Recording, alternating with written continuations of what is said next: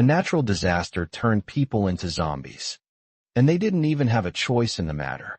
Those who managed to survive were hunted down, and among them was a pregnant woman, desperately trying to stay hidden from a creepy bastard who was following her.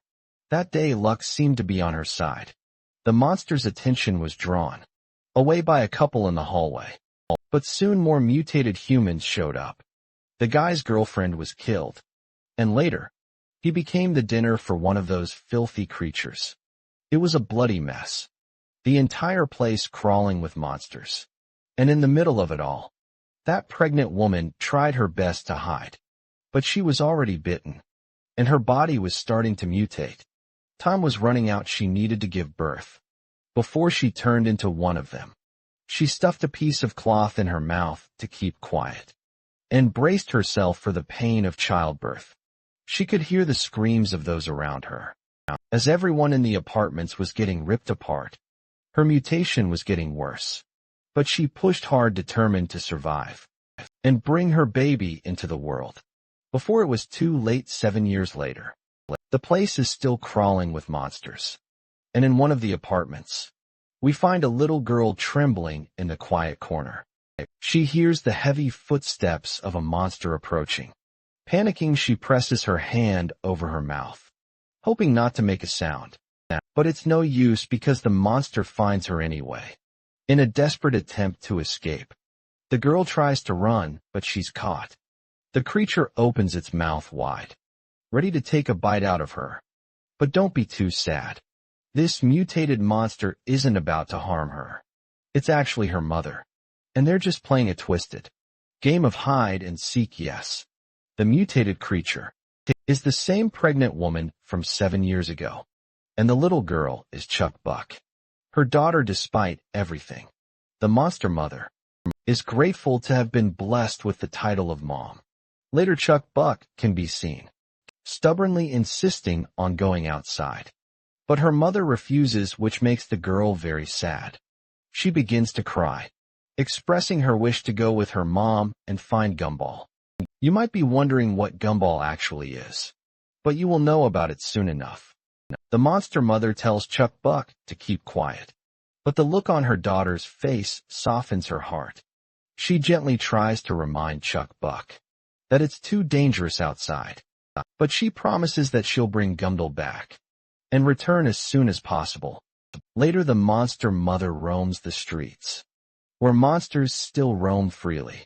As she walks, one of the creatures lunges at her. She quickly dodges and stabs it with her sharp, tentacle-like thing. The monster is paralyzed and collapses to the ground. The sight of the fallen creature makes her mouth water, and she indulges in a feast. The taste is strange, but at least her hunger is satisfied. As she is done eating, she suddenly notices a couple of survivors struggling to fight against the mutated monsters. One man holds a torch while the other aims a gun. The mother finds it odd that these fools are practically inviting their own demise by venturing here so late at night. What makes it worse is the fact that the torchlight and gunfire are only making the monsters more aggressive. Acting quickly, she throws 2 rocks at them. One shatters the flashlight, plunging the area into darkness, while the other strikes the guy with the gun squarely on the head. After putting the gunman out of commission, she viciously approaches the torchbearer. What happens next? Well, only the heavens know. Later, we see this guy wandering around, completely out of breath apparently. He's been attacked by some survivors, who stole his weapon and supplies. As he looks for a place to hide, he suddenly encounters the monster mother. She quickly launches one of her tentacles at him to attack. Surprisingly, she stops her sharp needle mid-strike, because as fate would have it, this guy is actually Gumball, the very person the little girl Chuck Buck had been talking about. The monster lady instantly pulls him into a hug, while Gumball is sweating his balls, because she nearly scared the life out of him. He is quite shocked to see that.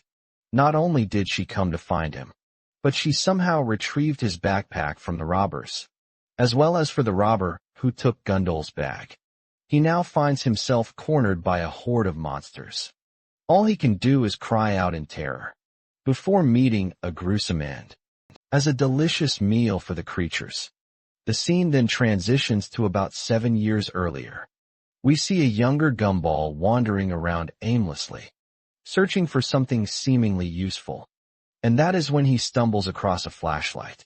After getting his hand on this treasure, he considers heading back, knowing venturing further might mean running into monsters.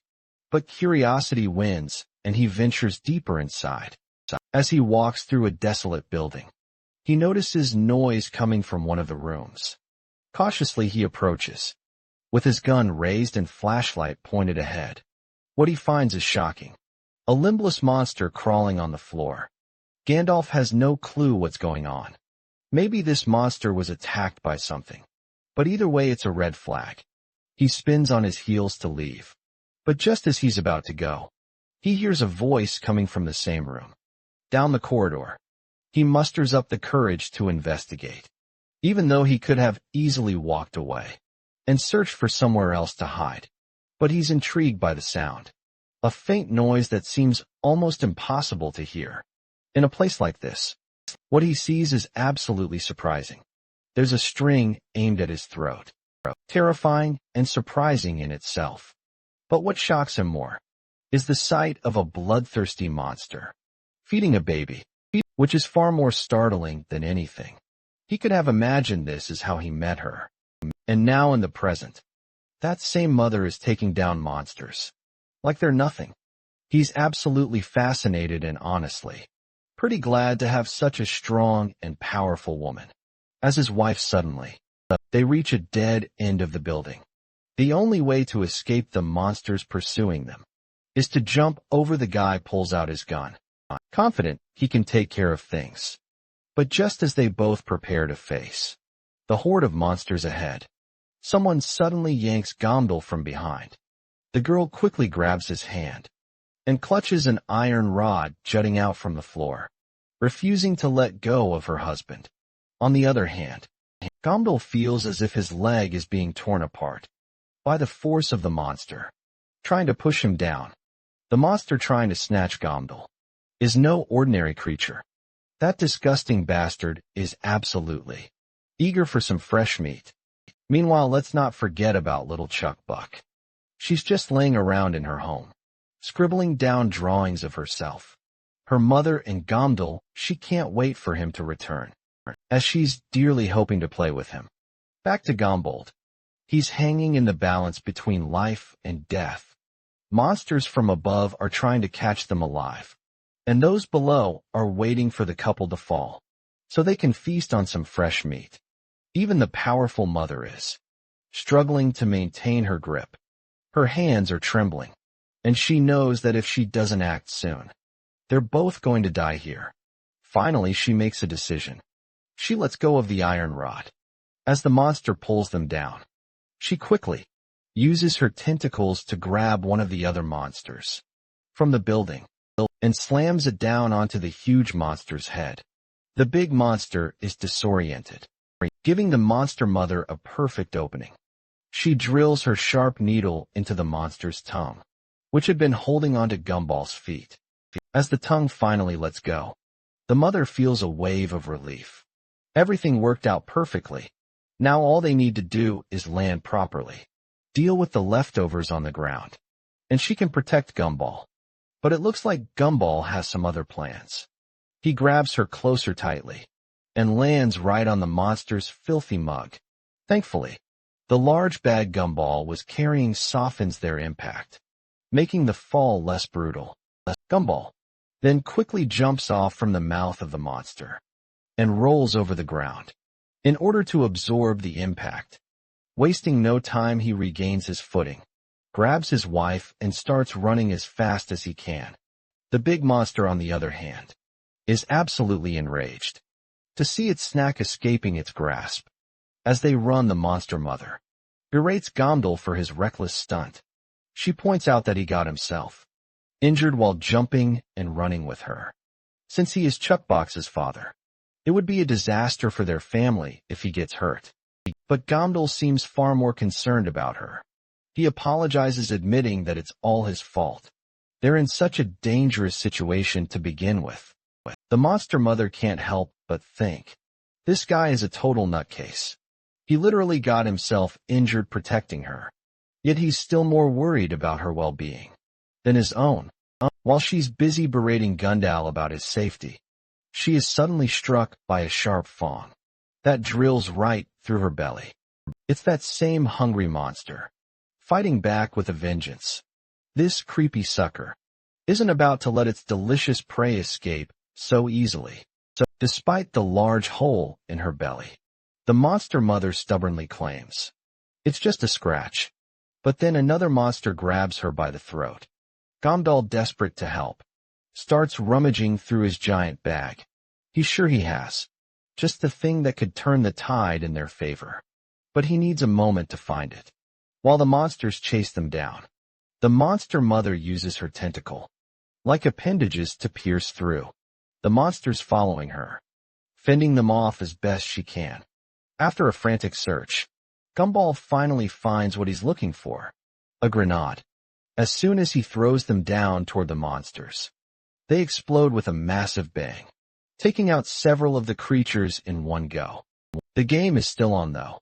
Gandalf pulls out even more grenades, tossing them at the remaining monsters.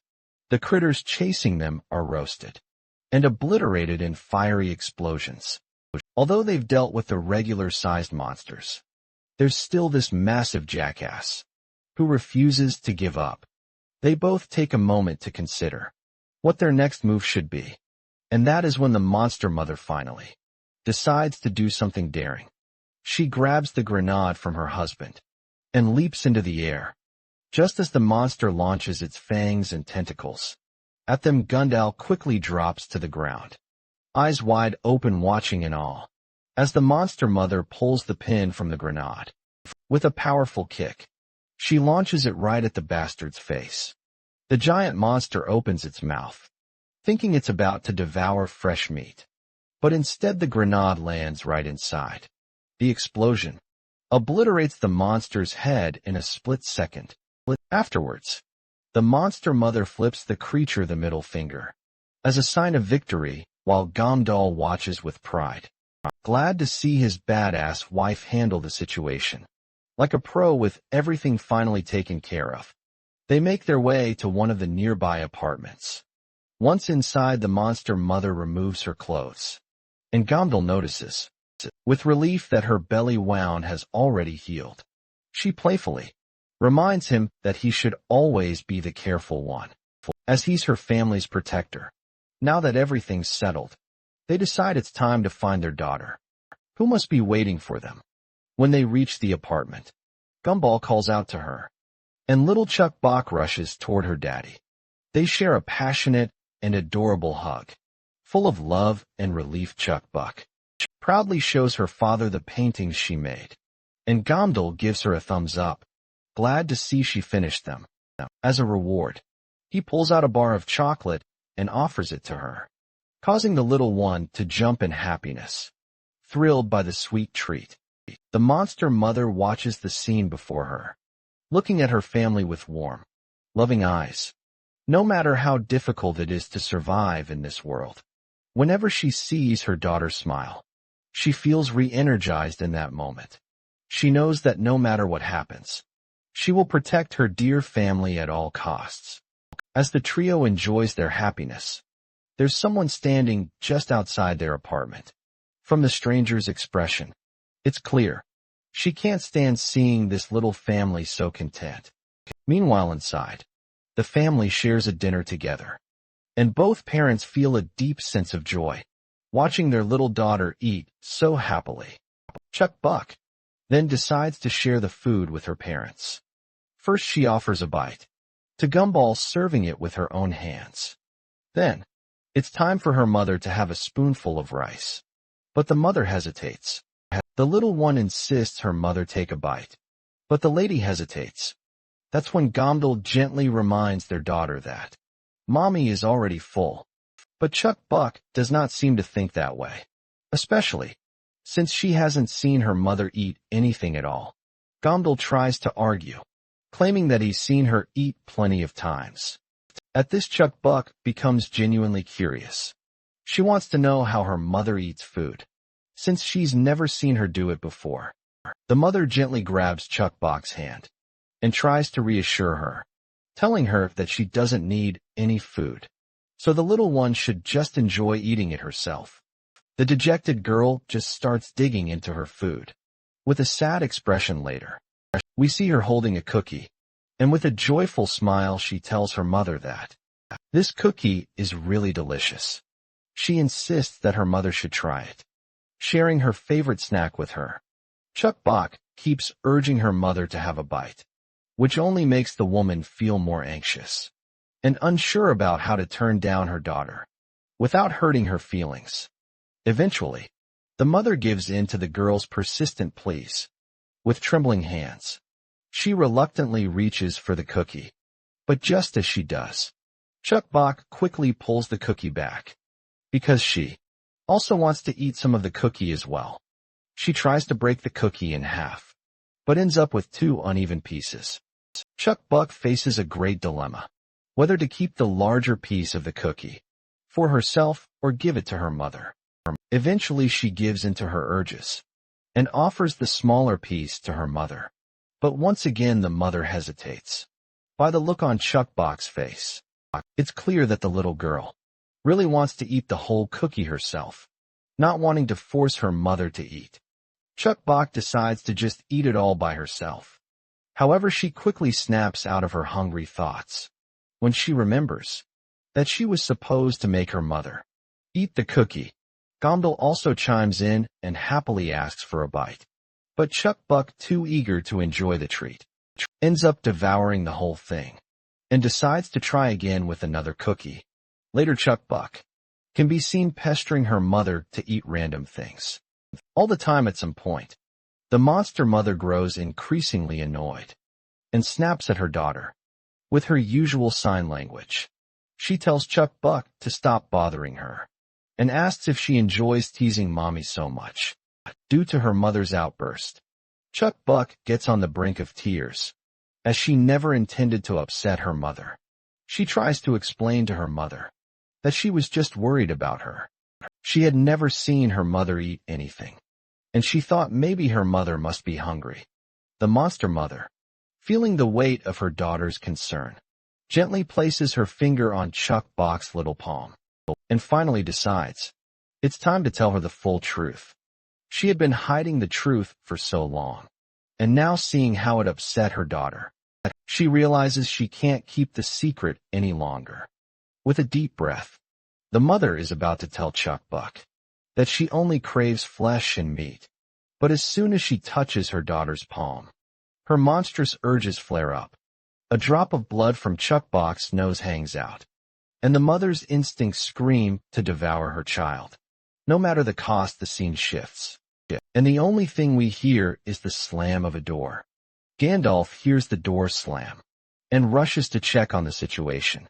But when he looks around, he finds the house empty, and Chuck Buck confirms that her mother has gone outside. For some reason outside, the monster mother is seen tearing into another creature. She couldn't control her urges when she noticed the blood of her daughter, so she ran out as fast as she could, seeking to devour this monster in order to keep her instincts in check. Later, the family of 3 sleeps together on one bed, with Chuck Buck nestled between her parents. The monster mother reflects on how she never realized how sweet a child's blood could be. From this point on, she promises to be extra careful in front of her daughter and vows to protect her forever. The next day dawns, and the father flashes a big smile. Before leaving for the day, he tells his family to stay safe until he returns, and reminds the little one not to wake her mother, since she needs her rest. Chuck Buck acknowledges this and requests her father bring her a chocolate bar. With that, he leaves, and as soon as he's gone, a mischievous smile spreads across the little girl's face. Now that her mother is asleep, Chuck Buck decides to venture out. She prepares herself and steps outside into the world. She spots a dead monster's body, but walks past it without a care in the world. As she roams around, she notices some other people in the streets as well. She then approaches a bloodied wall, where she makes a quick doodle. And after finishing, she continues on her way. Chuck Block rummages through the rubble of several dead bodies. And after some searching, she finally finds a few candies. She's absolutely overjoyed at her discovery. Proud of her find, she eagerly imagines how her parents will praise her for such a rare treasure. But she's not sure if she should even tell them that. She found them outside anyway. She soon starts walking again, and her next goal is to find this person called Hira. Meanwhile, these two guys spot our little one walking down the street. They're both thrilled to see a kid, as they never expected to find one here. The guy with the dagger is already thinking about negotiating a hefty ransom from her family, so he is looking forward to taking her no matter what. His female partner, however, points out that if the girl is an orphan, they'd have no use for her. The dagger guy quickly brushes off the concern, reminding her how valuable children are in the market. Now that she thinks about it, she entertains the thought of selling the child to a cannibal tribe. For a high price, I will be honest. I don't know if she is a male or female, but let's call her female until we are told otherwise. Up ahead the path splits, and the little one quickly turns to the right. The bat lady picks up her pace, eager to catch the child before anyone else does. But little do they know, they're the ones who are about to become prey. Someone with an axe in their hands appears, and without hesitation the person swings it, taking down the dagger-wielding bastard right away. The lady stops and turns around, only to see a person with white hair and her friend, nearly dead on the ground. But this doesn't scare her. She turns to face the new threat, asking who the hell this person is. She wonders if this white-haired might be the girl's guardian. The whitehead just stares at her with lifeless eyes, and it looks like this whitehead is a lady as well. The ponytail then decides to play dirty, and tries to distract the whitehead by making her think that someone is behind her. When Whitehead turns around, the ponytail charges at her with a bat in hand. Meanwhile, Whitehead lady can't seem to find anyone behind her. The ponytail thinks she's outsmarted her, having tricked this Whitehead into believing someone was approaching from behind. But little does she know, she's the one who's about to be screwed. In a blink of an eye, this Whitehead cuts her throat with a single swing of his axe. I'm honestly glad that ponytail shithead is dead. We now won't have to figure out if this creepy sucker was a lady or a guy.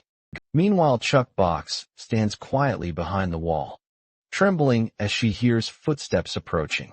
Eventually, the little one is discovered by the white-haired woman. But as soon as the little one looks at her, we learn that this woman is actually Hira, the one our little girl had been searching for. Suddenly a monster crawls up and leaps at the woman, but Hira crushes it with her axe. As soon as the injured monster touches the sunlight, it disintegrates into dust. Hira turns to the little one and reminds her once again that she must always check before entering dark places. Most importantly, she asks why the little one is even outside and where her mommy is. Chuck Buck looks absolutely terrified, and eventually she ends up taking a bonk over her head. Hira had given clear instructions over the years. Always check for monsters before entering dark places. Always carry a flashlight or a weapon. Never go to a place where you hear strange noises.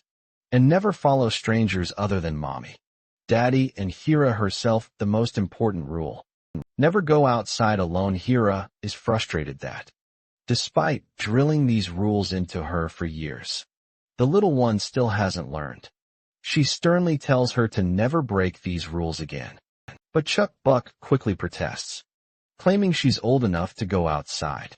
Of course, Hira gives her a deadly glare, enough to make the little one fall silent and humbled. Anyway, since Chuck Buck is so determined to go outside, Hira decides to take her somewhere grown ups go. Chuck Block lights up like a kid at the prospect of another adventure. Although she was excited at first, All her enthusiasm fades when she finds herself in a pitch-black place. Because she doesn't really like the dark. She calls out to Hira, but gets no response to her. Please, once Chuck Buck is finally terrified to her core. Hira finally answers, asking if she still wants to act like a grown-up, to scare the little one even more. Hira reminds her that monsters love to dwell in dark places like this, since adults come here because they can find valuable things. This place is always filled with bloody fights. Suddenly, the little one stumbles over something and falls to the ground. She has no idea what she bumped into. But when she pulls her hand from the ground, her face goes pale as she notices blood all over her hand. This is the breaking point. The girl finally loses her will to stay and begs to get out, pleading to be taken outside. But all her cries fall on deaf ears. She becomes teary-eyed and sweaty, unable to see anything around her. She is finally terrified by the realization that adults come here every day to fight for food. Finally, Hira reappears, reminding the little girl that this is where adults come, despite their own fears, because survival necessitates it. Even grown UPS are reluctant to visit such perilous places, but their need for sustenance leaves them with no alternative. She wants Chuck Buck to keep this lesson in mind. Then she tells her it's time to leave. Together they start walking out of this chaotic place, stepping past hordes of monster corpses, lying scattered on the ground. Once they finally reach the apartments, Hira finally decides to part ways, but promises to meet the little girl again when she comes outside with her mother and father. She also firmly warns Chuck Buck not to tell her parents anything about what happened. Suddenly, the little one makes an unusual request, asking Hira to sit down. When Hira obliges, Chuck Buck gives her a playful bonk on the head, which is supposed to be the payback for making her cry earlier. Afterward, Chuck Buck hands Hira a piece of candy she had found during her adventure. With that, she waves goodbye to Hira, a big smile on her face as she heads home. This little candy leaves a big impression on Hira, and she can't help but crack a smile, realizing that the little girl has gotten much stronger than she expected. It makes her believe that Chuck Buck is going to grow into a fascinating person. Meanwhile, as Chuck Buck reaches for the doorknob to open the door, she notices that the color of her finger has changed. The scene transitions back to the past. During winter, we see Chuck Buck's mother and father sifting through the rubble in search of something valuable. It's then that the father finds a scarf and drapes it around the monster mother's neck, a warm gesture that leaves her blushing, touched by the thoughtful gift. As they share a passionate hug, they momentarily forget about their daughter. The father calls out for Chuck Buck, but soon realizes she's nowhere to be found. Meanwhile, the little one is off on her own adventure, exploring in search of something useful. That's when she encounters Hira for the first time, sitting on the ground seemingly injured. It's a real struggle for Hira to even turn her head toward Chuck Buck. But when she does, the first thing she says is for the girl to get lost. But Chuck Buck isn't sure if she should leave someone injured. Like this, Hira shoots her a cold glance, attempting to scare her off. But those sharp eyes fail to intimidate the little girl.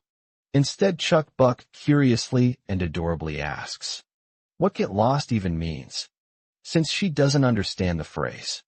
Hira, now more specific, tells her to go back to her parents and stop being such a nuisance. But instead of complying, Chuck Buck grabs Hira's injured hand and begins blowing warm air on her cold, frozen arm in an attempt to warm it up.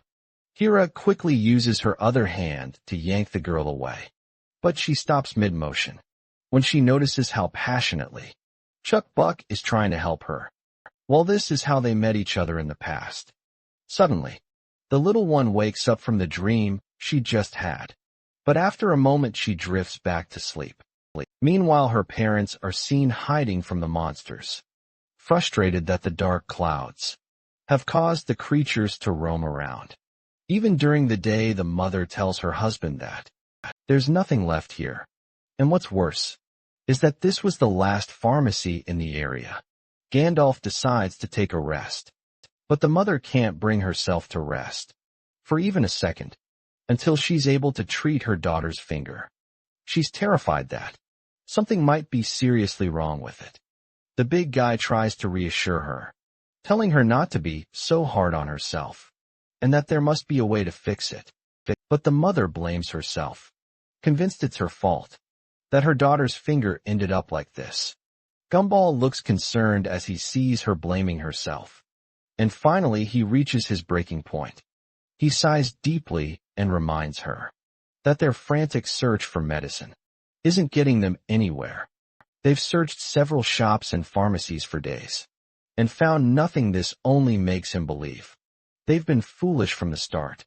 He decides they should head to Hope Village, since he's heard there's a doctor there. And as far as he knows, that doctor is their only hope. However, they'll have to pay an entrance fee to get in. The biggest problem, though, is that the entrance fee is quite particular. They only accept something useful and valuable in exchange, and Gomdal isn't sure where they can find something like that. That's when she begins tapping on the palm of his hand, like she usually does. And what she tells him really terrifies him. Although I can't fully understand her hand gestures, it looks like she wants to enter Dungeon Village to grab something valuable. But her husband reminds her that that place is literally a monster's nest, even for her. The lady is sure that the monsters are nothing to her, so it's worth the risk, she claims. She has experience with these kinds of places, and it shouldn't be too hard for her. All she needs to do is avoid running into the dungeon's master, since this is beyond what he can handle. Gumball agrees to stay home with Chuck Buck and gives her permission to go. Before they part, he decides to give her the flashlight. But as soon as he opens the bag, he finds the little one peacefully napping inside. At first, both parents don't believe their eyes and rub them. But when they look again, they realize she's really in the bag. This leaves them both sweating from the shock. Once the little one opens her groggy eyes, she's met with the sharp gaze of her mother.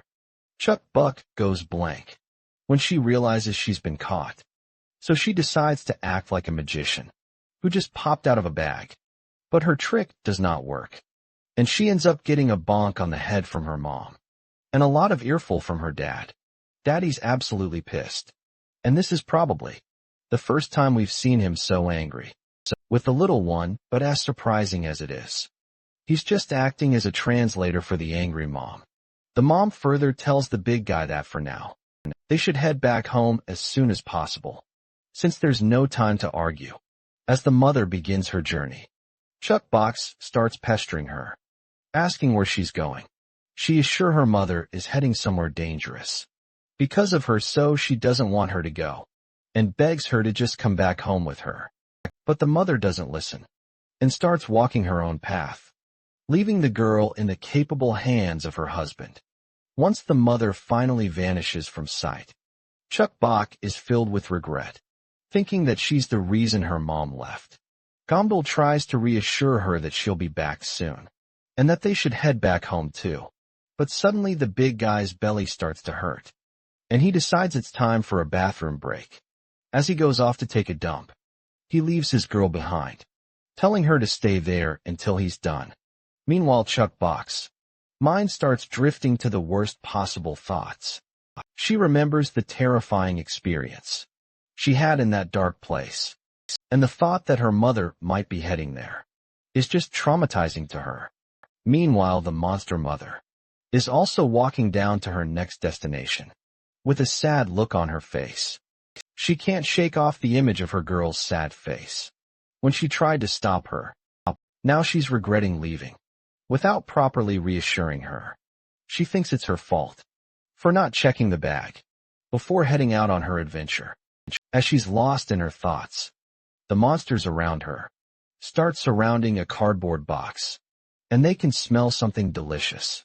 It's food, it looks like. There's something living under the cardboard, because we can clearly hear voices. All the monsters quickly rush to the box, but soon realize there's nothing there. Well, of course, it was our little girl under that cardboard box, and her mother quickly swoops in to save her, before those monsters could feed on her. As soon as she picks up her little one, all of the monsters charge at her, but the lady quickly starts dashing away, stepping right over the monsters. One of the monsters throws its tentacles, but she slices them down like they're nothing. And all the other filthy monsters meet the same fate. She's literally cutting them down, like they're nothing more than vegetables. But after a while she starts getting exhausted. And if this keeps going on, it will be hard for her to keep fighting.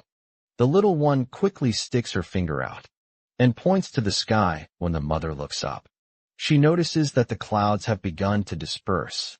As the intensity of the light increases, the monsters start to feel pain. All the monsters that were trying to eat our girl are now desperately running for their lives.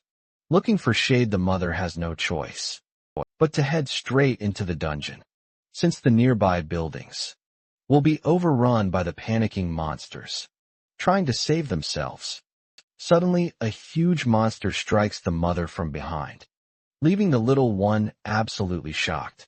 Despite the pain, the mother tries to swing her tentacle to take this bastard down, but this monster is too fast for its size and unleashes a barrage of strikes right into the back of the desperate mother, who's doing her best to protect her child. Then out of nowhere, someone throws an axe over the big fat bastard's head, knocking him down for good. The mother has no clue where the axe came from, but she doesn't have time to dwell on it, and keeps running. We then see Gombold arriving at the entrance of the building, where the monster mother went. He looks absolutely wiped out from the sprint he had to take.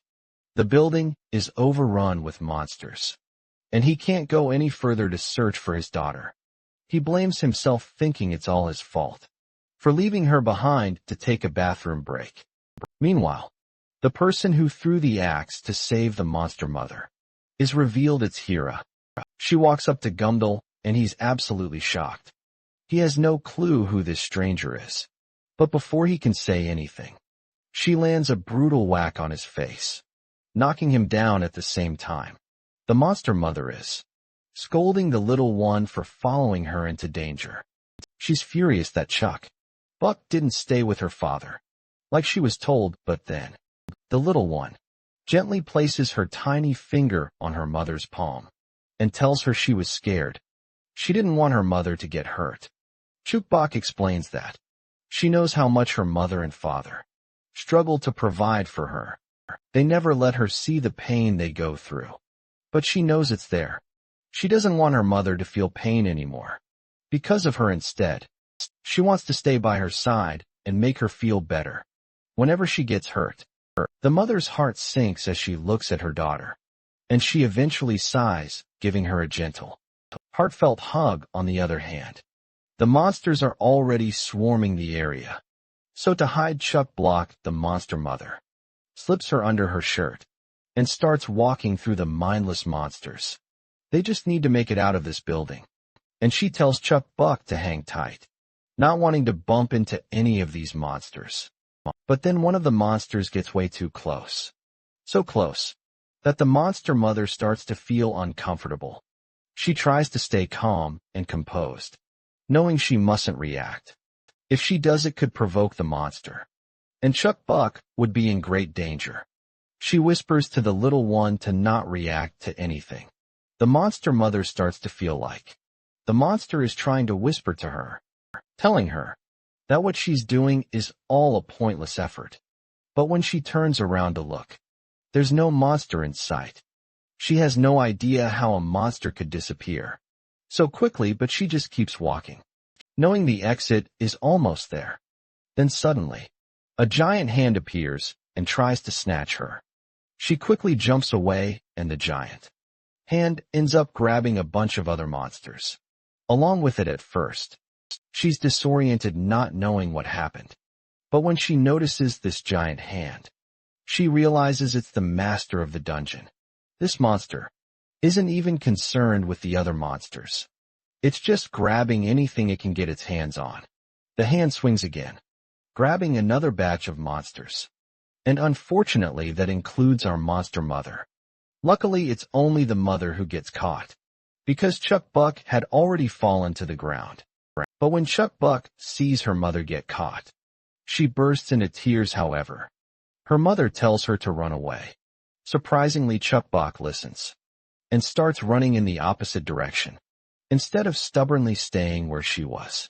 As the monster retracts its hand, the monster mother gathers all her strength and scratches the monster hard across its hand. The pain causes the monster to twitch, and it instinctively lets go of its grip. As soon as she lands back on the ground, she starts dashing to find Chuck Buck. Meanwhile, somewhere in the building, we see this hot monster woman, who is likely the dungeon master. The scene then zooms back to Chuck Buck, who's being chased by the mindless monsters. She's doing her best to outrun them, but tears are streaming down her face, and her next clumsy step causes her to fall. The monster is almost on top of her, ready to devour her, but just then, another monster kills the one about to attack. Chuck Block this only terrifies her even more.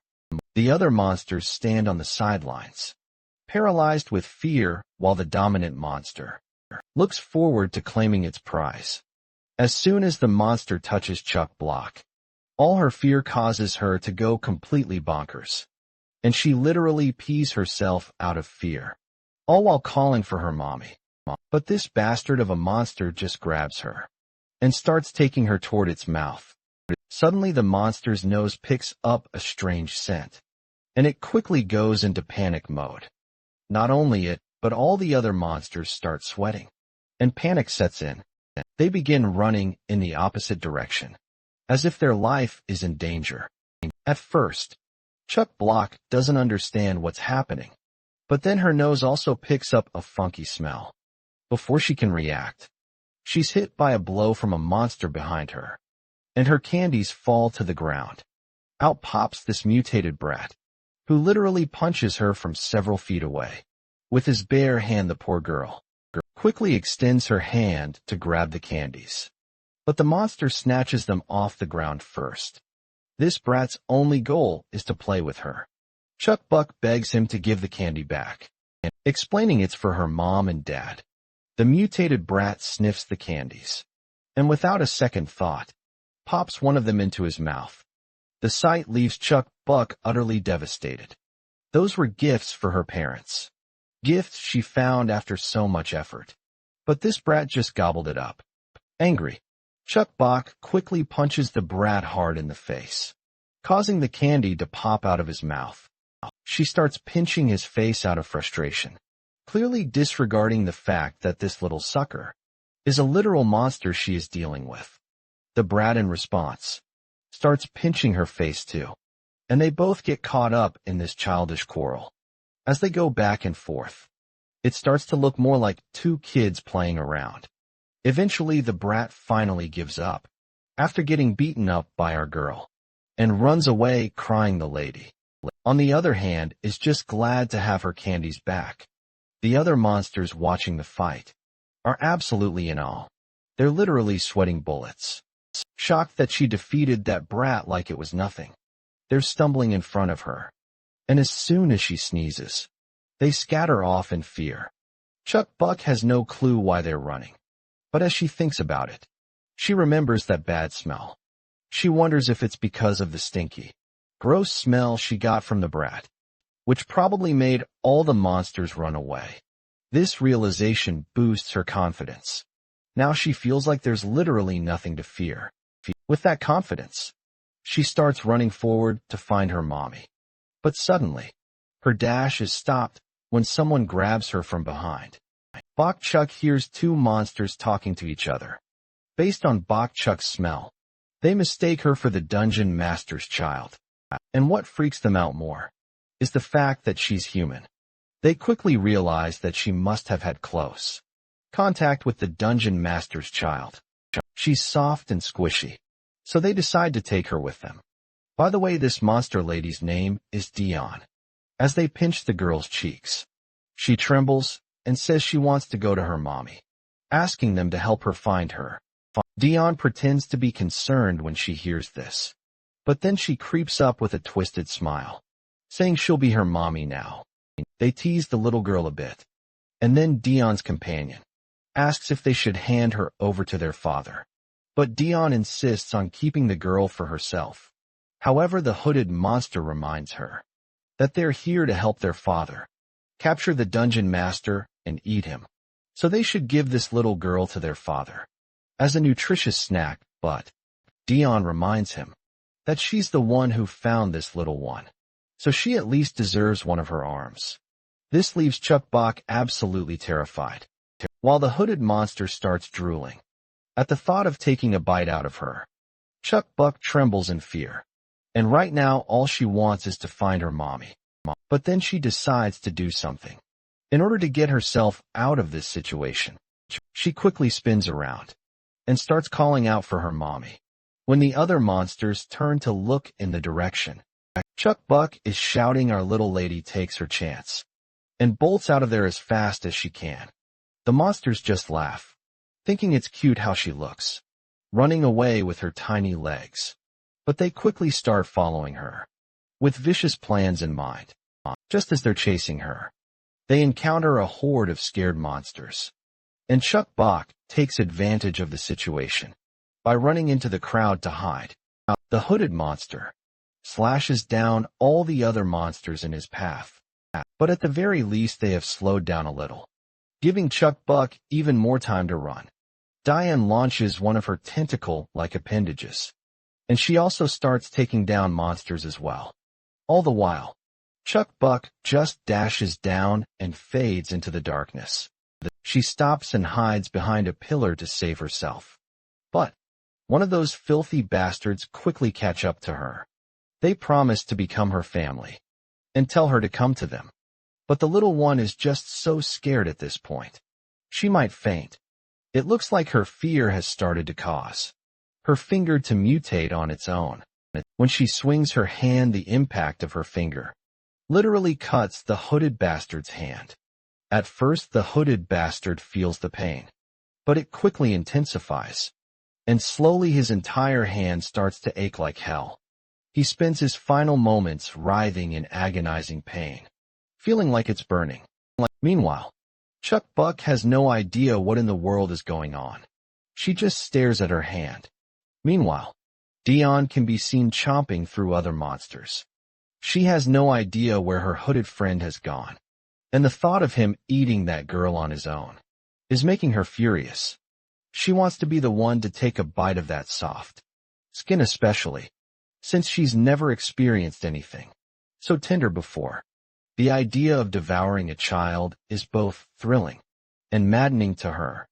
The lingering taste and smell of the girl's skin on her hand are enough to make her drool. But because Monster Mama has arrived, and she looks absolutely furious, seeing this twisted excuse of a lady fantasizing about eating her little girl has pushed her over the edge. You can only imagine how this is going to turn out for Dion. Meanwhile, the hooded bastard is still writhing in agony, feeling as if he's being burned alive. His screams echo through the space, making our little girl even more terrified, out of her mind. When the pain becomes unbearable for the monster, he cuts off his own hand to get rid of the burning part. The hand falls to the ground, and although the bastard has lost his hand, he is at least relieved from the pain. But he's furious at the little one, and plans to devour her alive, to make up for the suffering she caused him. But before he can make his move, he gets struck by a hard blow to his back. That one blow sends the bastard flying, and the thing that hit him is actually that big bag Gondel usually carries when Chuck Bach turns around. She sees her absolutely enraged father walking toward the bastard, who dared to touch his daughter. First things first, her dad checks on her and apologizes, knowing she must have been terrified in there. Suddenly, he notices her finger has changed, and he asks her about it. But the girl doesn't say anything. Instead, she starts crying, saying that Mama has been captured by some monsters. The hooded bastard, on the other hand, gets back up and it looks like his severed hand is starting to grow back. He's absolutely ready to devour them both. But the monster gets confused when he sees the father casually rummaging through his bag while calmly telling his daughter to stand behind him. And the monster is bewildered. They're literally not even paying attention to him. This only riles him up more. So he charges at the duo without hesitation. Before he can get close, though, the Gamdol casually throws a brick straight at the bastard's filthy mug. It smacks him hard, and that's not the end of it. The absolute giga-chad of a father is already holding another brick, ready to obliterate this sucker's face. The monster charges, and from the other side, Gamdol is ready to launch the brick with lightning speed as soon as he throws it. The brick goes flying, but the monster obliterates it with his hand mid-motion. However, that brick was just a distraction.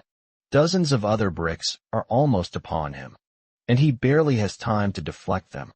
So he brings his hand over his body and takes all the bricks head-on. But Gumball doesn't stop. He relentlessly continues his barrage, each brick hitting harder than the last. He's getting stronger and stronger with every throw, determined to smash the monster into crumbs for putting his precious Chuck box in danger. Eventually, the father exhausts all his bricks. That's when the monster takes his chance, grabbing Gumball with his tentacles, making it hard for the poor father to move. The hooded bastard is feeling pretty smug, thinking that since Gumball is out of bricks, this will be a piece of cake for him. He tightens his grip on Gumball's throat, leaving the poor guy struggling for oxygen. Meanwhile, the monster is having the time of his life, watching his prey struggle. But then the monster suddenly feels a chilling presence behind him. Before he even realizes it, Hira cuts his filthy hand clean off. The bastard's bald head is left sweating, realizing he's getting screwed over. Meanwhile, Hira looks as menacing as ever, telling this bastard to get ready to be completely screwed. The monster quickly starts to withdraw, but Hira chases him down with equal ferocity, going toe-to-toe with him. When he tries to swing his tentacles at her, she cuts them down like they're nothing.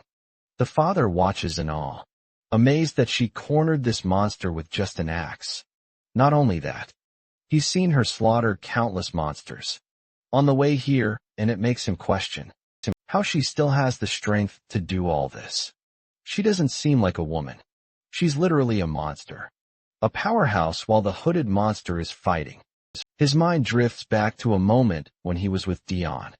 There was another alien-like monster who questioned both the hooded guy and Dion about what makes monsters different from humans. Dion confidently replies that monsters are dumb, while humans are not. The alien-like monster agrees, adding that humans are cunning and quick to adapt to their surroundings. But they are two weak monsters, on the other hand, are strong but idiots who act purely on instincts. So in comparison, both have distinct strengths and weaknesses. Meanwhile, the monster claims that he and someone like Dion aren't as weak as humans nor as stupid as monsters. Instead, they have the strength of both humans and monsters. And even monsters don't want to mess with them. This, he says, makes them the ideal species for surviving in this kind of world, according to him. Someone like them who are part of a cannibal tribe are the chosen ones, he tells Dan, and the hooded bastard to be proud and grateful for it. Both agree, and the hooded bastard even addresses this ugly monster as father. I suppose he's the top dog they wanted to present Chuck Buck to.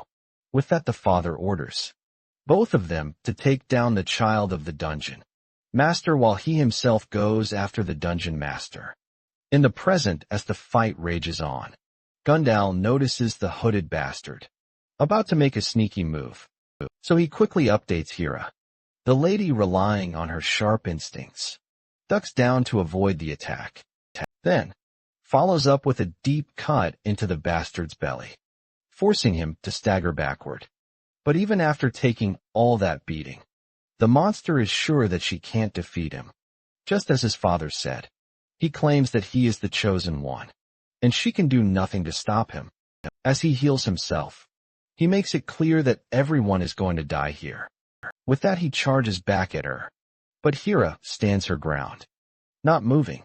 It seems like she has no choice but to face this bastard head-on, but before she can get screwed over, the scene shifts to Monster Mama, who is relentlessly cutting down Diane. Diane is bewildered when she realizes that this monster woman has yellow eyes, just like her father. But why is she attacking her like this? Not to mention she's extremely strong. And Dion finds out the hard way. One crushing blow from Monster Mama leaves Dion's mouth leaking blood. But Dion finally decides to get serious and is ready to see what our mama is capable of. Her tentacles quickly start transforming into something like centipede, like appendages, and the length and size of her tentacles increase.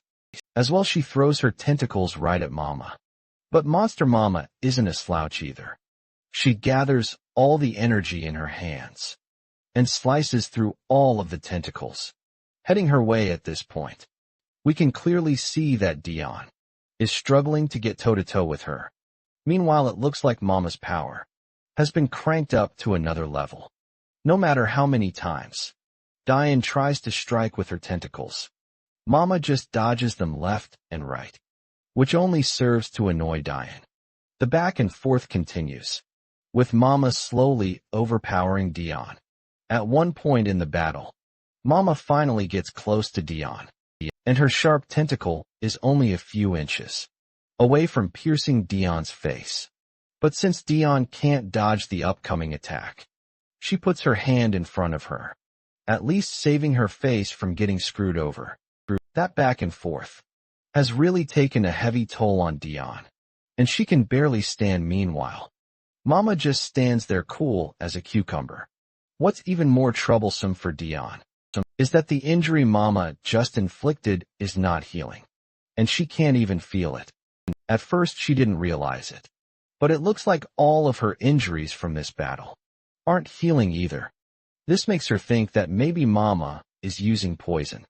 But by then, it's already too late for Dion to realize this. All she can do is tremble helplessly, since it's already a life or death situation. She decides to use her final resort. She quickly rips off her injured tentacle, which isn't healing, and she also separates her injured hand from her body. Then she launches at Mama like an angry cat. Mama finds it a drag, and definitely has no time for this child's play, since she needs to find Chuck Buck. So she decides to end this right here. But Dion gets closer to Mama, and quickly sprays some blood, pouring out of her severed hand. The blood quickly starts blinding Mama's eyes, and this cowardly bitch begins to run for her life, as fast as she can. Her first task now is to fight her hooded fellow, Che Gun, because if he's with her, she might have a chance of winning.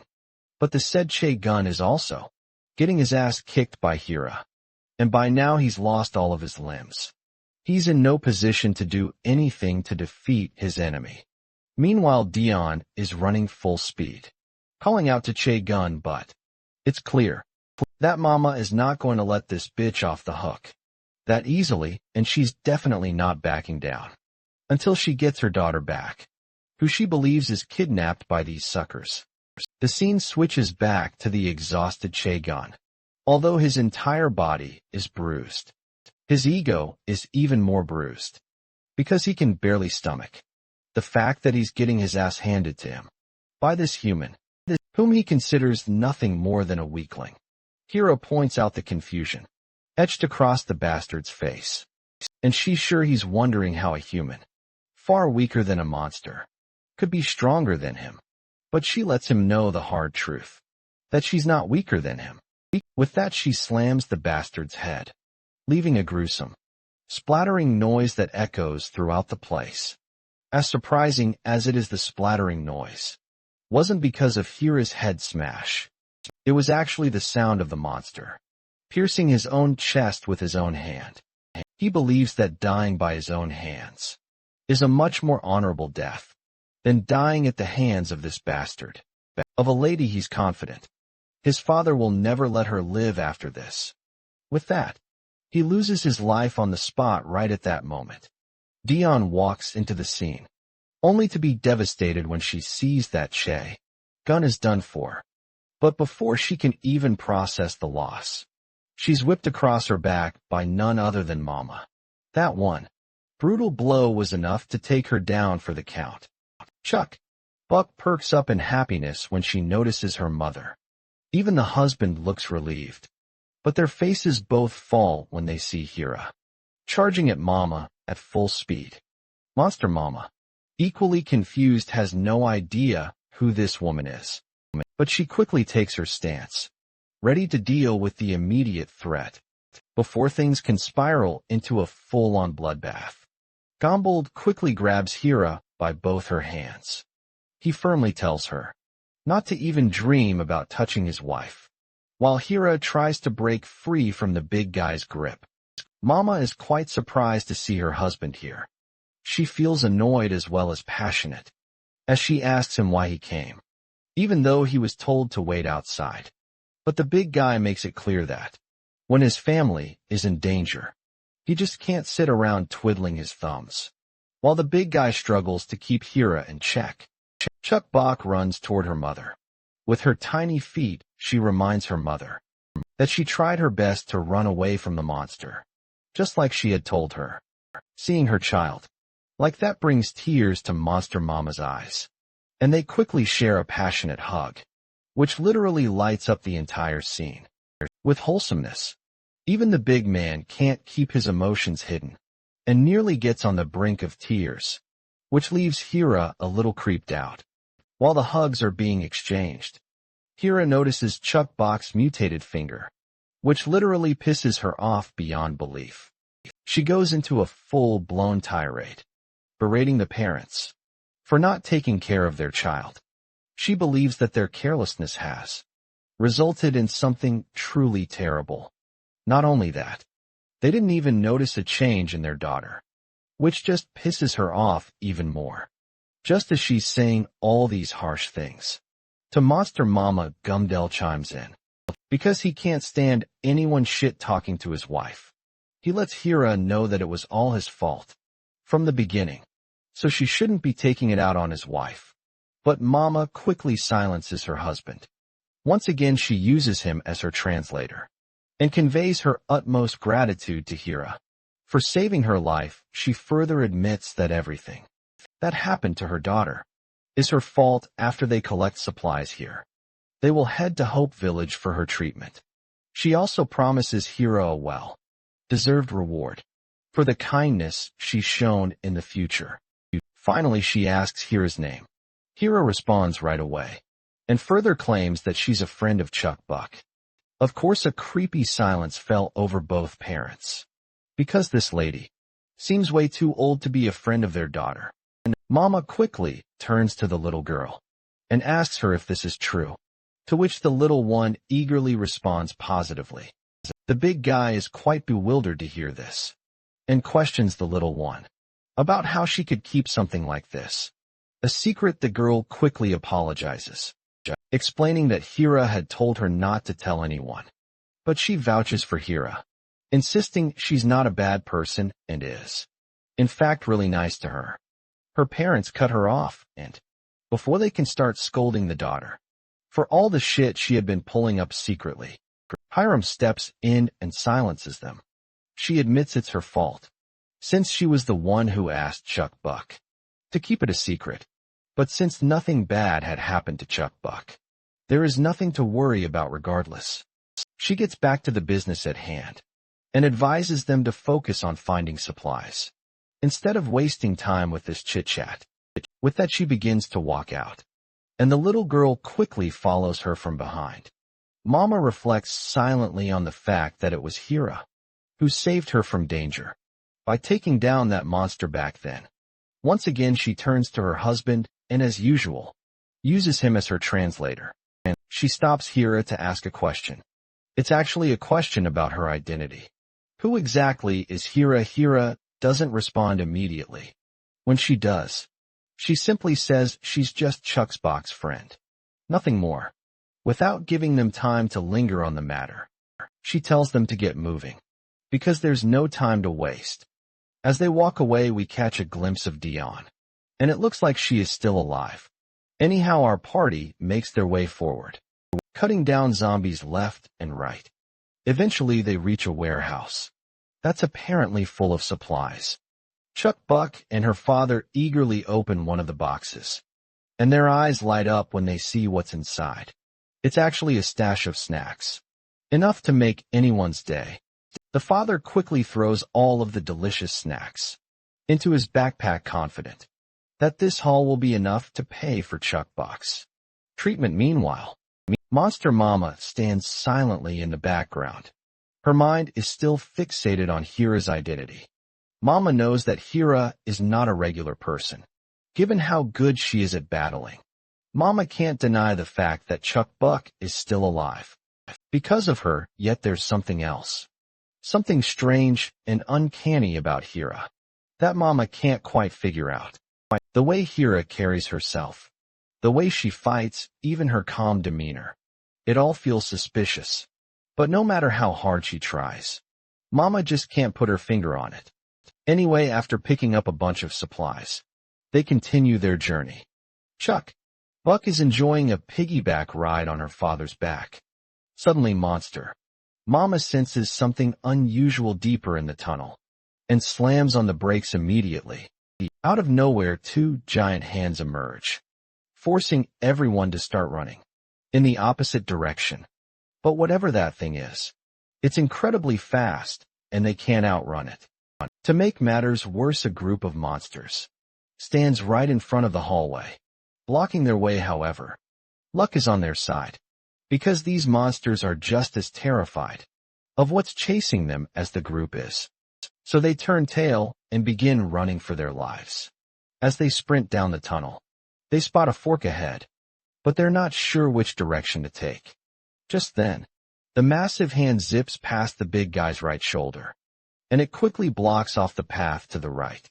Seeing this, it doesn't take them long to realize that the dungeon master is trying to toy with them. With no choice left, they turn to the left, and Gandalf is confident that the exit is just ahead of them. However, the massive hand continues to chase them down, and they finally make it out alive. But the area they've entered is packed with monsters, and to make things worse, it's a dead end. Now it makes sense why the dungeon master blocked the path to the right. Both of the ladies take their stances in order to take down the danger ahead. The creature in front of them is not only incredibly creepy, but also seems much more powerful compared to the usual zombies. The fact that this monster has yellow eyes makes it even more of a threat. Basically, yellow eyes means that the monster have consciousness and can act at his own will. The scene then transitions back to the past, where we see the body of the alien like Monster Dan.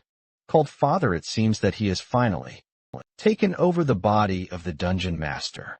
He has already started to like the nutrients it provides, and it looks like he won't need to find another body for a while. As he walks, he thinks about Diane and the hooded monster, wondering where they are now. When he spots a tentacle of Diane, he follows the trail and soon discovers both the hooded bastard and Diane are down for the count. Dion, however, is still alive, though gravely wounded. He approaches her and asks her, "Who did this to you?" For a moment, Dion thinks she is looking at the dungeon master himself, but her father quickly clarifies and just tells her to explain who did this to her. Dion quickly replies that it was a monster with yellow eyes, the same as her father's back in the present. The mama is sweating to see a yellow-eyed monster.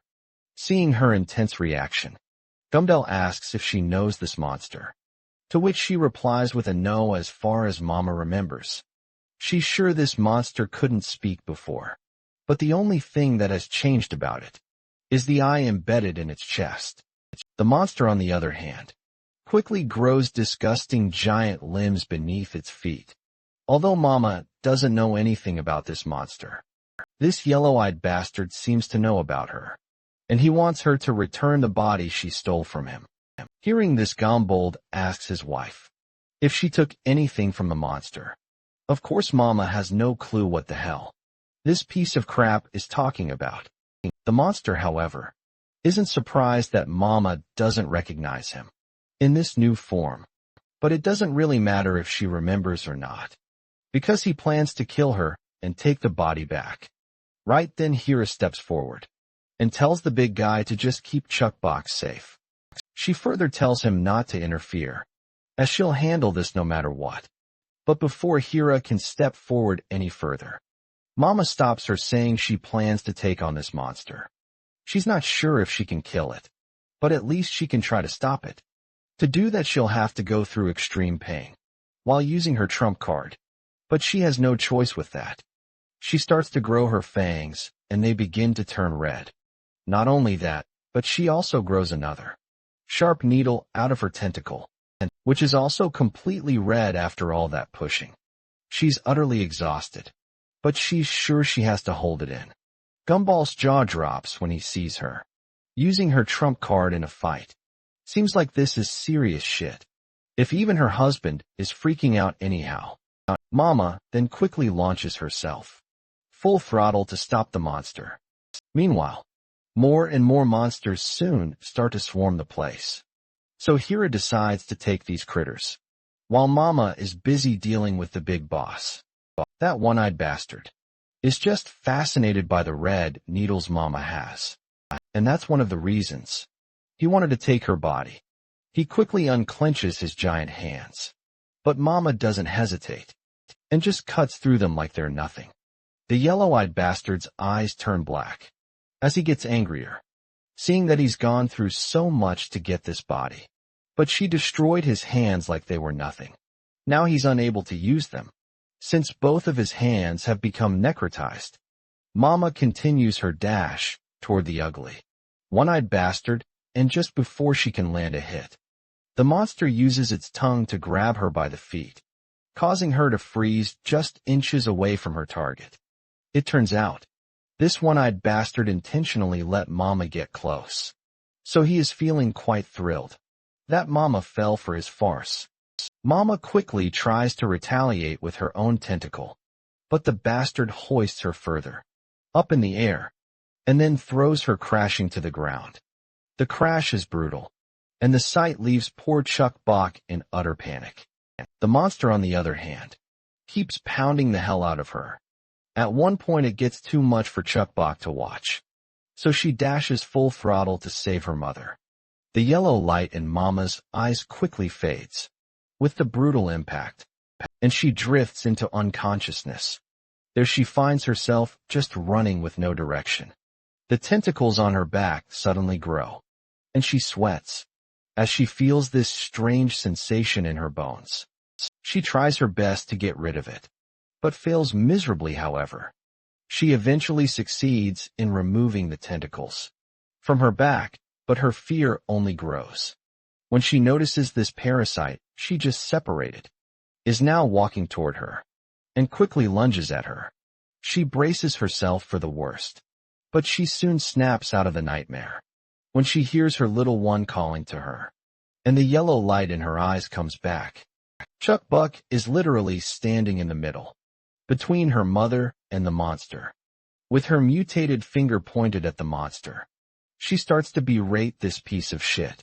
The monster mother, on the other hand, trembles as she desperately tells her little girl to just run away. Meanwhile, Hira and Gamdal are already busy with other monsters, so they can't do much other than watch in anxiety. Mama gathers her courage to protect her little one, even though she's not even in a position to move an inch. That yellow-eyed bastard, on the other hand, looms over the little one. He gets quite curious as he sees Chuck Bach and asks her if she's human, or perhaps a monster, because as far as he can see, her finger is mutated, and he is dying to know how she got a part of his body. Well, I'm not sure what he means by that, but let's wait and see what this one-eyed monster is making a fuss about, with his body and all that. The little one just snaps at this bastard, telling him to leave her mother alone. Now that the one-eyed bastard is curious about such a rare specimen like Chuck Buck, he decides to take her along with her mother. and rip them apart to check them out from the inside. Hira is absolutely boggled to hear this, as the monster's giant hand looms over them. The monster mom tries to tell her kid to just run away, but the little one stubbornly sticks to her guns, even though she's absolutely terrified, because she wants to protect her mother at all costs. Seeing how her little girl is trying her best not to give up, this also ignites a fire in the mother. She's going to protect her family at all costs, so she hugs her little one as tightly as possible. The monster's hand is almost upon them, and in the next moment it slams directly onto them. While both Hira and Gamdal are in absolute awe, that yellow-eyed bastard just snickers after finally getting his payback. But well, we all know it's not that easy to take Mama down. She retaliates so fast that the yellow-eyed bastard can't even tell where all these hits are coming from. All we can see is the monster splattering blood from all over its body with each hit. After that barrage of attacks, Mama finally makes a safe distance. The monster is literally in shambles, its entire body wrecked, and all of the flesh. It had started to melt like butter. Even Gamdal has no clue what kind of power this is, because he's never seen anything like this before. In his life, it looks like Mama has gone through some sort of awakening, and now she has those two whips embedded with red needles. Meanwhile, in some quiet corner of the place, we see all the terrified monsters running for their lives. They're totally panicked, because that brat we saw before is following them from behind, demanding that they play with him. But it looks like no one's willing to play with this violent brat, who has no regard for anyone. Meanwhile, the yellow-eyed bastard is losing his shit after getting wrecked so hard. It was his new precious body that he just acquired, and he's not liking the fact that it's already been ruined. Previously, he claimed he was going easy on them, but now that he's pissed, he won't be holding back anymore. With that, he launches his giant hands at our party once again. But surprisingly enough, he was not targeting our party at all.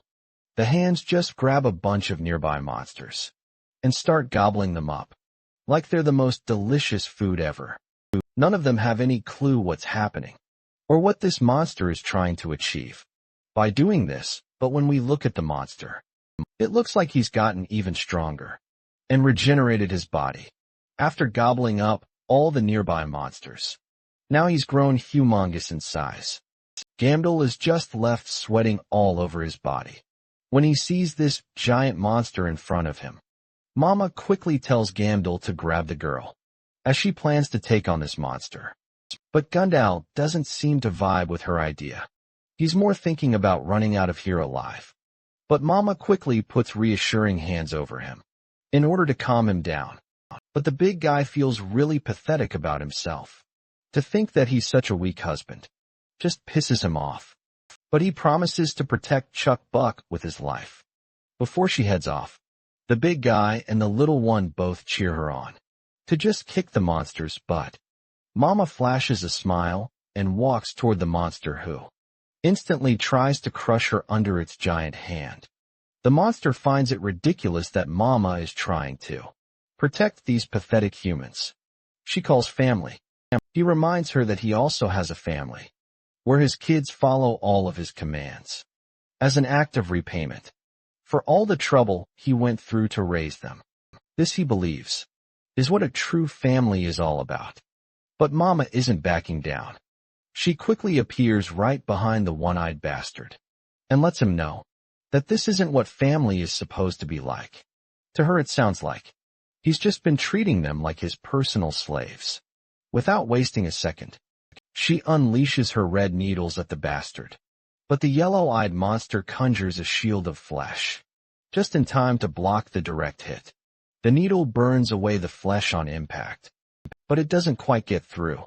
The monster then swings his massive hand, but as soon as it connects with Mama, she sinks her fangs deep into his hand.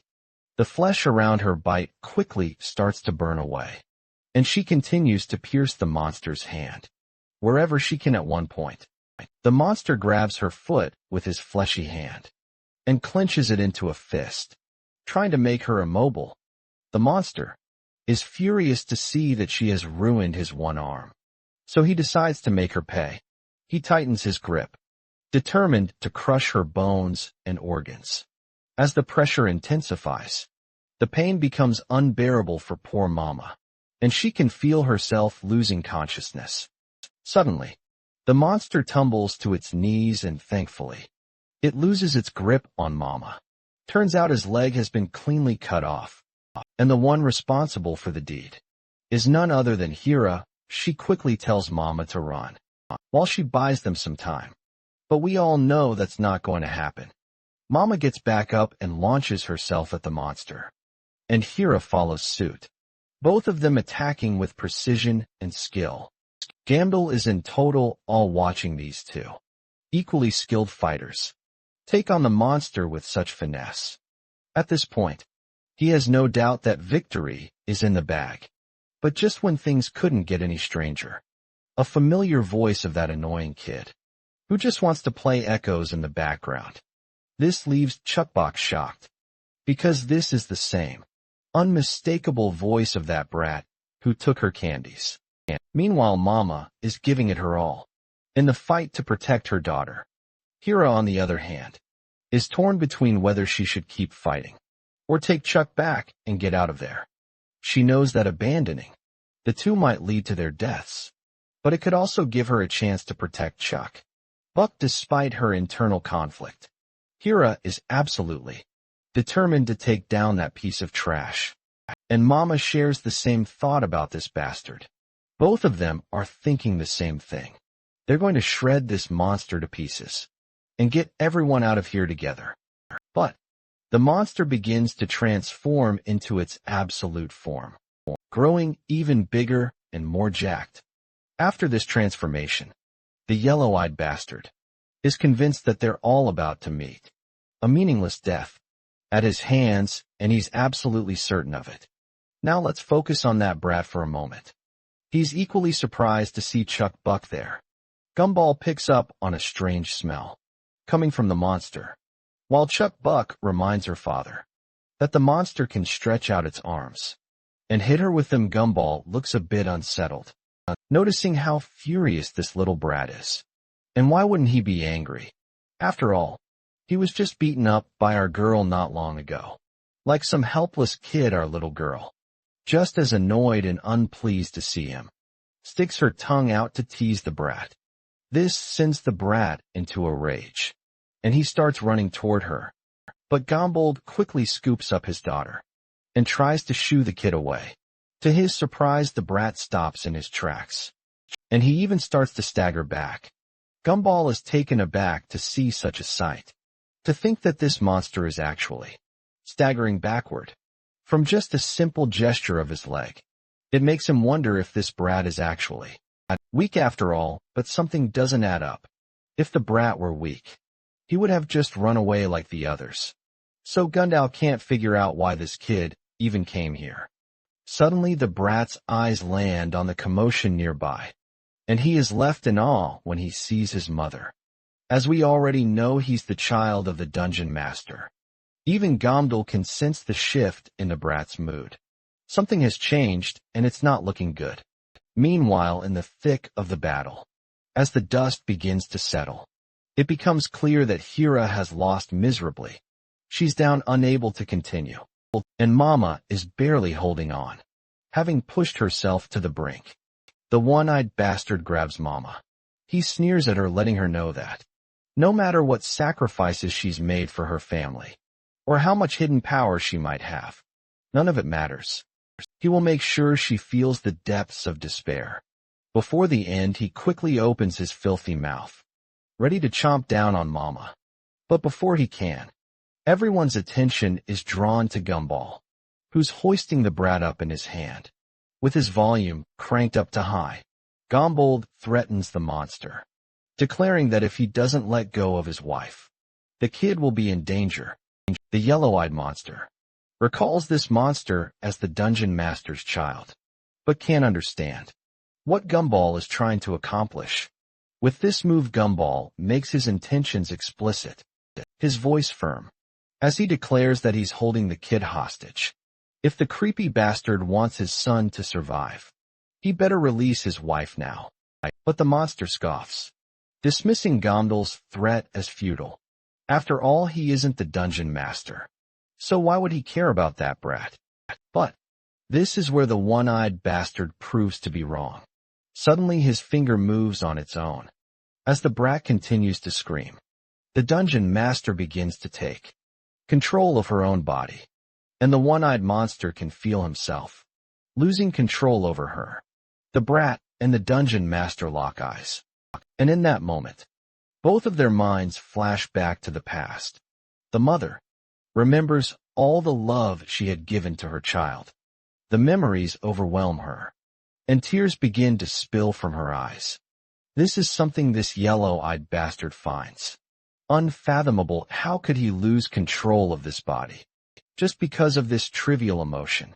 The entire body begins to resist the one-eyed bastard, and he can tell that this body is being agitated by that child. Eventually, the hand holding Mama loses its grip, and she starts to fall. The one-eyed bastard, using all his willpower, takes control of the hand and tries to retaliate with the sharp claws he's got. But before he can strike, his hand is brutally hit by an axe launched by Hera.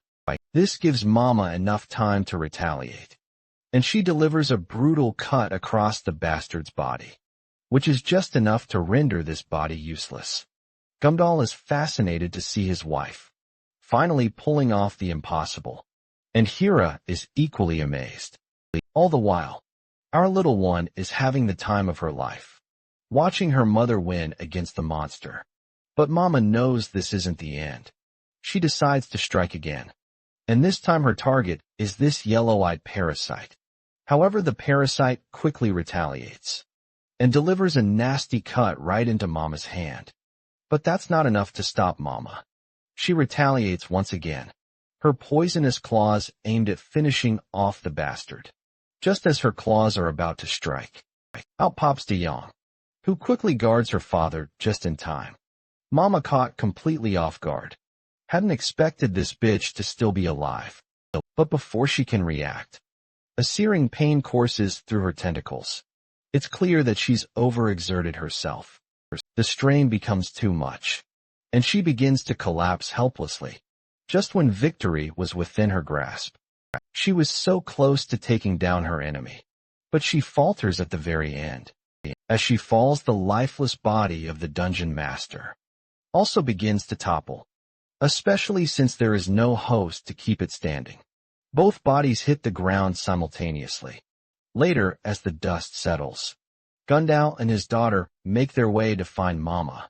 To their surprise, their gigachat of a lady is standing right in front of them. Mama is standing, staring at the lifeless body of the dungeon master. She's pissed that she missed the parasite, but at the same time, she's relieved that the fight is finally over. However, we soon realize that the dungeon master hasn't actually died yet.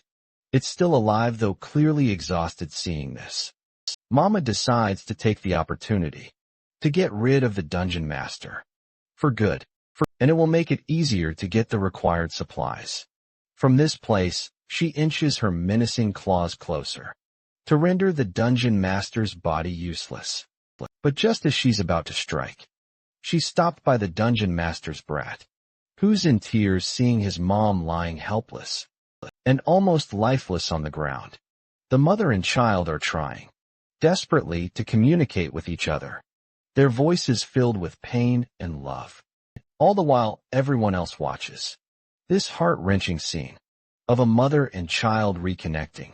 The child burst into uncontrollable tears, crying out that he doesn't want his mother to die. Eventually, Mama hesitates and gives up, because no one understands the bond between a mother and her children more than she does. But just as we start to think she's letting them go, Mama suddenly pierces the dungeon master with her poisonous needle, leaving the brat absolutely devastated and bawling his eyes out. The poor thing could do nothing but bang his fists against Mama. Even Chukpa looks unsettled by this heart-wrenching scene. But his father tries to reassure him that there's nothing to worry about, because mommy is trying to help. As reassuring as it is, Gamdul is absolutely right. She was indeed trying to help that unconscious mother. After that injection mama gave her, the dungeon master wakes up, and the first thing she does is call her son over. The son goes into full tear mode, extending his hands and rushing to hug his mother with all the passion he has. Mama's heart warms up seeing this. She acknowledges that, although this woman is a terrifying monster, she's not so different from herself. Just a lady who loves her child just like anyone else. Her own daughter then calls out to her, and when she turns, Chuck Buck gives her a passionate hug right away. Now that everyone is safe, the daughter decides to go back home safely. With that, they begin to quietly leave the place, while Chuck Buck makes sure to wave her last goodbyes to the brat, and the brat reciprocates her gesture accordingly.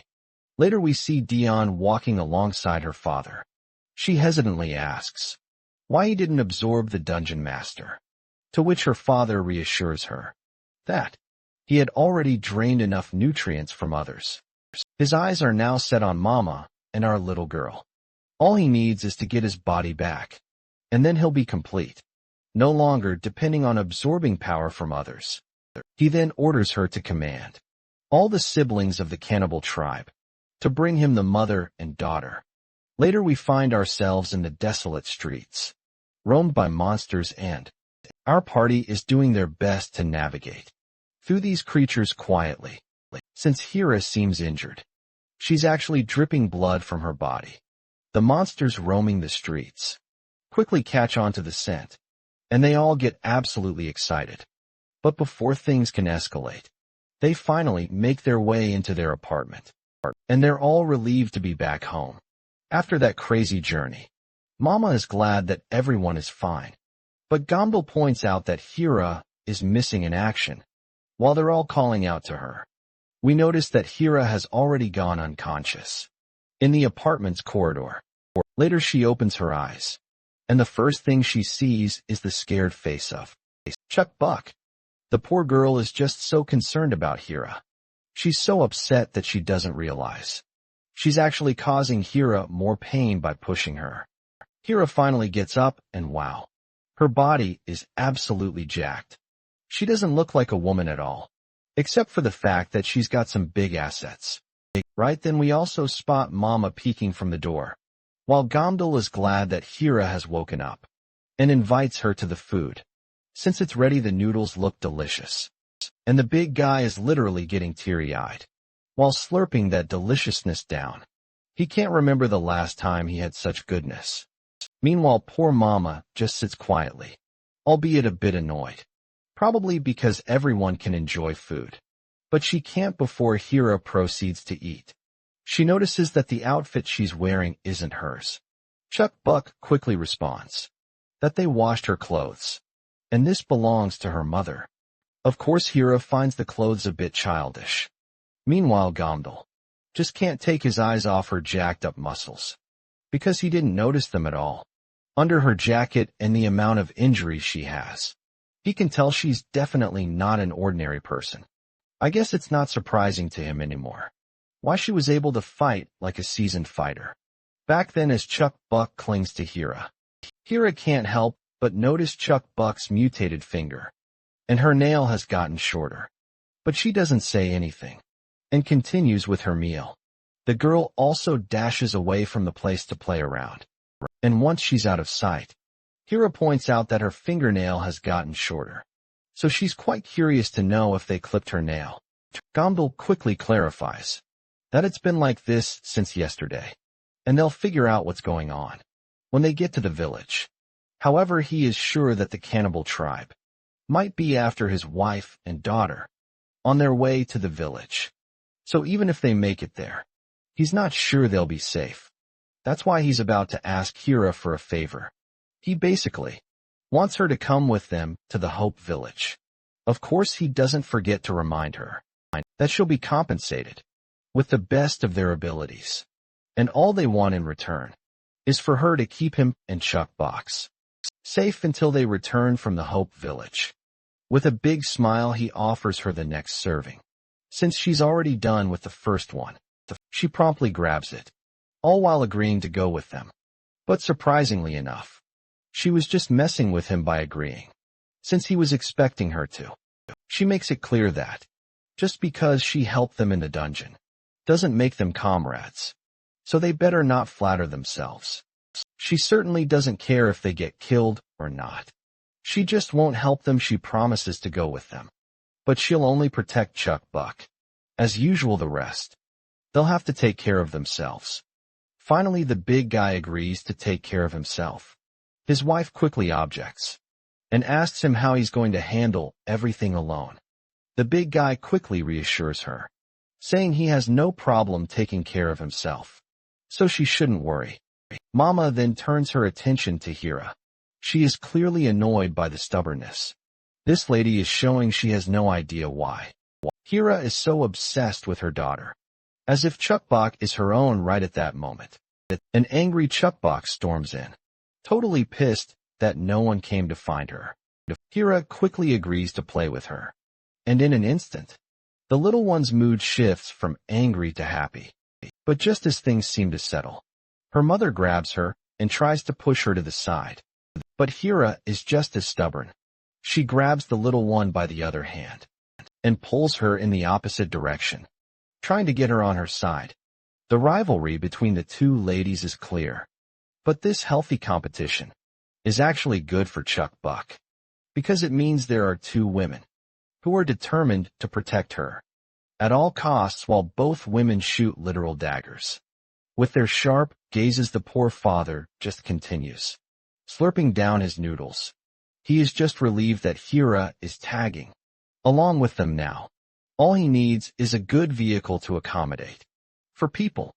The next scene transitions to a group of bullies chasing down a girl with yellow hair. She notices a room in front of her and quickly rushes inside, but soon realizes that she's entered a restroom, and now there are no other paths for her to run. The thugs chasing her quickly get inside, and at this moment, she finds herself in a nightmarish situation, with no way to escape. But before we find out what happens to her, the scene transitions back to our party. They're apparently checking each and every vehicle one by one, but they haven't found a single car that's functional, even though they've already tried about 20 of them. Gombold has no clue how to proceed in this situation. But right then Hira tells him to just keep moving, and she promptly begins to walk. The big guy reminds her that it's dangerous to go out like this, especially since she hasn't fully healed yet. But the lady makes it clear that she won't sit back, just to do nothing. Seems like Gumball can't really argue with her. Or can he anyway? He gives up on trying to change her mind, and tells her to just follow his lead, but warns her to stay behind him. Hira quickly walks up to him and kicks him in the leg, causing him to wince in pain. With her point proven, she simply tells him to just stick at the back. As they walk, Gumball can literally still feel the pain in his leg. Although he's grateful for her help, given how brutal she is, he's starting to think he might get killed by her before anything else happens. Meanwhile, the mother and daughter are having the time of their lives in their apartment, playing together as they wait for Gundal to return with a vehicle. As they continue walking, they suddenly hear screams coming from the girl we saw earlier. The sound seemed to be coming from an apartment building nearby. Gundal quickly looks in the direction of the screams, but Hira angrily yanks him back and demands to know if he's forgetting their main goal. She's clearly annoyed, questioning why this guy is thinking about helping someone else when he's barely able to handle himself. With a final cold glare, she tells him to focus on Chuck Buck. Otherwise, she is going to head her own way. As angry as she might be, the big guy musters up the courage to raise his point. All she needs to do is just hear him out.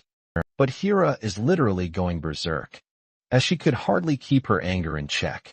Meanwhile, the thugs have already tied the poor girl up with rope. At first they consider clapping her cheeks, but then one of the wiser ones decides to keep her untouched. She might be a good bargain to get some food in exchange for her. But one of them raises a concern. What if the village doesn't want her to? That one of the creepy bastards decides to stick with the original plan. They'll clap her and abandon her somewhere. And honestly, this jerk is just hoping the village just refuses to take her as payment, so he can keep her for himself. But it looks like their plan isn't going to be as smooth as they think, especially since Gandalf has crashed the party already and has immobilized 2 of those filthy thugs. He then delivers a solid kick to the one who was thinking about having fun with the innocent girl. The other bastards start running as fast as they can to save their lives, but little do they know, the one running the fastest gets rocked with a punch first. And of course it's Hera who delivered it. She doesn't shy away when she orders them to cough up all the supplies. But these clowns make the grave mistake of not following her command, and they quickly charge at her, only to get their faces clapped hard afterward. The girl quickly expresses her gratitude, almost on the brink of tears. She introduces herself as Young Hee. The big guy reciprocates with the same gesture and introduces himself and Hera. As well, he then gets back to business, reminding her that he overheard the conversation and learned she's from Hope Village. The girl agrees right away, and the big guy perks up with happiness, feeling that his decision to rescue her was the right one all along. Now that they've saved someone from the village, it'll be even easier to get Chuck back treated. So they mention they have some business in Hope Village. Young-hee gets excited at the thought that they're going to Hope Village, and that strong people like them are always welcome in her village.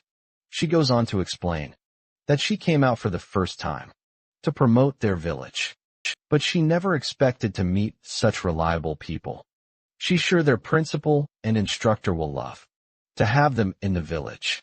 The mention of the principal and instructor catches Gundal off guard, and right at that moment, a creepy bastard tries to attempt a sneak attack, but his effort is rendered futile when Hera reacts in an instant, stopping the upcoming onslaught. Right away he seems pissed. Like really pissed. He seems to have mistaken our duo for enemies. So he threatens them to hand over Young-hee right away. But the guy is quickly humbled when Young-hee herself tells him to stop and clarifies that they are her saviors, not enemies. She apologizes for not following him closely behind, which led to this misunderstanding. The big guy's straight and serious face softens into a smile. He's just relieved that she's safe, and that's all that matters to him. He then quickly apologizes to the duo as well. Gumball is a little bewildered, thinking that this is the same guy who threatened them, with that menacing look, but now he's acting all chummy. That's when Gundal notices something strange. The girl is shaking uncontrollably while she's addressing her instructor. She's all sweaty and trembling like a leaf as she continues to apologize. The creepy guy puts his big hand on her tiny shoulder, and with a creepy smile on his face, he reassures her again, warning her to stay close to him next time. The bastard just keeps squeezing her shoulder, continuing to warn her at one point. The girl reluctantly says that it's hurting her, but she soon gets relief from the pain when Gomdal steps in and grabs this bastard's filthy hand. Both guys lock eyes, shooting deadly daggers with their sheer intensity. Seeing how this new bastard is acting, it's clear that things are about to escalate quickly. Hera is practically ready with 911 dialed in her mind, prepared to take this creep head on. But we all know violence isn't always the answer, so our big guy decides to play it safe. Instead of escalating the situation, he puts on a big smile, extends his hand for a handshake, and suddenly the killing, intent-filled atmosphere shifts into something that looks like a big bro's happy reunion. Gumball smoothly starts buttering up, but he praises Young-hee, saying he's heard a lot about Hope Village and was blown away by her passionate speech. He can't even describe in words how fantastic of a job she did, promoting the village. Not only that, But she also spoke highly of her amazing instructor, Yanghe, knowing full well that Gamdal is exaggerating like crazy, decides to play along. When her instructor turns to her and asks if this is true, she quickly flashes a peace sign and nods, confirming that the big guy is indeed telling the truth. For a moment, this jacked-up shithead gives her a cold glare, but he soon reciprocates Gamdal's smile and promptly introduces himself as Su-min Bayek, an instructor at Hope Village. Now that Gamdal has full control of the conversation, he quickly asks Beck if it would be possible for his family to visit Hope Village. Beck is surprised to hear the mention of family, so he promptly inquires if there are others beside him, to which Gamdal quickly clarifies that he has a wife, who is right behind him, and a daughter as well. Since his daughter is sick, he wants her to get treated in the village. As soon as Hira hears this bastard calling her his wife, she starts giving him those death glares. Gamdal is pretty darn sure he's as good as dead if he keeps pushing it. Beck, on the other hand, responds that they indeed have a doctor in Hope Village, and he's confident that the doctor can take a look at her, but the problem is that one will have to cough up an entrance fee. Of course, Gumball has already taken care of that. After all, that payment was the only reason they had to go through that life or death situation.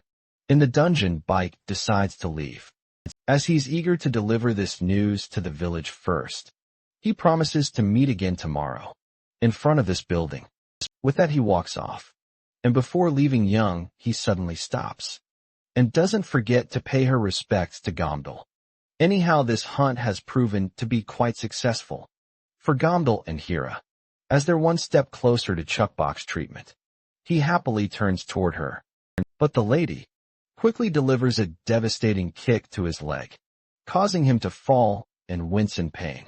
Of course, he instinctively calls her a bitch after taking that painful kick, but she just tells him to consider it. A little love from his wife as they go back and forth. We transition to Instructor Beck and Yangi, walking down a quiet corridor. Beck hasn't gotten over the fact that Gamdal's grip was so strong. He considers himself one of the strongest people, but after meeting Gamdal in person, he can tell that guy is on a whole other level. And his wife is no weakling either. He's quite impressed with how she turned in a split second and dodged that attack. Bike grins sinisterly as he thinks about how both are talents that their village needs. He mustn't lose them, and he's pretty sure the village head will be thrilled to meet these two. He is so excited that he can barely wait for the next day to arrive. The next day arrives, and the first thing we see is the annoyed face of Hira, who is frustrated to see that this gorilla hasn't finished packing yet. Meanwhile, the monster mom makes sure to wrap her little girl's finger under the bandages, ensuring it stays covered and isn't exposed. The mother desperately wants to go with them on their journey, but she can't since she's a monster. She tries to convince her daughter about it, and eventually she succeeds in getting Chuck Box permission to tag along. But Gumdell quickly objects to this idea, leaving the monster mom feeling sad once again. Even Gumball feels down seeing her upset, so he tries to reassure her, promising that they'll be back before she knows it, and all she has to do is wait a little while. His wife asks him to promise that he will come back, and without a second thought, the big guy promises right away, giving her a kiss on the head as a bonus. For a moment, the mom feels sad about her situation. If only she were a normal person, she could have gone anywhere with her family. While she is thinking that, both father and daughter say their final goodbyes, and even Hira, usually as stern as a mule, smiles at her, and with that, they leave. Seeing them leave makes her long for the day when she's a normal person, happily venturing around with her family. But since she isn't, she's left behind, stuck in this dimly lit apartment. But she acknowledges that she also has her own role to perform, so she acts quickly. We don't know exactly what she's trying to do, but let's hope we'll find out soon. Meanwhile, our trio has finally boarded the van that Instructor Bayak has brought.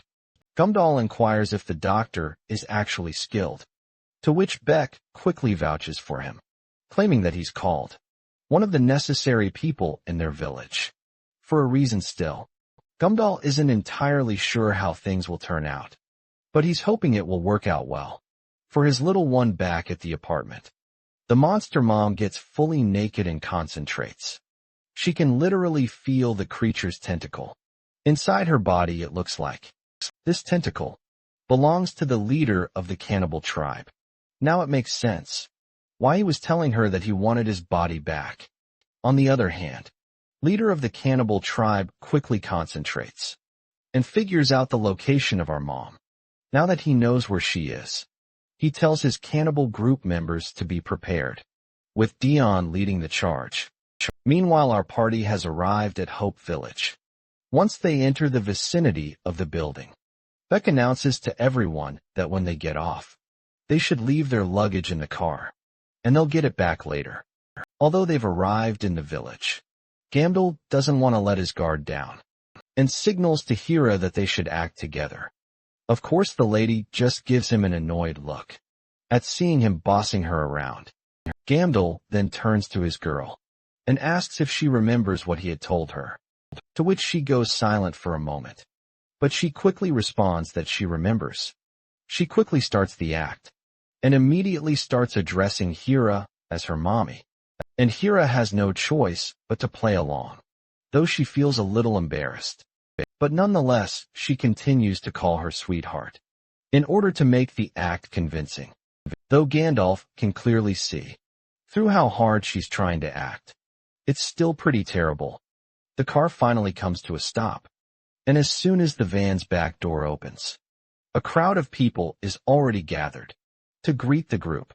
Gumball looks bewildered by the number of people and turns to the instructor for an explanation.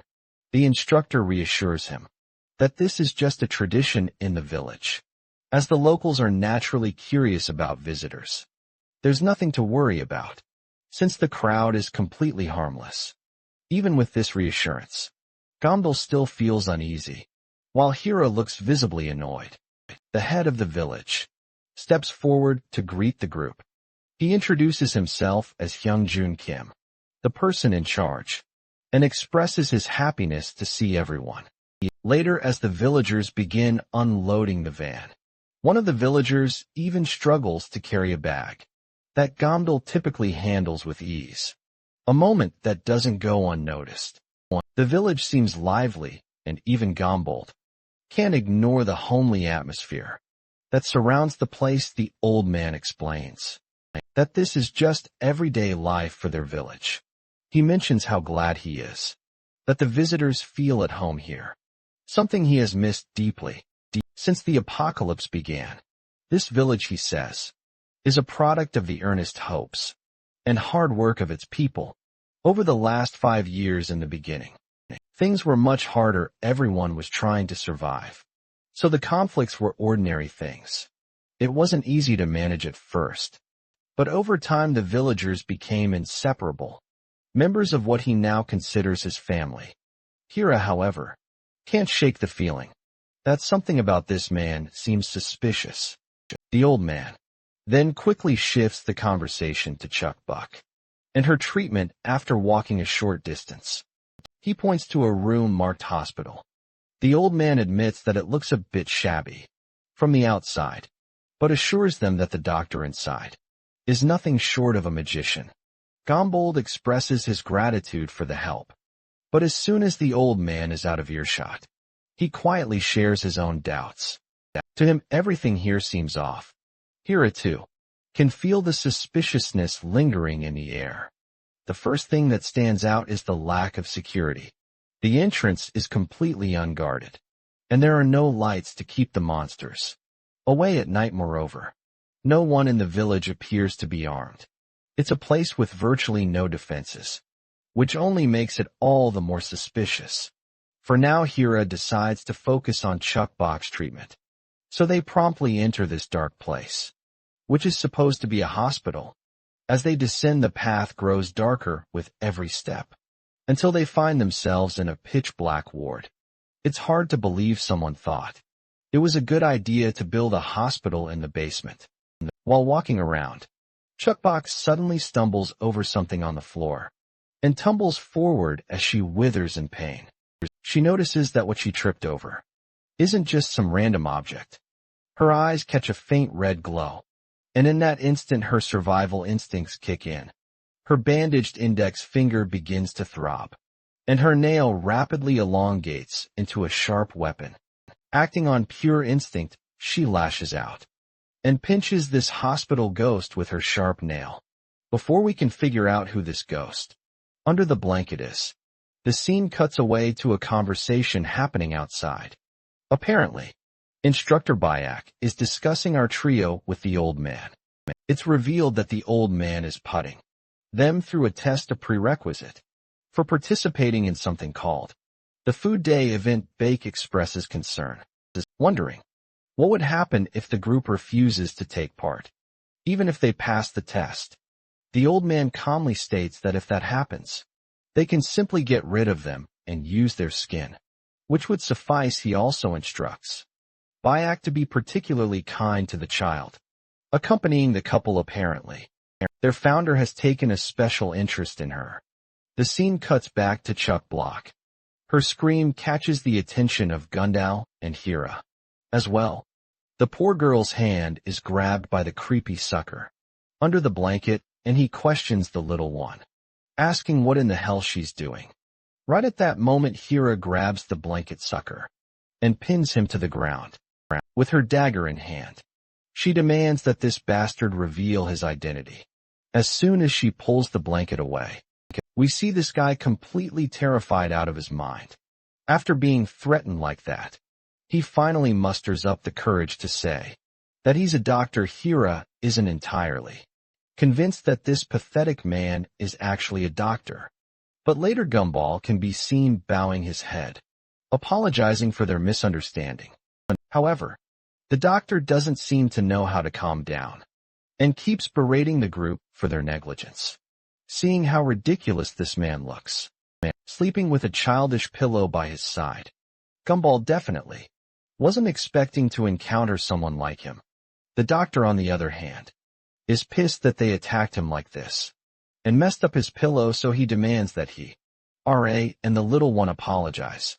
Of course, we can tell that both ladies are pretty reluctant to comply with what this bastard is saying. But this piece of shit just gives them a contemptuous look. And while Hira isn't in a position to fight back, she swallows her pride and apologizes, albeit reluctantly. Naturally, the forced apologies from the girls don't seem to satisfy the doctor, and he tells them to leave immediately. As he continues to shoo them out, his attention suddenly shifts to Chuck Box. Something about it catches his interest, and he gets intrigued right away. A little later, he's seen carefully inspecting her finger. After a thorough examination, he finally admits that he has no idea what's going on with her.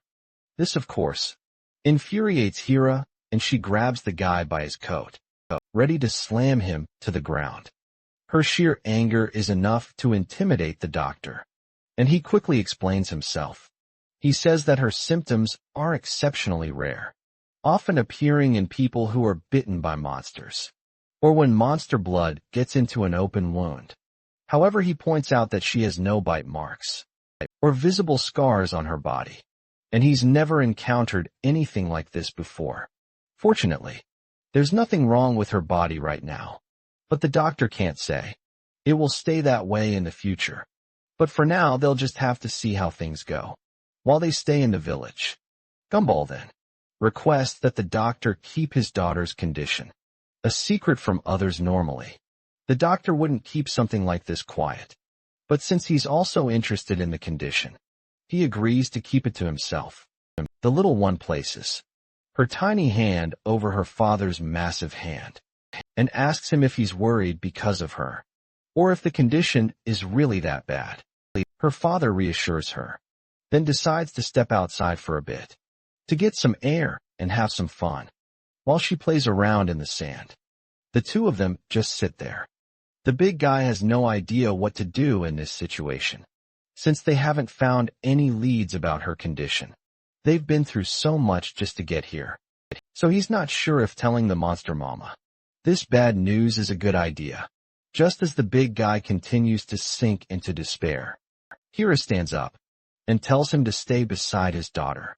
She reminds him that, even if they're in the worst possible situation, and there's no way out, he has to support his child so she doesn't fall. That's what parents are supposed to do for their children.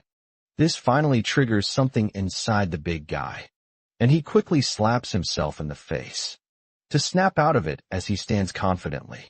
She asks him if he has any ideas, to which the big guy confidently responds that they will surely find their way if they start their digging.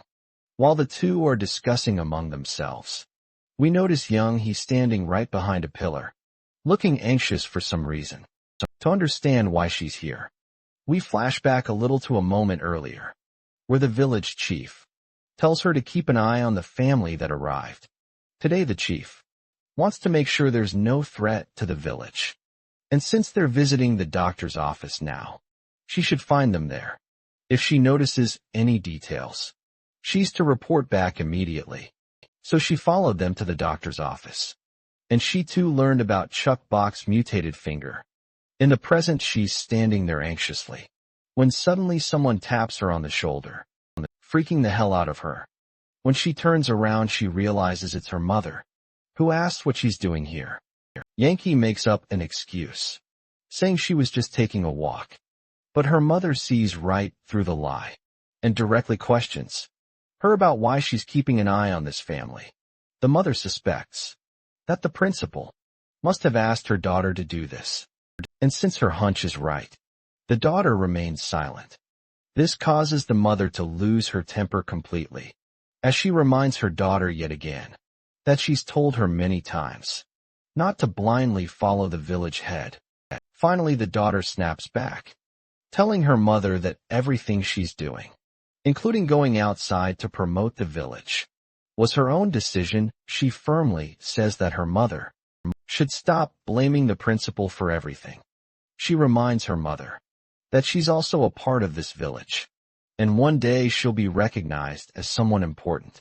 She's confident that just like her mother received a miracle from the principal, she will too. This enrages the mother even more, and she smacks her daughter over the head. She continues scolding her, reminding her that what she thinks of as a miracle is not actually what it looks like. After enduring enough of her mother's barrage of punches, the daughter finally breaks down and runs away, before disappearing into the distance. She shouts back through her tears that all she wants is a goal in life. She pleads with her mother to let her pursue it, adding that if her father were here, he would have been proud of her. That remark pushes the mother over the edge. Enraged, she grabs some rocks and throws them at her daughter. Furious at what she said eventually, the girl runs off, leaving her hopeless mother behind, who just wants her daughter to listen to her. I gotta say, this village we thought was a peaceful place seems totally messed up, completely filled with psychos. Anyway, later that night, Gamdal is absolutely bamboozled to be served such luxurious food. He literally never imagined he'd get to eat something this fancy. Both father and daughter can't help but think how much better it would have been if Monster Mama were here to enjoy it with them. We also catch sight of Hira, who seems annoyed at how carefree this jackass is, being in a place like this. She reminds him that this village isn't a suitable place for Chuck Buck, and even the doctor has no clue about her symptoms. Hira, in her secret thoughts, even considers killing Monster Mama if she turns out to be the cause of Chuck Buck's condition. Suddenly, their attention is grabbed by the ever-eager principal, who insists on sitting with them at the table after dinner. It's clear Chuck Buck ate way more than her tiny belly could handle. She looks like she's about to pop. Gamdal marvels at how he never thought he'd get sausages in a place like this, to which the principal proudly explains that it's possible because they have ranches and farms nearby. When Gambold asks about the electricity situation, the principal claims they don't have enough generators. so they only use power when it's absolutely necessary. At some point, the principal steers the conversation toward Chuck.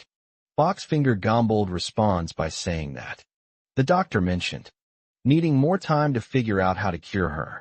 After giving this thorough look at Chuck Boxfinger, he casually suggests taking a walk outside the village.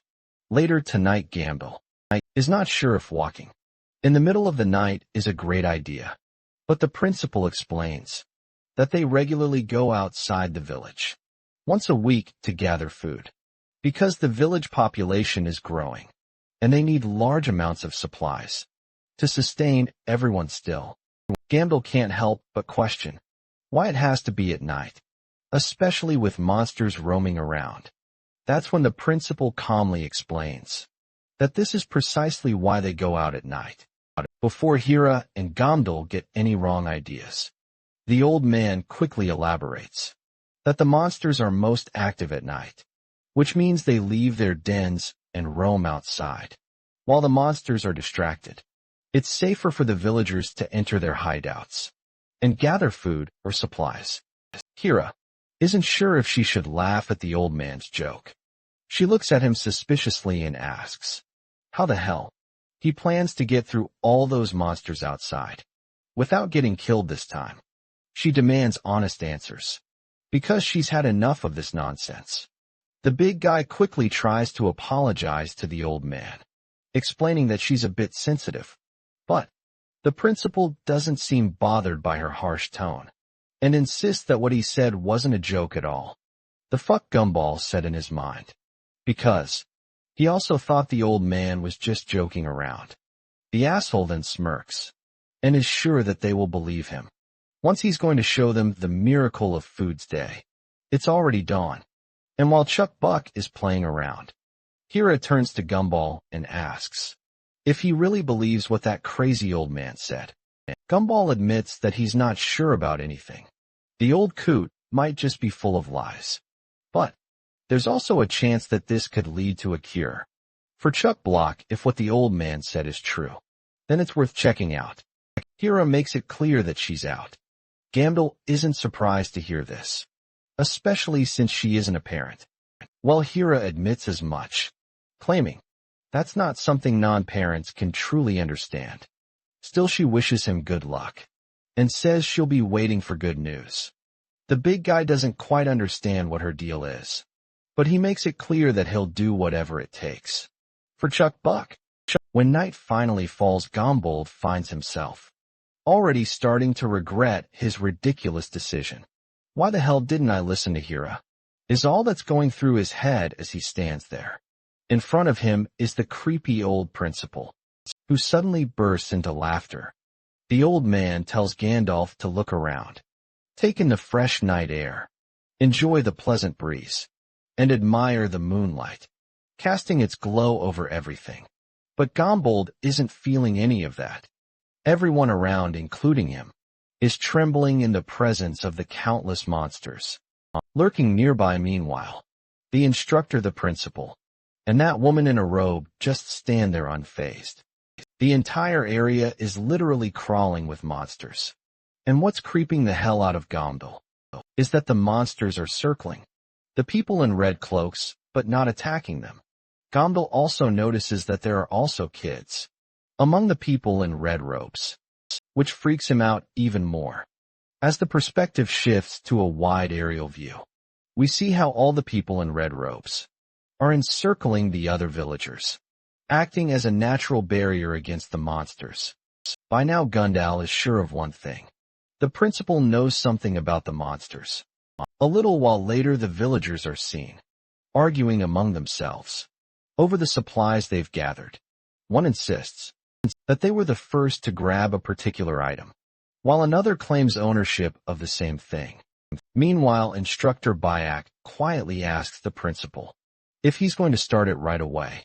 The old man responds positively, saying that this is the perfect moment to begin. With a smirk, the principal snaps his fingers and declares that it's time to show them a miracle.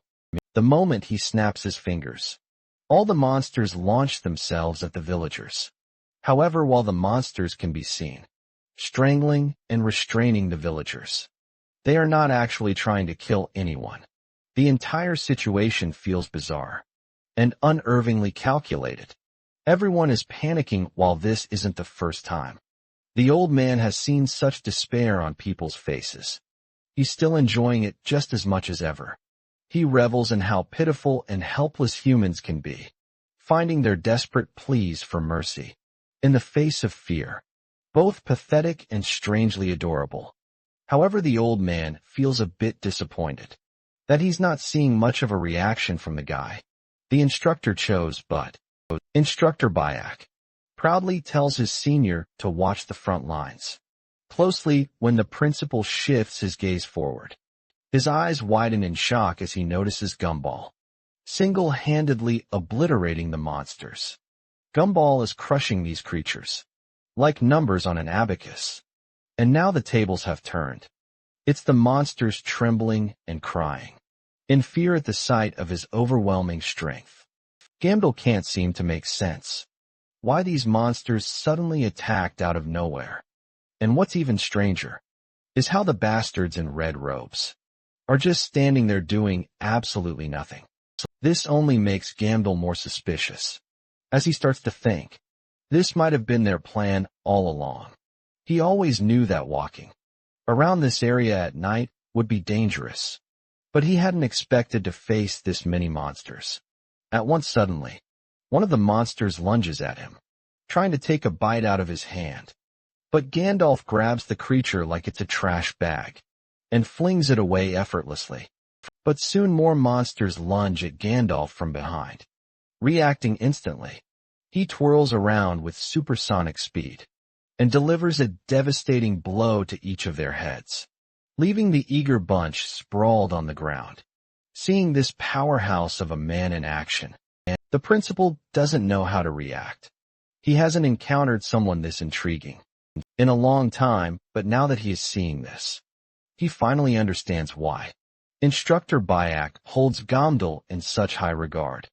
Gamdel is literally pushing away the monsters with nothing but his backpack, a feat far beyond what anyone could expect from a mere human.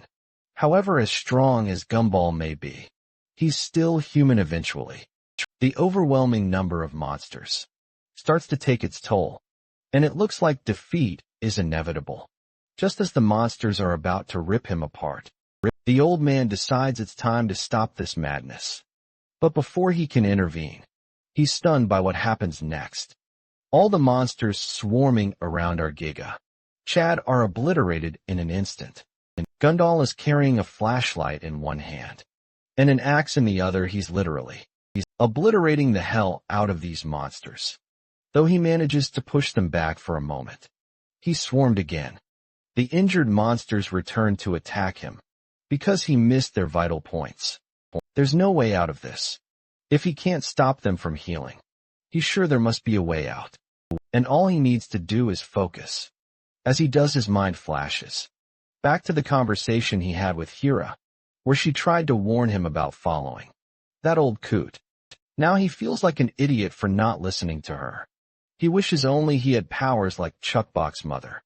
He'd also love to be as skilled as Hira, as he needs all the strength he can muster just to protect his daughter. But sadly, he knows that this is simply not going to happen. In reality, as the monsters keep closing in, the creepy figures under their red hoods just watch from the sidelines.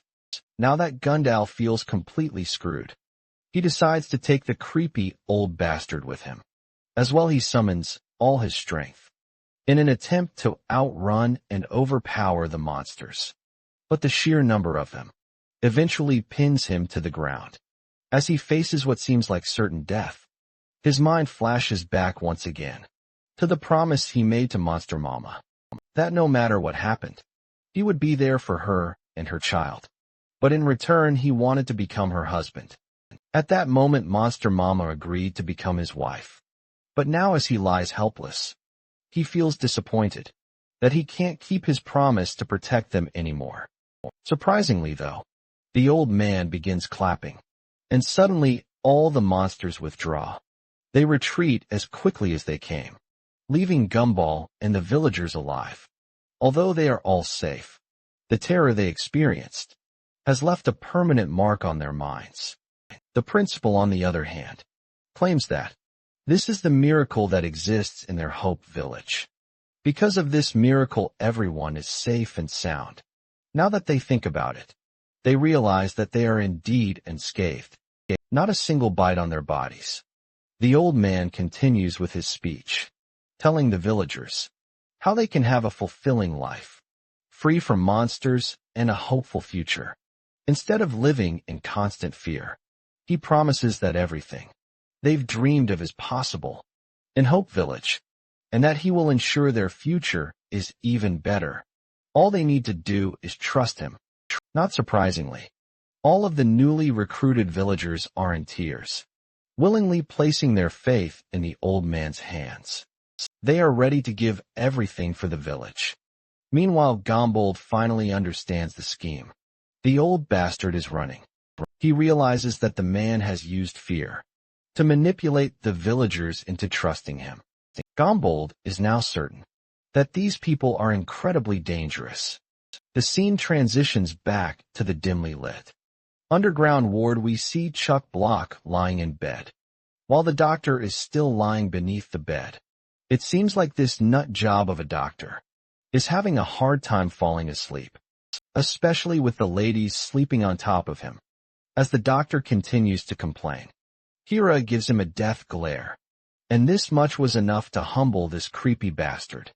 Now that his whining is out of the way, both ladies are glad that they will be finally able to enjoy some peaceful sleep. The scene transitions to the apartment, where Mama Monster is living. It's already night, and Mama Monster is certain the cannibal tribe will eventually come after her.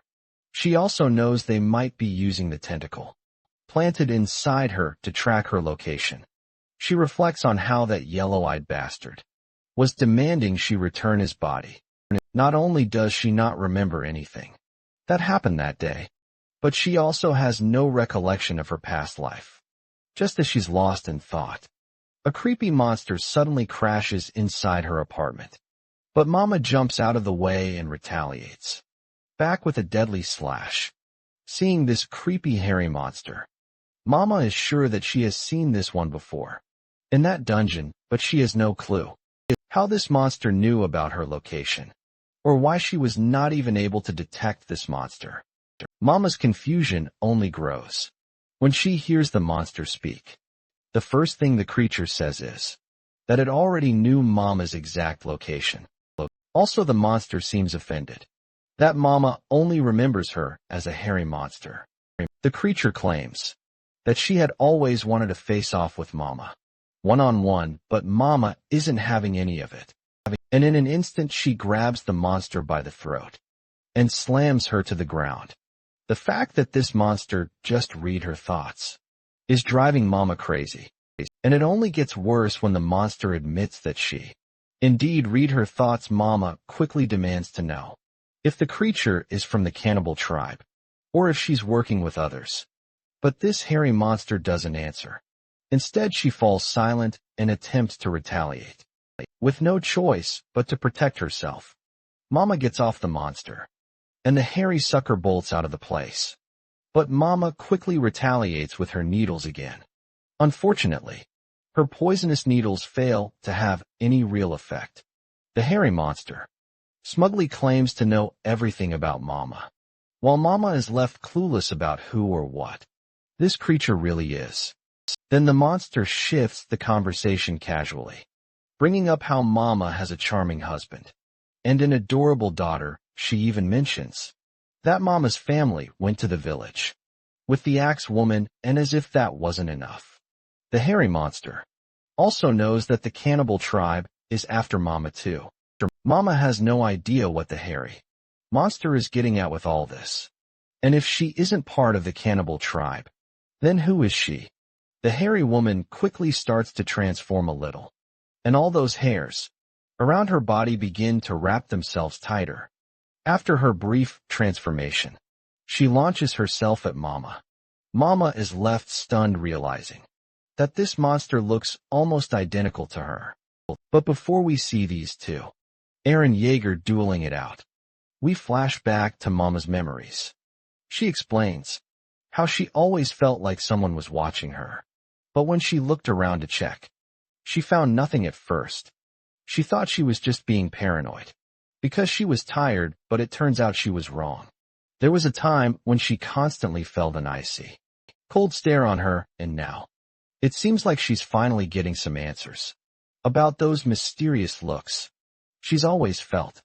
The monster flings Mama out of the apartments, but Mama quickly kicks this bastard lady and throws her crashing down on the ground, while she herself just lands back on the ground.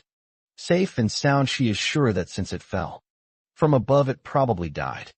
But she soon finds herself proven wrong when this hybrid version of Venom stands back unscathed. It looks like Mama is already out of tricks. She's tried using her paralyzing poison and even attempted cutting off the monster's arm. But nothing seems to work against this strange anomaly. Still, Mama refuses to give up. She's sure there must be a way to overpower this hairy sucker. But the monster, who seems to be hearing all of Mama's thoughts, smugly reminds her that she's already done everything she could according to the creature.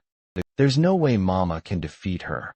What's worse, the monster claims she can feel every emotion Mama experiences. And as fear begins to creep into Mama's mind, the creepy sucker feels it too. Eventually, Mama bolts out of the place as fast as she can. She knows she has to escape because deep in her bones, she can feel how dangerous this monster is. But it seems Mama never stood a chance.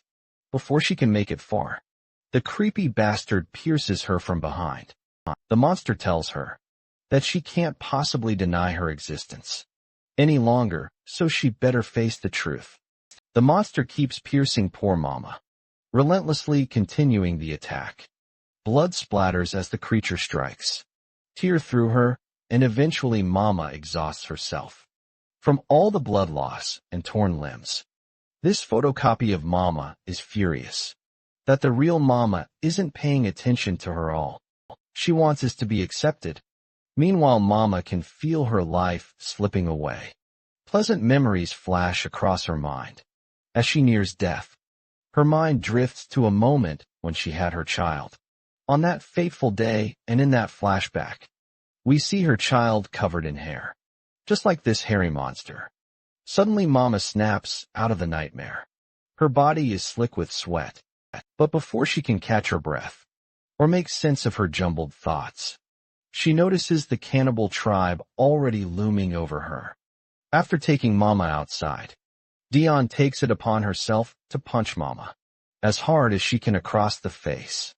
But it's stupid Diane, who ends up with a nasty cut on her hand from the sharp fangs in Mama's mouth. This ticks Diane off, so she starts kicking Mama instead.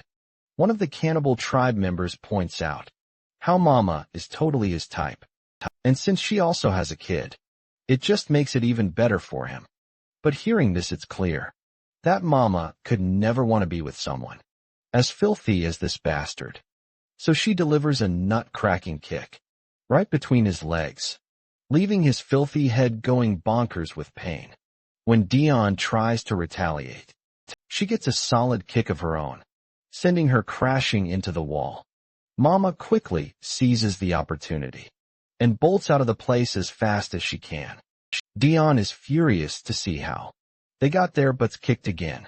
So, she angrily turns to Rin and orders her to chase Mama. But this big booba is confident that no matter where they run, these guys can never escape.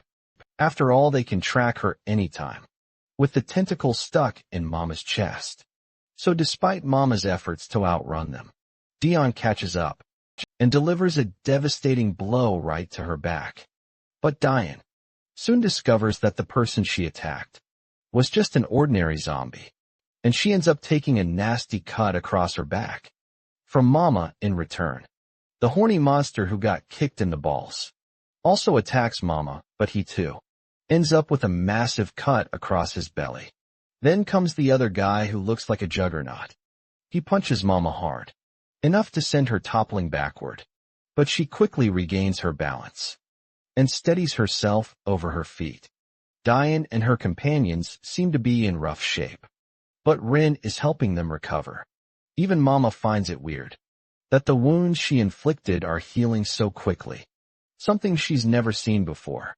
Dion then brings up Mama's family, and to trigger her further, she claims to know that they are in the Hope Village. The way Dion smiles when she says this makes it clear she has no good intentions for our Mama's family. The thought that this bitch is trying to threaten her family completely drives Mama crazy, and in a fit of rage, she lunges at Dion. But her reckless move leaves her wide open, and the horny bastard takes the chance to drill several holes into Mama's belly with a single punch despite the brutal hit.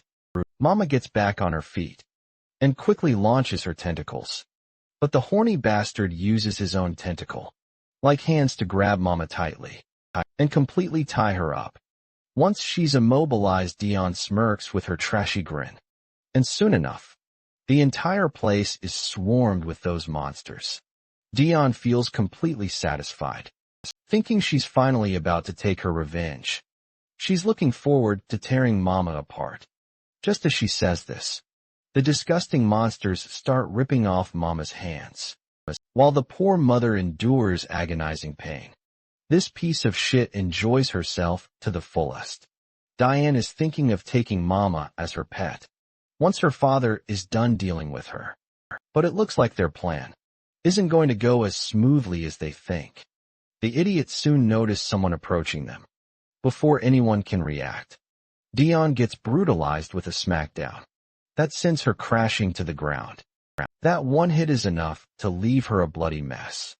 Her partners are completely stunned to see this mysterious person knock out Diane with a single blow. Even the zombies in the vicinity start trembling in fear at this point. It's clear who this mysterious person is. Enter the dungeon master and her brat. The mother has arrived to save another one and reunite with her daughter, while her son, as usual, is eager to play. Diane's team has started to sweat to see this tough opponent. Even Monster Mama doesn't know why the dungeon master is here. Of all times, she doesn't have the strength to deal with the dungeon master, while already being tied up with these stupid thugs.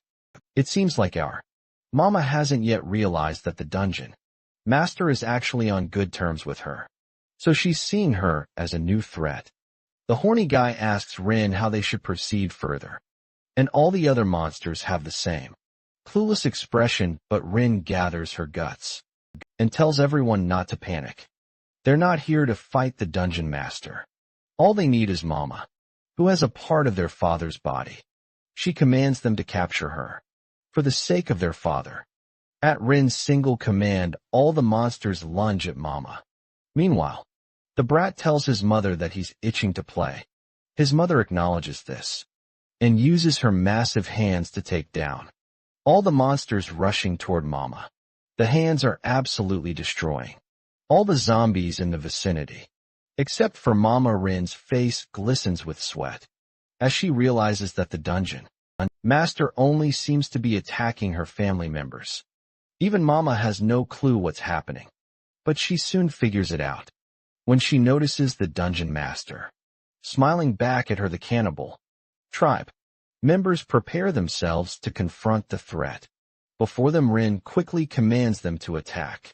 But most of the ordinary monsters are just cowering in fear and start running away when they see those giant hands coming toward them. Meanwhile, the core members of the cannibal group are charging at their enemy with full force.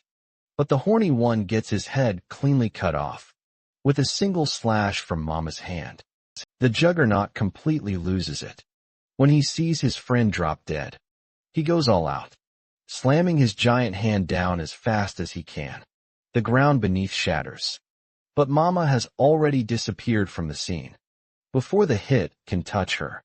The juggernaut frantically looks around, trying to spot her. He doesn't want to attack randomly, knowing his own family members might get caught in the crossfire. But little does this giant idiot know, Mama is standing right behind him. He doesn't even notice until it's too late. The poisonous attack Mama gave him causes his flesh to melt, and before he can do anything worthwhile, Mama is ready to pierce this bastard's head with her needle. A while later, Dayan wakes up, and as she opens her eyes in her dazed state, she notices both Mama standing right over her.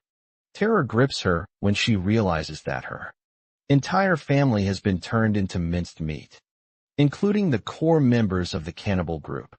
She is terrified, while Monster Mama looms menacingly in front of her, demanding she reveal everything she knows. In her panic, Dayan quickly spills all the juicy details. She starts by revealing that Hope Village is their second hideout, and confirms she saw Mama's family there. The scene then quickly transitions to Hope Village, where all the new villagers have returned after completing the test they went through. Because of this test, everyone has started putting a lot of faith in the principal. Meanwhile, Gamdal is still struggling to get over the fact that the monsters controlled by the principal had the ability to talk. But sadly, he knows that even if he tells all this to Hira, there's not much they can do. Just then a mysterious lady gestures toward him and tells him she's looking forward to meeting him at the hospital. A while later, she indeed appears at the hospital, where it looks like Hira is already ready to talk with this lady. Once she sits down, she introduces herself as Young Ju Lee, the mother of Young Hee. She claims she has heard a lot about Gombold from her daughter. The first thing Gombold notices is that this lady doesn't have a right arm, so she's using her left one to greet them. But instead of reciprocating the handshake, Hira just clicks her tongue, making the atmosphere even more awkward. Anyway, Young Ju Lee starts the conversation by asking Gundal about his thoughts on the miracle of Food Day. She wants to know if he liked the miracle. Gombold has no idea what she's asking with such a weird question, but he certainly doesn't want to believe in any miracle. Surprisingly, the woman is glad. He doesn't believe in that crappy miracle bullshit. She was actually a bit worried that he might get fascinated by that old coot who calls himself the principal. So she's relieved to meet someone with similar views. Gomdal then tells her to just reveal everything she knows about this and what the principal is actually doing, to which she responds that he uses his innocent smile to trap people, either feeding them to monsters or transforming them into monsters. She explains that he's basically a bloody old man who created the cannibal tribe. The mention of the cannibal tribe shocks Gomdal, and even Hira isn't thrilled to hear that name. Gomdal asks for confirmation, wondering if this place is actually run by the cannibal tribe. Yangju calmly agrees, explaining that while the village might seem like an ordinary place, it's really more like a monster factory here. As suspicions only grow after hearing this, it feels strange to her that Yangju would be sharing such classified secrets with people she's only just met today. She demands the full truth, and Yangju is willing to share everything she knows. Hira then declares that she is leaving tomorrow. This catches the big guy off guard, because they have not done anything about Chuckbox treatment. Hira reminds Gumdal that they can't stay here, especially since they're already in trouble. Before even starting the treatment, she tells him that when they leave, they can take the doctor with them as a valuable hostage, and she plans to steal some supplies for the treatment from the village as well. Not to mention, Hira is also itching to kill this woman on the spot. The poor lady gulps nervously, feeling the intense glares coming from Hira. Gomdal tries to snap Hira out of her anger, but the doctor, who had been the victim of Hira's killing intent, warns everyone to watch their language, even when this brute lady is sleeping. He then reminds them that, while this place is fully equipped with everything they could imagine, he still finds it difficult to cure Chuckbach. He's unsure if taking the little girl back home would help her treatment. Young Ju agrees with this, explaining that if Hira acts too rashly, Chuckbach won't receive proper treatment in time, and her condition will worsen. Eventually, Chuck Buck could turn into a lovely little monster. While the idea of being a cute monster doesn't seem all that bad to all of us, it's definitely not something Hira would accept. In a burst of anger, she grabs young He by the throat. Both men try to talk some sense into Hira, but she's dead set on finding out how. Youngju learned about Chuck Buck's illness, since only the doctor knew about it. The doctor quickly stammers out that Youngju can be trusted. But Hira doesn't seem to think that way. She's boiling with rage, determined to eliminate any source of trouble that might hinder their future. She continues to tighten her grip on Youngju's throat, asking how the principal already knew about Chuck Buck. The poor lady manages to respond, saying that the principal is a dangerous man, and he's after Chuck Buck even if they leave this place. He will send monsters after them. Despite her words, Hira's grip only tightens further. In desperation, Youngju finally screams at the top of her lungs, promising to give Hira anything she wants: treatment, food, anything. In exchange for one thing, she wants Hira to kill the old man in order to save her own daughter. The two men fall silent as they watch this desperate mother, and even Hira grows quiet. Slowly her rage begins to subside, and she finally releases her massive grip from the lady's throat. Hira agrees to the demands of Youngju, but in return she wants her to keep her word as well. She extends her hand as a gesture of goodwill and supports her to stand up. Meanwhile, Chuck Buck has been awake this entire time, quietly listening to everything the adults were talking about. Later we see Youngju with the doctor. Her neck is still sore, and Youngju just can't get enough, even after complaining about it so much. But the doctor comments that she got lucky, only suffering from a sore neck. The doctor then asks her if what she did was the right decision. He reminds her that they're up against the cannibal tribe, which is a huge risk, and asks if she's sure she won't regret her decision. Later, not to mention, the doctor has no clue about how they're going to cure Chuck Buck when they don't even know the cause of her symptoms. But it seems Youngju isn't bothered by it. She's confident that the doctor is smart enough to figure something out. And as for regrets, she has none. She is determined to make this decision for her daughter's future. She is sure that her father would have done the same for her. And this is also her chance to redeem herself, to understand what happened to this woman in the past. We flash back 3 years ago, through the desolate roads. She and her family walked together, risking their lives to collect food and avoid monsters along the way. They were on their way to the village her husband had mentioned, called Hope Village. As they walked, Young-hee, the young girl, started starving, but her father reassured her to hang on a little longer, saying they were almost there. He pointed to her mother, who was doing her best to stay strong, despite the harsh conditions.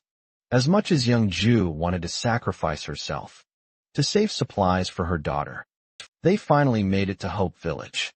It was all thanks to her husband, Minsugo, whose optimism had given her enough courage to survive. Until they arrived. When the gates of the Hope Village opened, the first person they met was the principal, with a big smile on his face. He warmly welcomed them into the village, and everyone, including the principal, seemed cheerful and happy to see the newcomers. It felt like a dream to Youngju. Unlike the living hell they had endured outside, the village was full of happiness and warmth.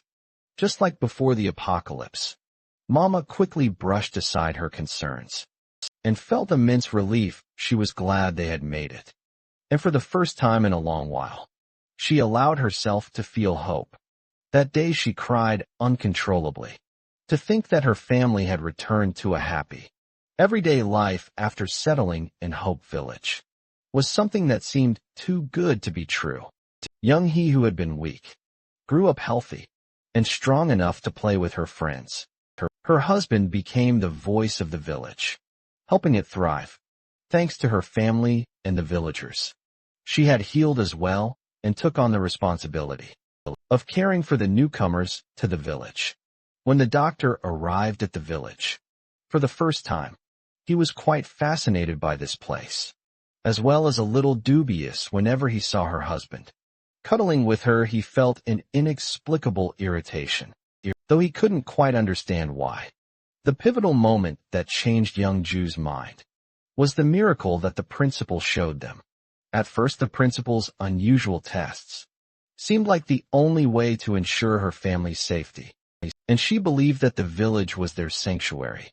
The warm, thriving community provided a sense of security, and for a time, it felt like a haven from the horrors outside. But everything changed when her husband returned. One day, his face pale and full of worry, he urgently told her that the village was far more dangerous than she realized. He claimed to have seen the monsters and discovered the dead bodies of villagers who had left the village hidden away in the basement. He begged her to pack their things and leave, immediately warning her that if they didn't, they could be the next to end up as monsters, or in the basement. However, young Ju was steadfast in her refusal to leave. She reminded him that even if they managed to escape, the outside world was no better. No death and danger awaited them there. She couldn't risk her daughter's life again by taking her out into the harsh, uncertain world. If they were going to face hell, then it would be here in the village, and she was determined to protect her family within its walls no matter the cost. She told him to stay put, while she would handle everything herself. She was confident that her husband was simply overthinking, so she decided to confront the principal herself and reveal everything her husband had told her. The principal listened calmly, and to her relief, he reassured her that everything would be fine. He even praised her for her honesty, claiming that trust was the foundation of the village's strength. For a moment she felt reassured, believing the principal's words were genuine. However, that fleeting relief turned into unimaginable terror. She found her husband dead, brutally mutilated, and her own hand severed. All of it happening in front of her eyes. She couldn't comprehend how things had spiraled so terribly out of control. Was it because her husband had gone into the basement without hesitation? Or was it because she had ignored the warning signs and placed her trust in the wrong person? Then the principal began to speak, recounting the peculiar habits of cuckoo birds. He explained how cuckoos lay their eggs in the nests of other birds, leaving the unsuspecting mother bird to raise cuckoos. Young, when the cuckoo hatches, it pushes the mother bird's own eggs out of the nest, ensuring that all the attention and care is focused on the cuckoo chick alone. The poor mother bird raises the cuckoo with love. Even when the cuckoo matures, it remains selfishly dependent on its adoptive parent until it finally abandons the nest, leaving nothing behind but devastation. This was one of the reasons the principal disliked cuckoo birds. He reminded her that he had raised her with all his faith, because he believed they were family. But once someone dared to act like a cuckoo bird, it infuriated him beyond belief. He went absolutely bonkers, because he simply couldn't entertain the fact that the rats who had betrayed their faith no longer belonged in his village. That day had been a total devastation for the poor mother, and her tears flowed involuntarily like this.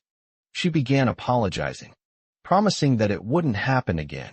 She claimed it was all her fault, that she couldn't convince her husband, so she would do anything the principal wanted of her, whether as his servant or slave.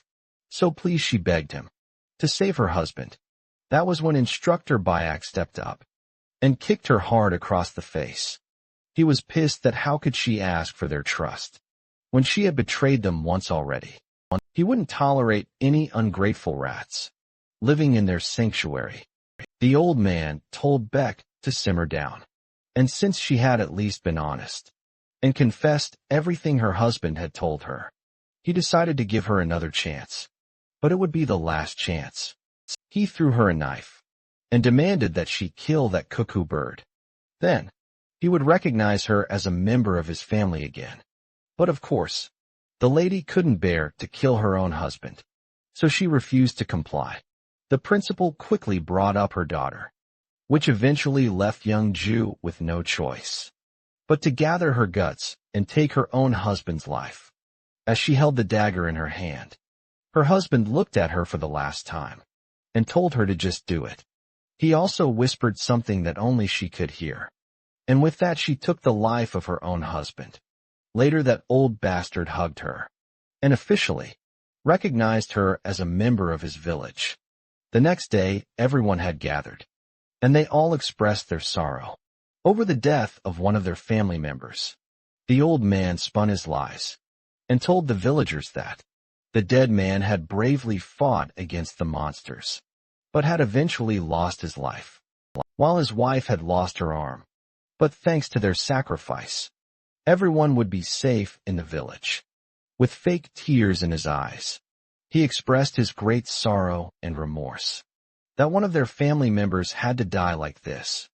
As expected, all of the people started showing the principal their support, saying it wasn't entirely his fault. That bastard of an old man was truly one of a kind, swaying everyone's mind and winning their trust and sympathy.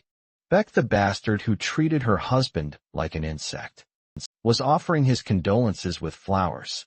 But the most disgusting person in that crowd was her. She was the one who had staged this entire show. Just the memories of the time when she killed her husband made her want to puke her guts out.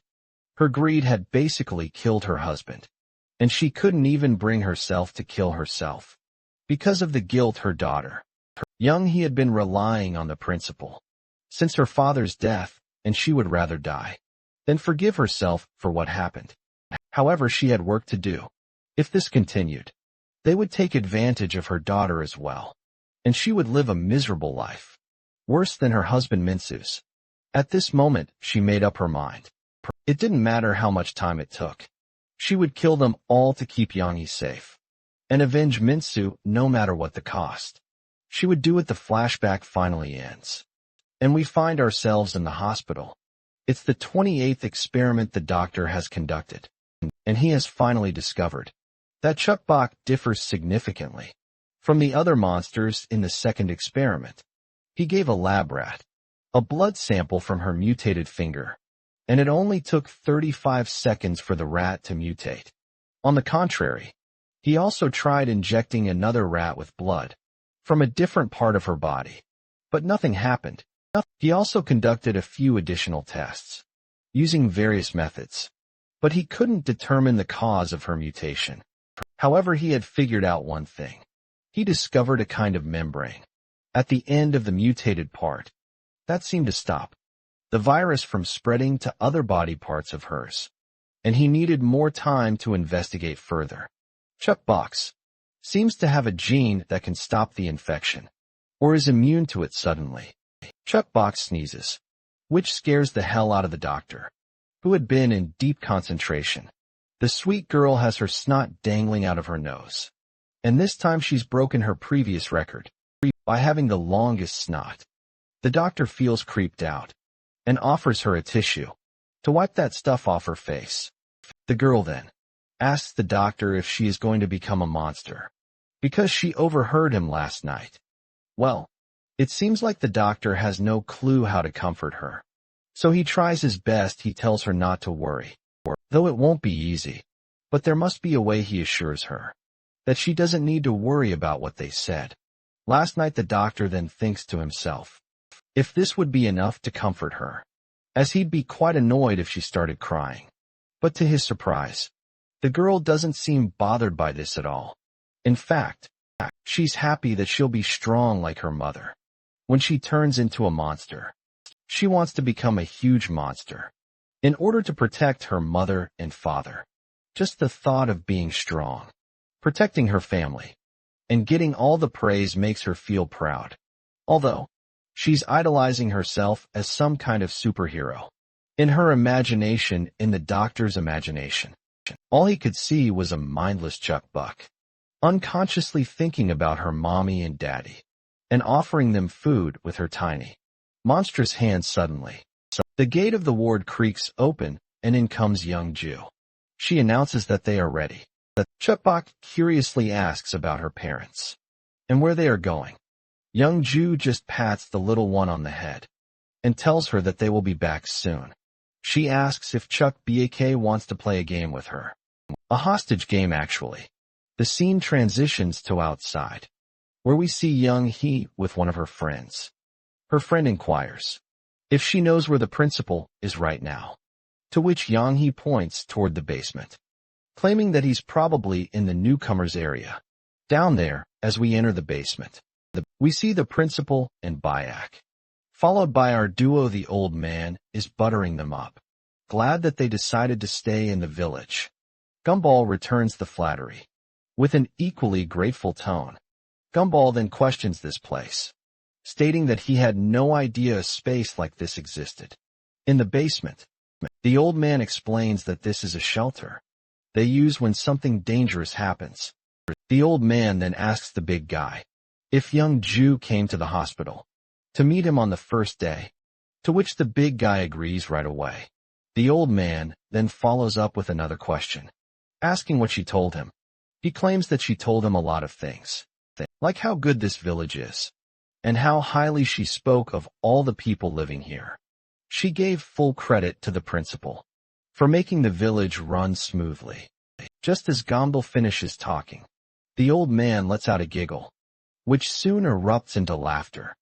When Hira asks this creepy man why he's laughing, Beck responds that the story Gomdal has come up with is quite entertaining. Now that Gomdal and Hira are part of the family, Beck believes they should not be lying like this. Since they are lying through their teeth, Beck sees no reason not to kill them. The old man would love to keep our duo in the village, as they've proven to be a great resource for this place, but as much as he hates to admit it, he has also realized that they are a threat to the village, since they are not part of this place. Hira asks if they can leave now. The old man quickly responds that she doesn't have to leave, because there is another way. She can become part of their family. If they become his true family, he promises to let them meet their daughter. The scene transitions outside the village, where all of the people are going absolutely nuts. Panicking, we see young Ju commanding the other red-robed men, forcefully restraining everyone. Her demands are simple if they value their lives. They should follow her and leave the village as soon as possible. Seeing her mother lead a rebellion leaves her daughter utterly bamboozled. We then learned that this old coot knew from the start that this rebellion was going to take place. He knew it would happen, as he was well aware of all the efforts Yangju put into this rebellion. He had seen how she persuaded our duo in the hospital, and even her plan to threaten his family. At this very moment, however, he did not intervene in her plans, because this was an opportunity for him as well. He could find all the cuckoo birds who betrayed him, and he plans to remove them altogether. Some useful ones can become his new family, and the rest can be fed to the monsters. He can't wait to see the devastation and hopelessness on her face when she figures out that all her efforts were for nothing. Meanwhile, our poor guy's facing up against this disgusting monster, who literally has multiple tongues, which are making our duo to avoid its attack.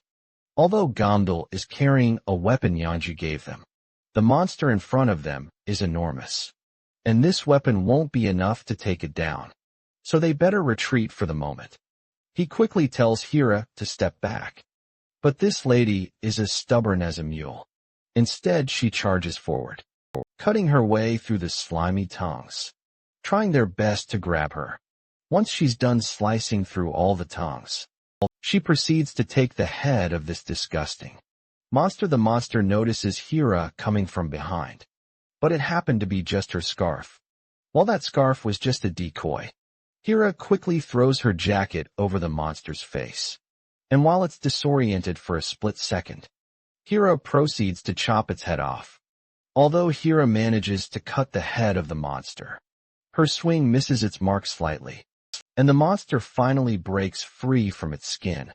But this grand reveal proves to be just meaningless, because this bitch gets axed over its head right away. And Hira did not even sweat while throwing it. In the meantime, young Ju's rebellion is going really well. To threaten the villagers even further, she injures the poor doctor, and the blood splatters out. Chuck Bak watching this does not look terrified at all. Apparently, she was told to act scared when the doctor got injured. So she quickly started pretending to be terrified. That is when one of the villagers addresses young Ju and expresses his disdain towards her. He is annoyed that she is rebelling against the principal, who gave everyone a happy life. Meanwhile, young Ju had already mentally prepared herself for this criticism, so she responds with a cold demeanor. This leaves the villagers, who initially wanted to retaliate, losing their morale, and eventually, they throw their weapons down. The lady feels relieved that at least now, they can minimize the damage by sending the villagers to a safe location, and the weapons can also be put to use. It seems like it was a wise decision to send those two down with the principal. Otherwise, the old man might have already escaped without a scratch, and the people could have started a riot. With that momentum, however, there's still a chance that the sly old man had predicted everything. So young Ju doesn't want to let her guard down. That's when something unexpected happens. Yangi appears in the scene, holding the little one in her arms. And a gun in her hand, she fires the gun into the air to grab everyone's attention, then points the barrel directly at her mother and commands her to let go of the villagers. Not only is her mother shocked, but even the villagers are bewildered to see Yang He wielding a gun. It seems Yang He has already been brainwashed by the principal. Apparently, he had told her in advance that her mother would lead a rebellion against the village and gave her the gun for this very purpose. As Yang He aims the weapon, her mother begins walking toward her. Her companions quickly warn her not to approach, as it's too dangerous, but young Ju continues her slow, deliberate steps and calmly tells her daughter to relax. Young He, however, has a lot of questions she wants answered. She starts the conversation by asking her mother why she would take the villagers hostage and how she could possibly harm the doctor. Her mother approaches her to take the gun from her hands, but her daughter's mind is so influenced by the principal's shady practices that she believes it should have been her mother who died instead of her father. The girl panics suddenly, and in a moment of confusion, she aims the barrel at Chuck Bak's head, then shoots a few bullets at the red-robed men.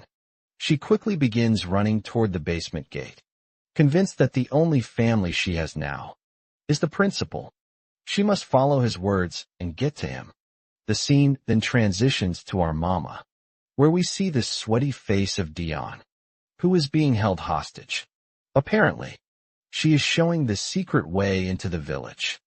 Dion is sweating nervously as she sees that all of her minions are dead. However, when she looks back at our mama, she can tell that she's pretty exhausted. For a moment, Dion thinks this might be her chance to make a run for it. But Mama can read Dion's face clearly and questions her about her intentions. This spooks Dion, sending a chill down her spine, and she quickly tries to steer the conversation away, stating that Mama looks tired and they still have a little more to walk. Suddenly their attention is drawn by a massive thud, and it's actually Rin, accompanied by her giant pet monster. Rin looks annoyed at Mama and is clearly eager to take her revenge.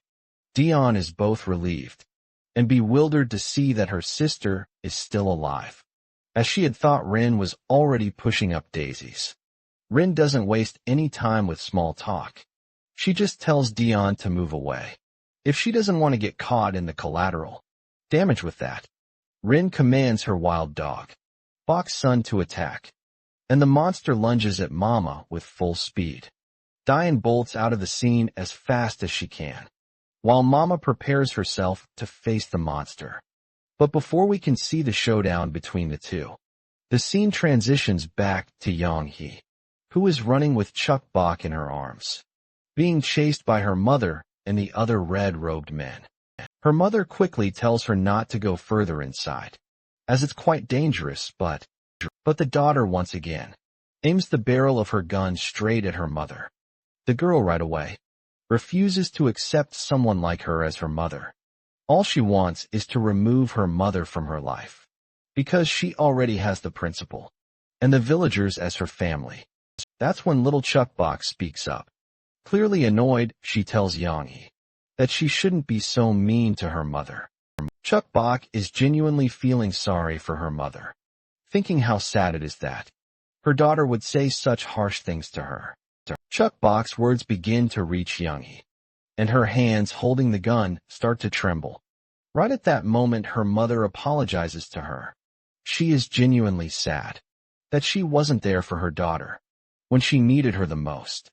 She thought it would be better for her daughter, but now she realizes that she was a terrible mother who didn't care enough for her. She reassures her daughter that she doesn't have to worry about the doctor, since it was all a show with fake blood, because she would never harm her family. All she wants is for her daughter to trust her. The mother even goes as far as to say that she's not bothered by what her daughter said earlier about her dying, but for the last time, she wants her daughter to believe in her. Trash of a mother. The daughter, left emotionally vulnerable, can only cry, and eventually, she apologizes to her mother for being so harsh.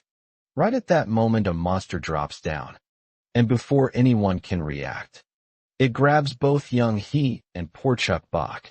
The mother rushes to save her daughter as soon as she sees her in danger, but the monster quickly leaps away.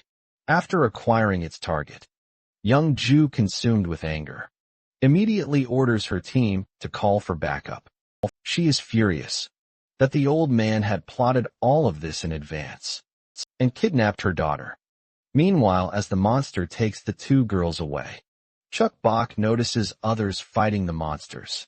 What catches her attention is that Hira and Gamdal are also fighting against these creatures.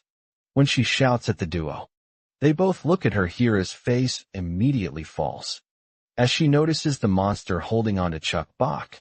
Hira's fury erupts, and with a single slash, she takes down the monster in front of her. However, before she could rescue Chuckbox, the monster manages to escape. After a brief journey, the monster finally stops and releases both girls. Just as young He catches her breath, she hears the principal addressing her. He praises her for escaping from the traitors and bringing the child to him. He acknowledges it must have been difficult, but assures her she did an excellent job. The old man then makes a promise that from now on, his family will protect her.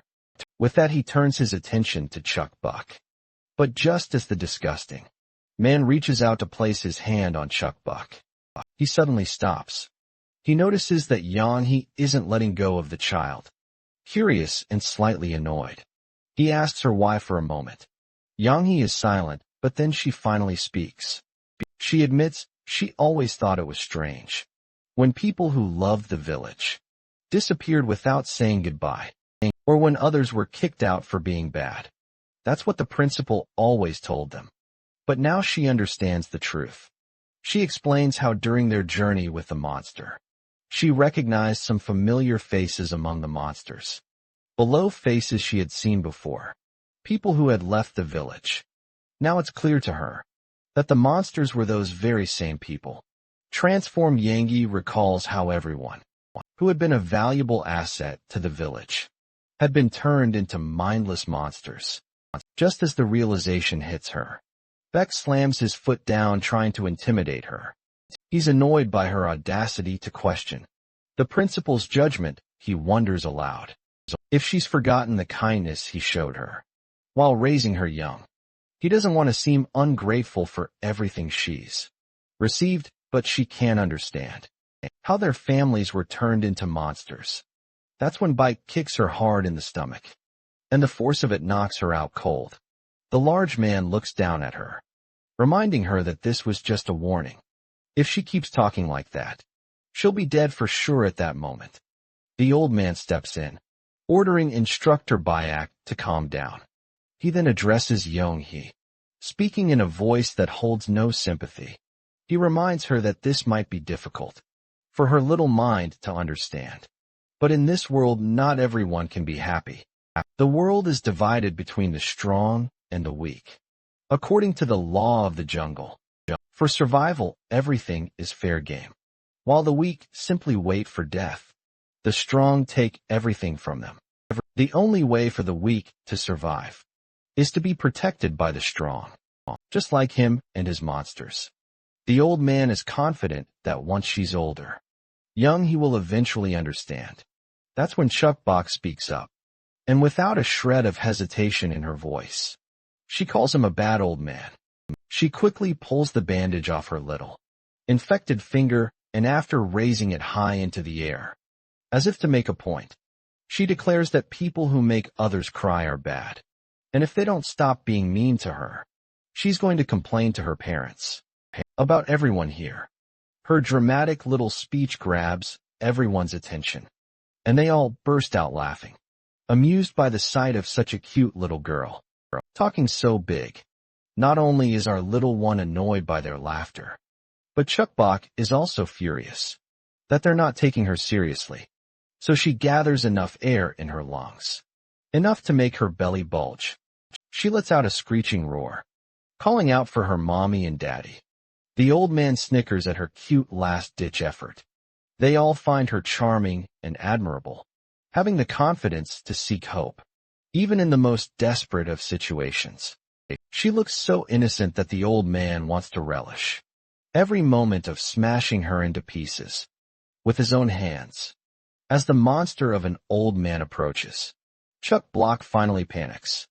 She instinctively begins to cry and starts calling out to her mommy, with her volume cranked up to the max. This time her cry for help finally bore fruit. The old bastard quickly found himself struck in the mouth by a projectile, and the object that hit him was none other than Rin's head. Instinctively, Instructor Byack reached for his gun, but before he could make use of it, an axe flew through the air, smashing his weapon in half. Chaos erupted around them, as every monster in the vicinity went wild, wondering who had dared to throw such a thing at their principal's face. Their question was soon answered when they saw our mama standing there. On the other side, Hira stood equally stunned and enraged. The two women were a force to be reckoned with. The one thing driving their fury was the fact that these monsters had dared to harm Chuckbok. Their daughter, both mothers let out a deafening roar, a declaration that they would kill them all. Meanwhile, we find Dion once again huddled in a quiet corner, her body trembling with fear. She's in shock, unable to comprehend how our mama not only obliterated the pet that Rin had brought, but that Rin herself had also lost her life. Back in the thick of it, when the monsters notice the yellow eyes of our mama, it doesn't take them long to realize who they are dealing with. This is the female monster their father had been searching for, but they are confused about how she got inside, as the monsters were supposed to be guarding the entrance. So if she's here, it means she's killed all of them. Meanwhile, Chuckbok waves excitedly at her mama, though Mama is relieved to see her daughter safe and sound.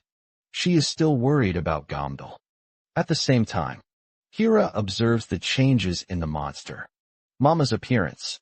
Now she seems to possess 3 tendrils, and there is also something emerging from her tentacles, something different from before. This sight only strengthens Hira's belief that this woman is a real threat to Chuckbok. For some reason, the principal begins to feel uneasy upon realizing that the yellow-eyed woman before him is the very monster his father and the founder had been searching for.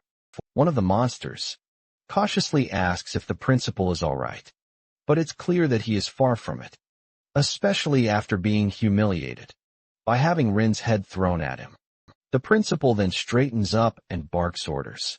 He commands the monsters to capture the yellow-eyed woman at all costs and directs the rest to kill Hira. Meanwhile, Yanghe is paralyzed with fear, trembling uncontrollably. She frantically suggests that Chuckbok should run away while they still have a chance. But Chuck Bach, fearless as ever, refuses. She's confident that her mommies are strong enough to handle anything, and she couldn't be more certain of that fact.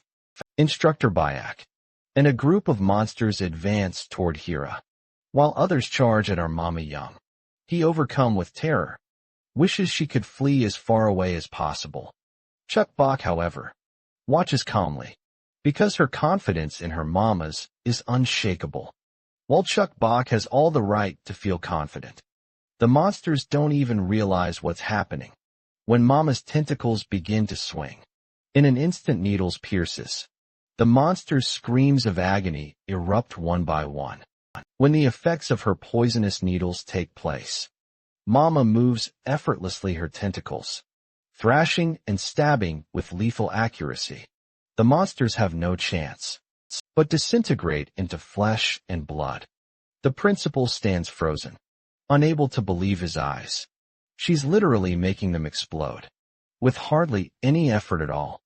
Meanwhile, one of the monsters begins its barrage of bullets, right over Hira. But our girl just zips around with this godly speed. You wouldn't believe. They've got no clue what the hell is happening. And one of them soon gets his head smashed with an axe. Then Hira suddenly appears, right in front of Instructor Bayek. First she takes out the monster, standing to Beck's right shoulder. Then she retaliates against Bayek himself, leaving him with a solid wound across his chest. Meanwhile, Chuck Buck bolts toward her mama and hugs her as tightly as she can. The little one confidently and proudly claims that she didn't cry while she was away from her mama. This causes the proud mama to burst into tears, and both mother and daughter cry because they missed each other so much. Seeing this touching moment between mother and daughter, Jong Hee is left questioning herself. All the times she'd berated her mother flash before her eyes, and she has no clue why she was so rude to her. Overcome with sorrow, she bursts into tears and starts apologizing to her mother. Meanwhile, the old coot is losing his mind, seeing that all the monsters have been dealt with. It looks like he's next in line to get screwed, because Hira is already standing behind him. After taking care of Instructor Bayak, the deathly vibes Hira is giving off are enough to make the old man sweat uncontrollably. He yells out loud, trying to call the founder. He shouts at the top of his lungs to wake him up. But just as Hira swings her axe to shut him up, she suddenly stops. A monster pops out of the old man's mouth, asking why he was called. Hira is unsettled to realize that this creepy old man had been keeping a monster inside him. But founder, or whatever, Hira doesn't waste time and quickly swings her axe to take this monster down. Of course, we all know this monster is going to be a tough nut to crack, and as expected, it stops the axe with just its bare hands. In retaliation, it grows sharp projectiles over its hand and launches them at Hira. She quickly jumps away as fast as she can. Meanwhile, the old man finally coughs his founder out of his mouth. It doesn't take long for the monster to recognize that our mama and Chuck Buck are the ones his father has been looking for, and he seems thrilled that all his prey is literally standing right in front of him. The old man starts apologizing for calling the founder out here all of a sudden, but this old coot doesn't get to finish. The founder silences him by cutting his ear off. Entirely not stopping there, the monster begins growing even bigger, sprouting sharp objects from its back. In the next moment, it launches those sharp objects all over the area. Hira grabs Young Hee and drops to the ground to shield her, while Monster Mama makes sure to protect Chuck Bach. As soon as those projectiles hit the surroundings, they begin shattering everything around them. It turns out, this bastard was aiming for the lights on the ceiling. All along soon, the entire place plunges into darkness, except for the spot where Mama and Chuck Bach are. While Chuck Bach is still disoriented from the attack, Mama notices something and instinctively lashes out with her tentacles to retaliate. But she quickly realizes it's just Hira and another human girl. Thankfully, Hira manages to grab the tentacle before it could pierce young He. Suddenly, ominous voices echo from their surroundings. Both mamas immediately go on high alert, facing in opposite directions to keep an eye on things. Mama isn't sure she can fight, while protecting Chuck Bach at the same time. That's when Hira suggests they head straight for the exit to get the kids to safety. Once she hands the kids over to Gundal, she can return to deal with the monster. But before they can act, Mama gets pierced by a sneaky attack, while holding on to the enemy's tentacles to keep it from advancing. She orders Hira to take the kids and run. The monster starts retaliating fiercely. Hira makes the wise decision to sprint out of the place, with Young-hee carrying Chuck Bach in her arms. They leave poor Mama behind to face off against the massive monster, who is clearly nothing but trouble. Chuck Bach starts losing her mind, seeing her mother in trouble. But that's when Hira notices something even more troubling. Instructor Bayak isn't on the ground anymore. This can only mean one thing. The bastard is alive and worse. He's right behind her before poor Hira can react. He quickly delivers a flurry of cuts, leaving her barely any time to react. Both girls start to panic, and Young-hee starts running away after getting overwhelmed by fear. Chuck Bach, on the other hand, yells at her to just drop her down, because she ain't no coward. That bastard Bayek doesn't waste time. Using some slick moves, he quickly pins Hira to the ground. Mocking her, he asks if she knows about the strong martial arts of the Philippines. He boasts about learning them during his time as a police officer there, and admits he was impressed by her earlier fast and unique moves. But now that the tables have turned, he is curious about what she's going to do to save herself. Meanwhile, as Young-hee sprints away with Chuck Bach in her arms, that creepy old man steps in her path, blocking her escape. But just before he can do anything, Young-hee's mother, Young-ju, comes out of nowhere and knocks the old sucker down with a single bonk over the head, while the mother berates that old bastard for daring to advance on her girl. Young-hee starts crying, overwhelmed to see her mom coming to her rescue. The mother then tosses the stick aside and hugs her girl as tightly as she can. Young-hee doesn't waste a second, apologizing profusely and promising to never use harsh words again. Meanwhile, poor Chuck Bach is caught in the middle of this passionate mother-daughter hug, getting squished from both sides. Just then Gumball and a group of red-robed guys arrive on the scene. Chuck Bach quickly shouts, panicked about her mother being in trouble. And soon after, everyone begins to hear these nasty sounds of banging, thudding, and blood splattering echoing from afar. It's coming from none other than poor Mama. She's been pierced all over by that bastard of a monster, with holes in every part of her body. Chuck Bach's jaw drops in horror, and even the red-robed guys are standing in awe. At the sight of Monster Mama, they immediately decide to take her down, raising their weapons to shoot. But before they can do anything, Gombold stops them, shouting at the top of his lungs that she is his wife. Gombold rushes to his wife and lifts her in his arms. But before he can get far, that same monster looms up right behind him. Startled by its massive presence, Gombold freezes Chuck Bach, with her tiny finger pointing at the monster, shouts that this is the bad monster. As Gombold tries to run as fast as he can, the other red-robed guys unleash a barrage of bullets. Every single bullet hits the monster, but it's completely unfazed, like some kind of bulletproof beast, with a money-back guarantee. Not only does the monster shrug off the attack, but it quickly retaliates, piercing one of the robed men straight through the belly with its tentacle. The others rush to pull the tentacle out, but before they can, the monster squeezes every last drop of blood from the poor guy, leaving him pale and unconscious on the ground. The monster relishes the taste of the blood it just drained, and with its appetite whetted, it's ready for more. It throws its tentacles at the remaining robed men, piercing them one by one. Each unfortunate victim is drained dry. Their lifeless shells just lay on the ground, with no one left to drain. The monster bellows a chilling threat. It demands everyone to hand over our mama, and Chuck Buck promising that if they comply, he'll show them a miracle. As soon as the people in hiding hear this, one of the robed ladies grabs little Chuck Buck and presents her to the monster, just as it demanded.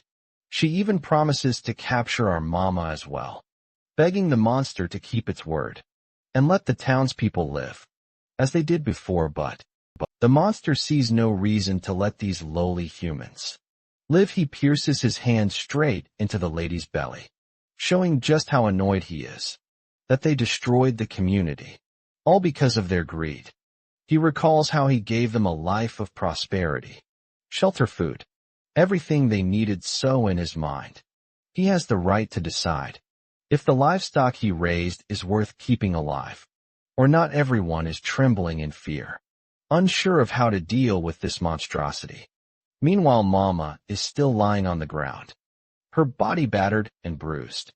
But she's certain that in just a few minutes, she can kill that creature. On the other side, Hira is still locked in battle with that bastard.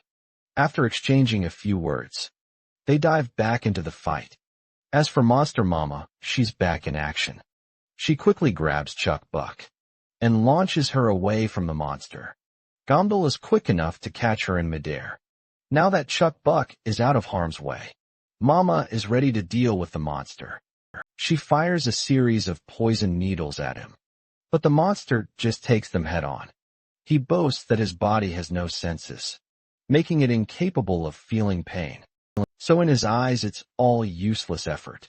But our Mama makes it clear that this monster isn't escaping the eternal agony that awaits him. The monster retaliates with its tentacles, delivering a devastating blow that gravely injures her. Let's not forget about Hira and that bastard. They're still locked in a fierce battle. From the looks of it, the enemy seems to have the upper hand in this clash. As well, meanwhile, the remaining townsfolk start firing their guns at the monster. But once again, the bullets don't seem to be doing any real damage. It's as if the beast is completely invincible. Young Ju, however, refuses to live in a family where her loved ones are treated as nothing more than fodder. She declares that she wants a village where her daughter can grow up safely, free from fear the monster. On the other hand, just scoffs to hear this. Mama then decides to step up her game. After pelting the monster with countless poison needles, she prepares for her final assault. But before we get to see the outcome of her fight, Hira decides she's done playing games with her own opponent. She's had enough of this guy and aims to end the squabble once and for all. In a shocking move, Hira delivers a brutal slap across the bastard's face, leaving him momentarily blinded. Seizing the opportunity, she grabs the very weapon this fool had been using and unleashes a relentless barrage of blows. The big monster notices that his body is starting to crack. He hadn't even realized it, but it seems our Monster Mama was trying to do this from the start. Realizing he's in deep trouble, he begins to run as fast as he can in order to put some safe distance between him and his enemy. Hira, meanwhile, has overpowered her enemy as well. Both Bayak and the monster shout in disbelief, giving it their all in front of our ladies. But in the end, both ladies overpower their opponents. While Mama pierces the bastard with her tentacles, Hira lands a final slap across Bayak's face, knocking him out cold for good. But the monster, on the other hand, isn't done yet. Even after taking a sizzling hot drill straight into its chest, it somehow remains alive. It retaliates as quickly as it can, forcing Mama to retreat for a moment. The monster then goes through a little transformation, and it literally looks like a ball of spikes. But that doesn't scare Mama. She charges up her poisonous spear, which she's formed with her hand, and obliterates the beast like it's a watermelon. Later we see all the red-robed guys and monsters littering the ground dead. That bastard old man is still alive. Hiding behind a vehicle, he grits his teeth, thinking about how he devoted himself to this village. And this is what he gets in return. He fed them, sheltered them.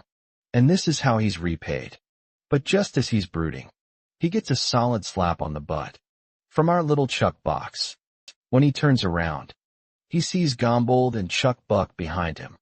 Later, everyone who survived that day stands around this bastard of an old man, while he begs, reminding them how everything he did was for the sake of the village. His words might sway the group, but not young Ju and her daughter. Young Ju aims her gun directly at this bastard's head and drills a hole right through it, ensuring he reaches hell before anyone else. With that, everything is over. Young Ju collapses from exhaustion, but at least she avenged her husband, and she feels a sense of relief and satisfaction. After it was over, the village changed a lot in just a few days. The corpses of the principal and monsters were disposed of, and a small memorial service was held for the victims. Everyone decided to seal all the passages to the basement and keep guard for a while. However, there was another problem. They couldn't find Instructor Bayak's body. If Beck is still alive, who knows what he will do when the secret and true nature of the place was revealed. Most of the villagers packed up with their food and bags and left. The doctor was quite annoyed to see that, as they should have stuck around and helped each other. But instead they decided to flee. A while later in the hospital, the doctor tries to insert a syringe into Hira's muscle to give her antibiotics, but the lady refuses to take it because it hurts. It's kind of hilarious that she'd rather face scars from battle, but is afraid of an injection anyway. She leaves the ward, and the doctor calls out for the next patient.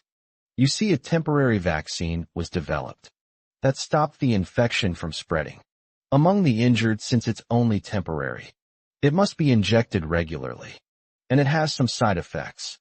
But other than that, it's fine. The fact that everyone survived was thanks to the monster mama and her daughter. The doctor was surprised to learn that Chuck Box's mother was a monster, and their DNA actually helped with the research. Meanwhile, young Ju is recovering from surgery, and all she needs to do now is wake up. The doctor is sure that she'll be so happy when she sees the village, and he's certain she'll shed tears when she sees her daughter and the freed village. He's hoping she wakes up soon. Although the doctor has narrated everything about the others, he's also dealing with some serious stuff that he just can't wrap his head around. The connection between Chuck Buck and her monster mom is driving him crazy, because the results of his research are totally unexpected. The scene then transitions into a past event outside, where the entire place is run by monsters. A giant, mutated monster is following the trail of fresh human blood, and that trail leads it to Instructor Bayek, who's standing there totally bruised and battered. He finds himself in a nightmarish situation. Not only is the weapon he's holding shabby, but there's also this giant, mutated monster in front of him. To make things worse, he's bleeding heavily, and the juicy smell of his blood is making the monster even hungrier. But then someone hits the monster right in its head. The one who took down this beast is the yellow-eyed bastard, the guy everyone calls their father. He doesn't waste any time before asking Beck for all the juicy details he might have regarding recent events in a matter of minutes. Beck fills the yellow-eyed bastard in on how the village was lost after the principal and the founder died. Now that he's brought shame and failure to his father, Beck is sure he can no longer be called his son, but he's grateful that his father gave life to everyone when they had no hope. Even though they ended up losing the precious village their father had bestowed upon them, he begs his father to grant him powers, like the other family members, as he wants revenge on those who wronged them. He knows it's a foolish request, but he still hopes it will be fulfilled. The one-eyed bastard turns to Beck and takes his life immediately. As far as this bastard is concerned, he is nothing more than a useless trash. After killing this power-hungry shithead, the yellow-eyed bastard sighs deeply. He regrets ever trusting these fools with the responsibility of Hope Village. He's lost so much, only to have to start from the beginning again. His main concern now is our mama, who has grown even stronger. He doesn't think he has time to waste here. As soon as he says this, his attention is grabbed by someone creeping up behind the stair cabin. This person believes that if they send more family members, they'll all die needlessly. So rushing things isn't the best idea. The one-eyed bastard quickly responds that he's already figured out what needs to be done. This time he plans to go himself. But the person behind the stair cabin reminds him that the risk is high. The father insists that he has no choice, but he's hoping for some help. He's confident that his son Jack will assist him. Jack finally shows himself and promises to do his best for the sake of his father. The one-eyed bastard thinks to himself that if only he had his full body, nothing would be impossible. His mind flashes back to the past, where his body got ripped apart while trying to attack the pregnant mama. It was the moment he lost his body. But the key to getting it back lies with the child, Chuck Buck. Since Chuck Buck is not affected by the light at all, the one-eyed bastard is certain she must be holding on to the core. If only he could get his hands on her body, his plan would be at least half successful. So because of this reason, capturing Chuck Buck becomes his top priority. 2 months have passed since the tragedy that hit the village, and life has returned to normal. Everyone in the village is upbeat again. We meet Chuck Buck, who looks absolutely adorable in her new clothes.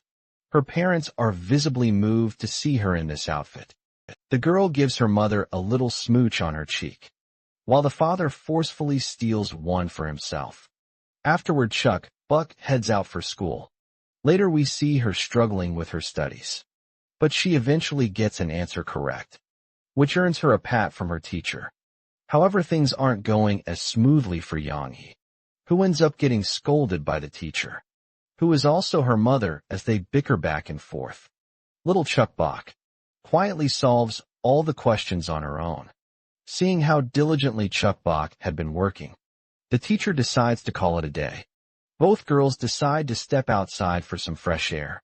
Young Ju, on the other hand, insists on staying behind.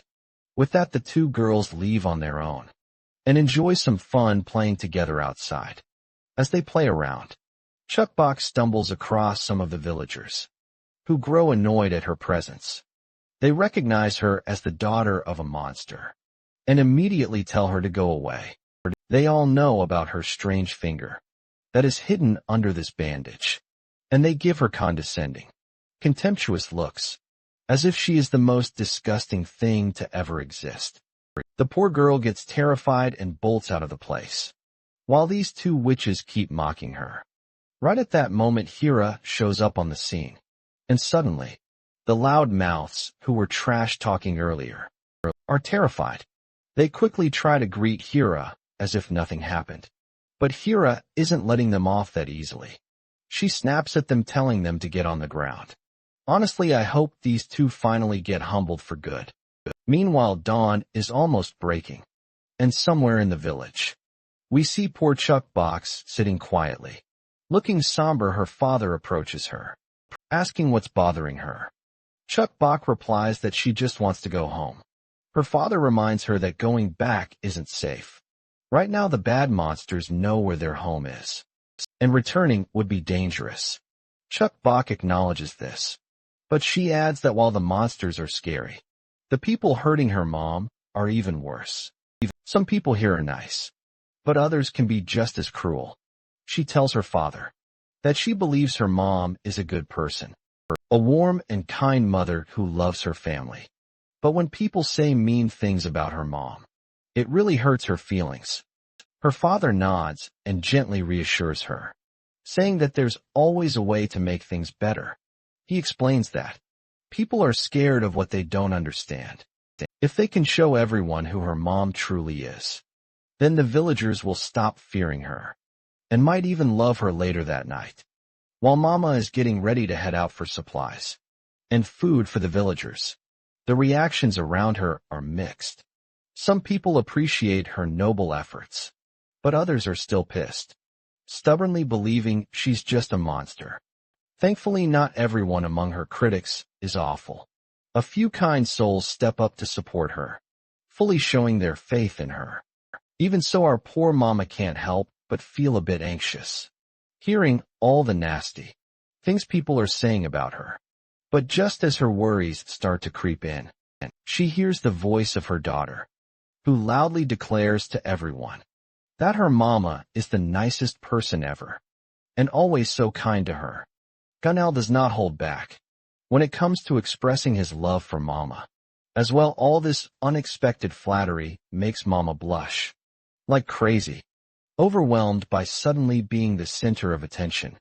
It seems like Chuck Bok's charm is starting to work its magic, because the mood in the crowd has begun to turn positive. People begin to feel happier and more positive. All of a sudden, meanwhile, Hira is still off somewhere, dealing with those two loudmouth girls, who clearly needed a lesson in how to behave themselves. The scene transitions, and there we are, introduced to a couple who just took down a monster, completely blowing its head off. After their victory, they decide to head to Hope Village. They've heard rumors that the yellow-eyed monster is there, and this guy is itching to take it down with his own hands. The scene transitions back to Chuck Buck, who is happily showing off her new teddy bear that her mom and dad stuffed for her. It's a special gift from her parents, as a reward for being such a good girl. However, Hira isn't too impressed. She bluntly says the toy isn't all that cute, and claims she could make a better one. Chuck Buck, unfazed, mentions she hasn't named the toy yet, and asks Hira if she has any good suggestions. Hira, being her straightforward self, gets lost in thought for a moment. Eventually, she suggests the name Soa, explaining that it means beauty and prosperity. As soon as Chuck Buck hears the name, she remembers something. She remembers a time when Hira, while half unconscious, was subconsciously muttering the name Soa. Chuck Buck happily responds that she likes the name, and promises to take good care of the toy. At one point, Hira mentions that the name is precious to her. But before Chuck Buck can ask about its origin, Young, he comes running in, announcing that there are newcomers in the village. For some reason, she says her mother is in trouble and needs help. The scene then shifts to the center of the village, where the crowd of villagers is gathered outside, listening to a loud commotion coming from the office room. The big guy we saw earlier is clearly excited when he sees Yongju working independently despite her handicap. Yongju tries to thank him, but she chokes on her own saliva as she says it too loudly. Just then Hira enters, and Yongju quickly introduces the new couple. The big guy is Chun Bai, and since he can't hear well, Yongju had to yell everything out for him. The girl with him is his daughter Yujung. For a moment, I thought they were a couple, but I guess I was wrong. Yongju promptly introduces Hira as their ultimate weapon, and beside her is Chuck Buck. The cute little one. Hira quickly notices that Yujung seems to be staring at her with a contemptuous look, and she has no idea why Yujung keeps staring.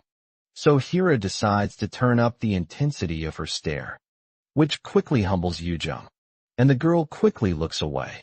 Meanwhile, the big guy is excited to see such a quiet little one. He opens his notebook and writes down her name, but he mishears it as Chubby.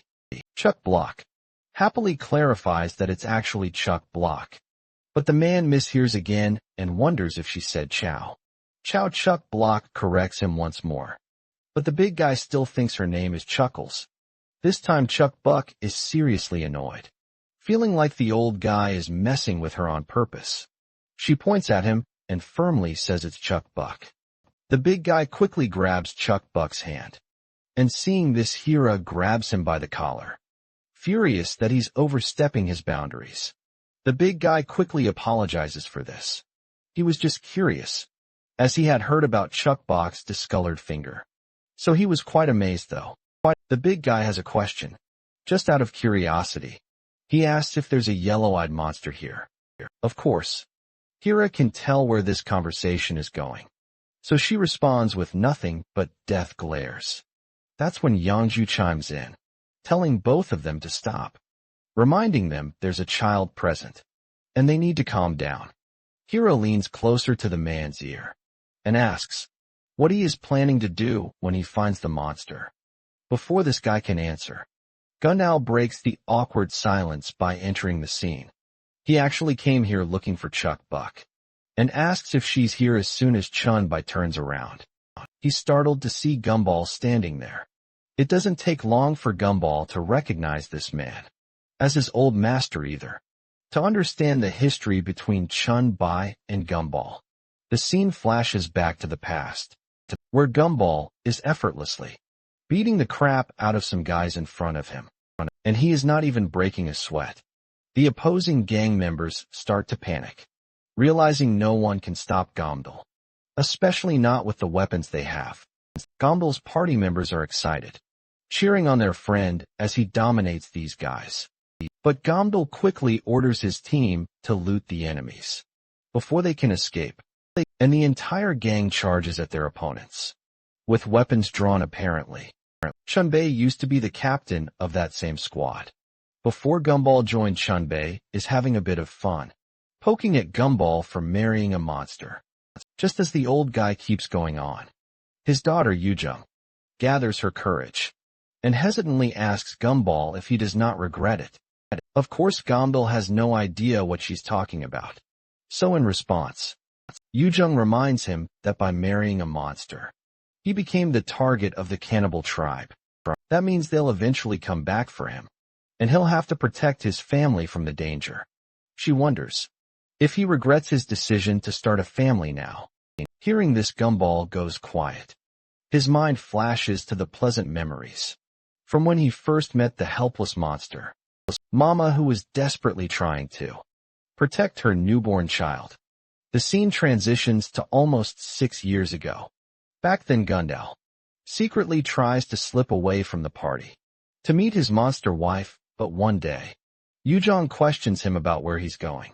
He quickly makes up an excuse, saying he's going on a patrol to double-check that everything is clear. He promises to return soon and leaves, leaving Yujong quite annoyed. Meanwhile, her father teases her, joking that maybe Gumball has a girlfriend he's sneaking off to meet. This thought doesn't sit well with Yujong at all. As we know, it turns out to be true. Not exactly a girlfriend. But Gumball goes to see the monster mama, who has a little kid with her. At this point, their relationship is just beginning. So the monster mama is still very wary of him. But Gumball reassures her that he's only brought some things she might need. He quietly places all the supplies he brought under the shade, including baby formula, clothes and blankets afterwards. Gumball turns to leave and walks away. However, instead of actually leaving, he hides behind a nearby building wall, secretly watching how the monster mama reacts to his gesture. Just as he expected, the monster mama is absolutely thrilled to see all the things he brought. Watching the monster mama's joy from a distance brought Gumball absolute happiness. He loved seeing her so happy. And over time, he began spending more and more time with her. Days passed. Nights came, and they didn't even realize how their bond had grown stronger along with all that. Chuck Buck was also growing. At some point, Gumball realizes just how close he's gotten to her, without even noticing, and it makes him blush a little. All the while, the members of the opposing gang were keeping a close eye on Gumball's actions. One day, when Gumball returns to the monster mama, he finds out that the baby has caught a fever. Panicked, the big guy rushes out, with all the strength he can muster, to find some medicine if he's late. He might have to say goodbye to Chuck Buck. But as he's desperately making his way through this desolate city, he gets ambushed by his enemies. The entire gang latches onto poor Gumball while he's rushing to find medicine to help little Chuck Buck. His forehead is bleeding from the severe damage he's taken, and he can barely see through his hazy eyes. The gang leader smugly demands Gamdal hand over all the guns and supplies stored in his base, as that's the only way he'll be spared. But Gamdal makes it clear, they're the ones who will be begging for mercy. He threatens the filthy bastard, telling him to take his men and retreat the way they came, or else there'll be consequences. The threat doesn't faze these bastards, because Gamdal isn't the real hostage here. It's actually Monster Mama and her little girl, who are at stake. The bastard, with a filthy smirk plastered across his face, tells Gumball to make his choice before it's too late. Well, it looks like Gumball finally has no choice. But before these bastards can even think of harming the little one and Monster Mama, the two of them get drilled with bullets. The bastards have no clue who's shooting.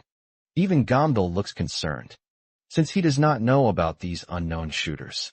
The only thing he can focus on right now is the mother and the baby. The boss of the gang angrily turns to Gamdal and demands to know when he called for backup. But since Gumball doesn't know, he just remains silent. This ticks the gang leader off, and he quickly decides to throw a smackdown to make the big guy talk. But his walkie-talkie interrupts him mid-motion.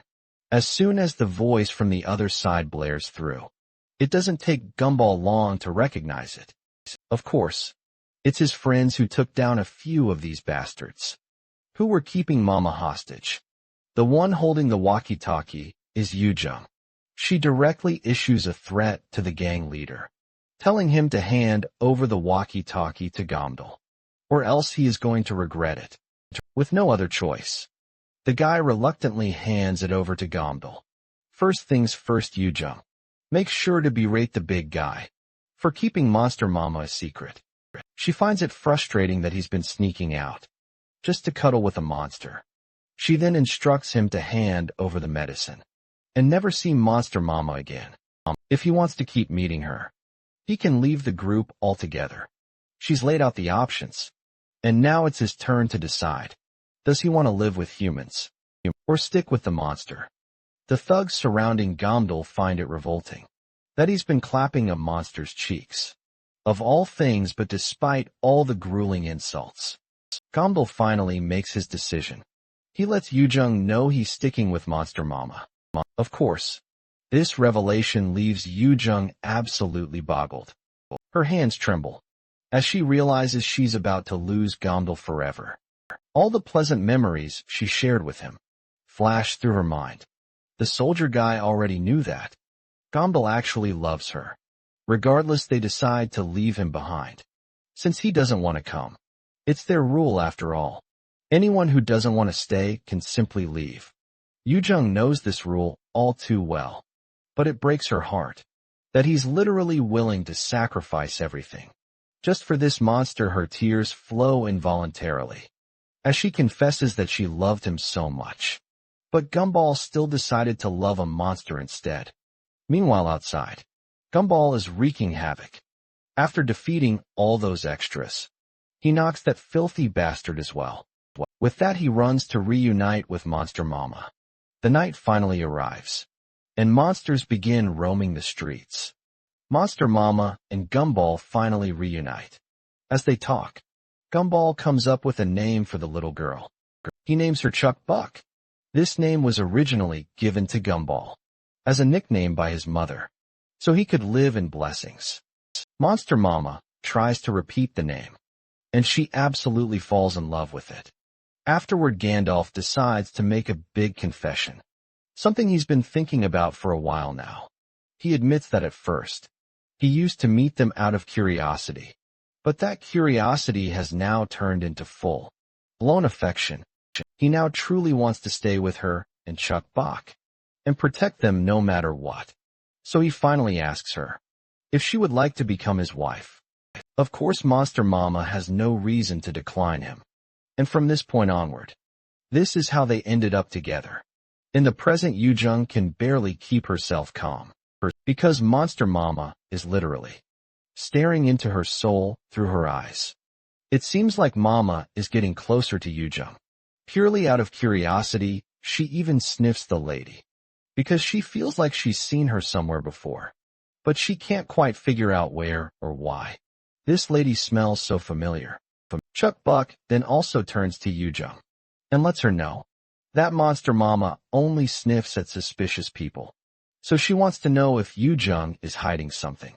The poor lady is literally feeling all sweaty and trembling with fear.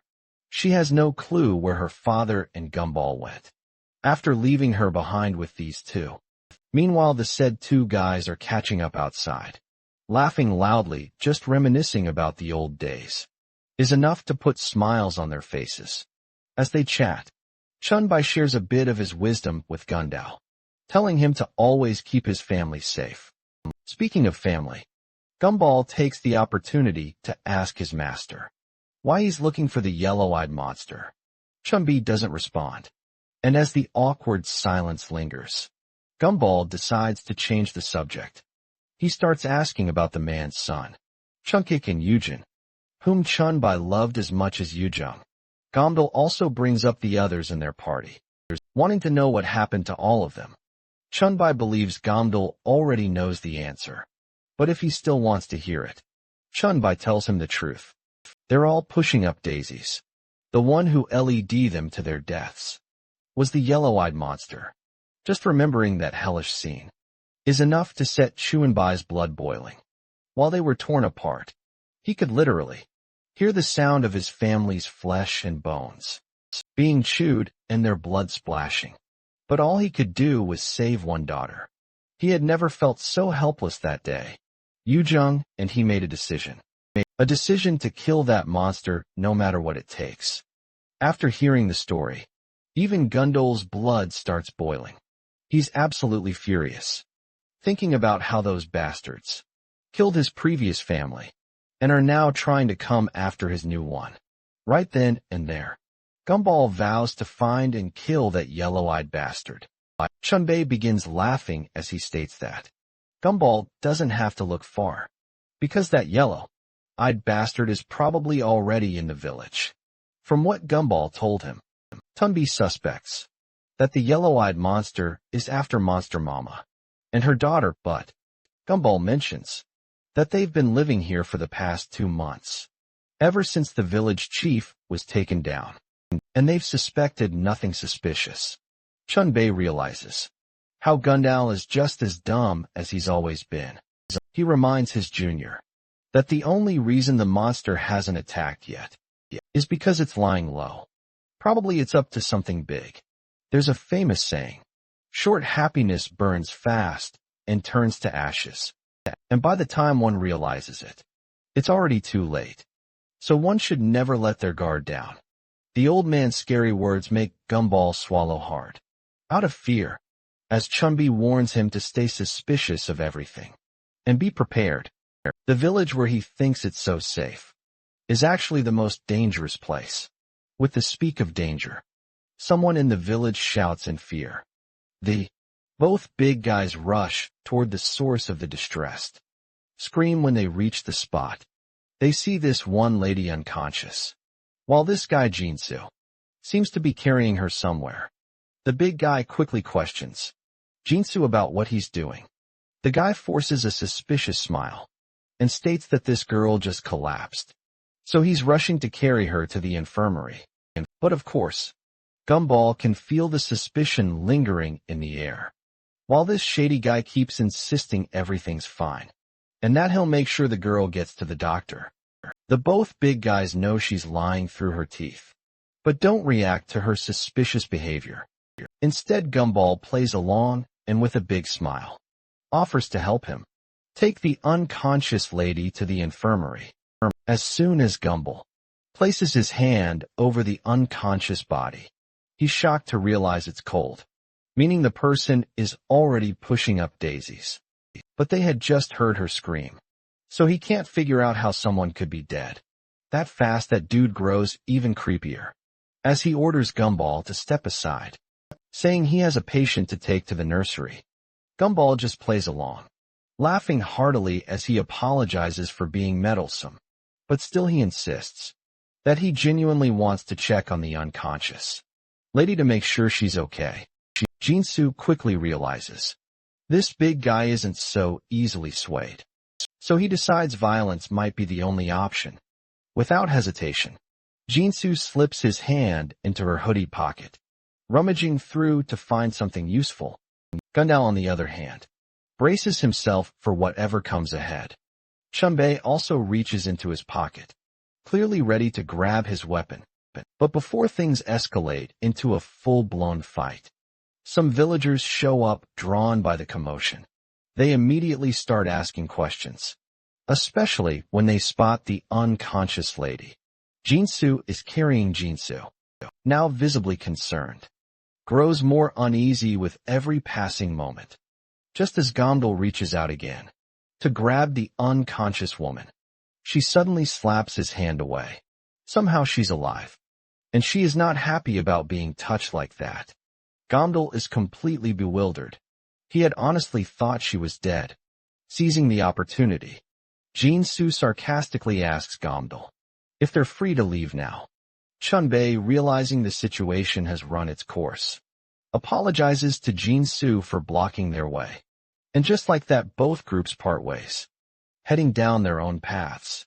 As they walk away, both Gamdal and Chunbei can't shake the feeling that something was seriously suspicious about those two. Gamdal is determined to get to the bottom of it, and decides to investigate the matter secretly. However, Chunbei quickly warns him against it, and strictly forbids him from going alone. While Gamdal might not have noticed anything unusual, Chunbei had clearly seen it. The unconscious woman wasn't actually human. Later we meet Jinsu again, but it's revealed that it isn't really Jinsu. In that body it's Jack, one of the yellow-eyed monster's children. Jack is deeply disappointed in himself, feeling like he drew unnecessary suspicion and complicated things for their father. But his father, the yellow-eyed monster, reassures him quickly, telling Jack that he's done nothing wrong. Regret won't change the outcome, so there's no point in being too hard on himself. Besides, the amount of information they managed to gather is more than enough to move their plan forward. In fact, the monster is proud of his son. The scene then transitions to Chuck Buck, who sleeps peacefully clutching her teddy bear.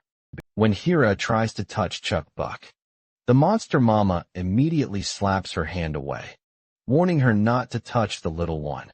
This, of course, infuriates Hira, who feels more than entitled to pat the child right. Then Gamdal quickly urges both women to calm down, reminding them there's an even more pressing matter to deal with.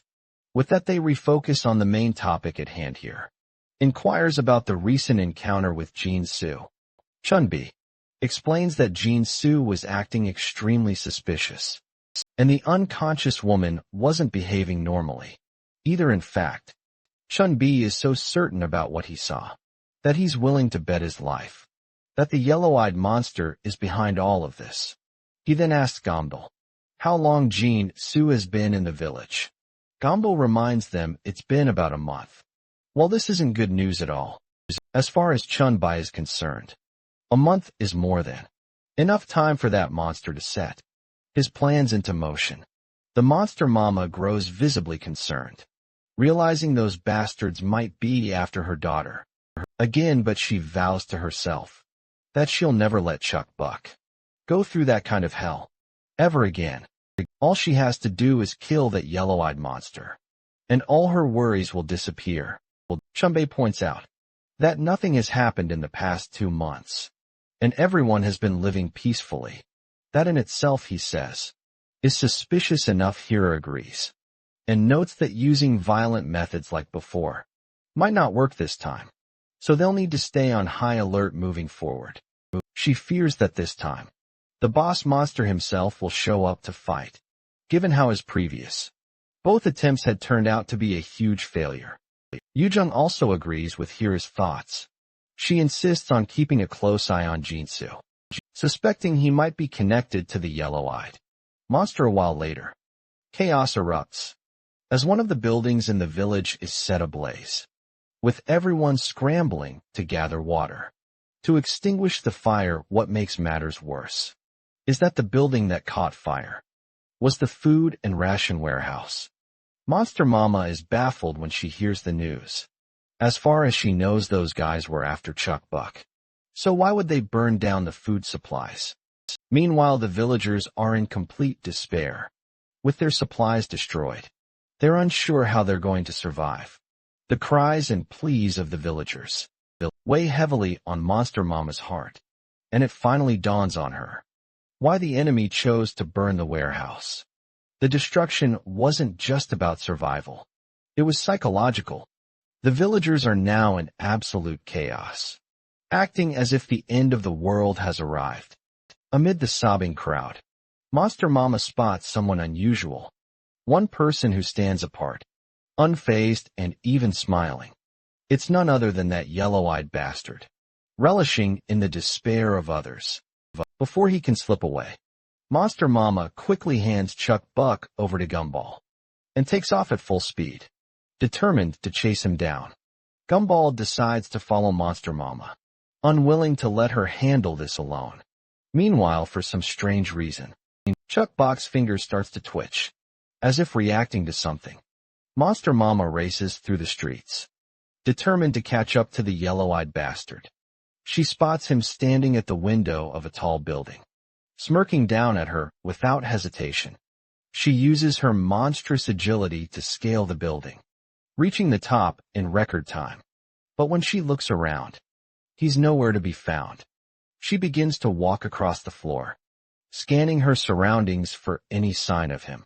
Then she hears his voice. The bastard speaks clearly, surprised that Monster Mama managed to recognize him amidst the crowd of humans. It only highlights how sharp and alert she always is. As she moves toward the sound, the bastard starts spewing random nonsense, aiming to get under her skin. His words grow more sinister as he brings up Chuck Block, commenting on how she's gotten even cuter. He goes further smugly, claiming that she'll grow to be even prettier than her mother. Finally, the bastard lunges from the ceiling, aiming to devour Monster Mama. But Our Lady isn't some weak sauce. She spins around with lightning-fast reflexes, her sharp claws slashing through the bastard's tentacle, like they are nothing more than cucumbers. She then grabs the monster by one of its tentacles and slams him hard into the ground. The bastard retaliates, unleashing even bigger and sharper tentacles. But Monster Mama is relentless, slicing them down one by one, leaving him no choice but to retract the remnants back into his body. Even so, it's not enough to shut the bastard's filthy mouth. He stands there, unfazed as the tentacles slither back into his mouth. This is then he asks Mama an unexpected question. He questions her about Chuck Buck's stomach aches. Monster Mama freezes for a moment, confused by the sudden comment. She has no idea what this bastard is talking about. But then the realization sinks in. She remembers the time when Chuck Buck had been complaining about a terrible bellyache. The realization sends a chill down her spine. As far as she knew, no one else had been in the room with her daughter when she was struggling, so how does this bastard know about it? The bastard then drops something even more unsettling. He claims that Monster Mama isn't the only one who has precious memories with Chuck Block. He already knows how much she likes to play with balls, and how fond she is of eating soup. He even knows she receives secret training 3 times a week. He goes on saying how she's learning well, full of stamina, and was so proud when she got 80 points on her test 3 days ago. It might not be much, but he claims to understand most of her family's bonds. Each of these disturbing revelations hits Monster Mama like a hammer, making her break out in a cold sweat. The bastard, however, grows even more twisted as he continues.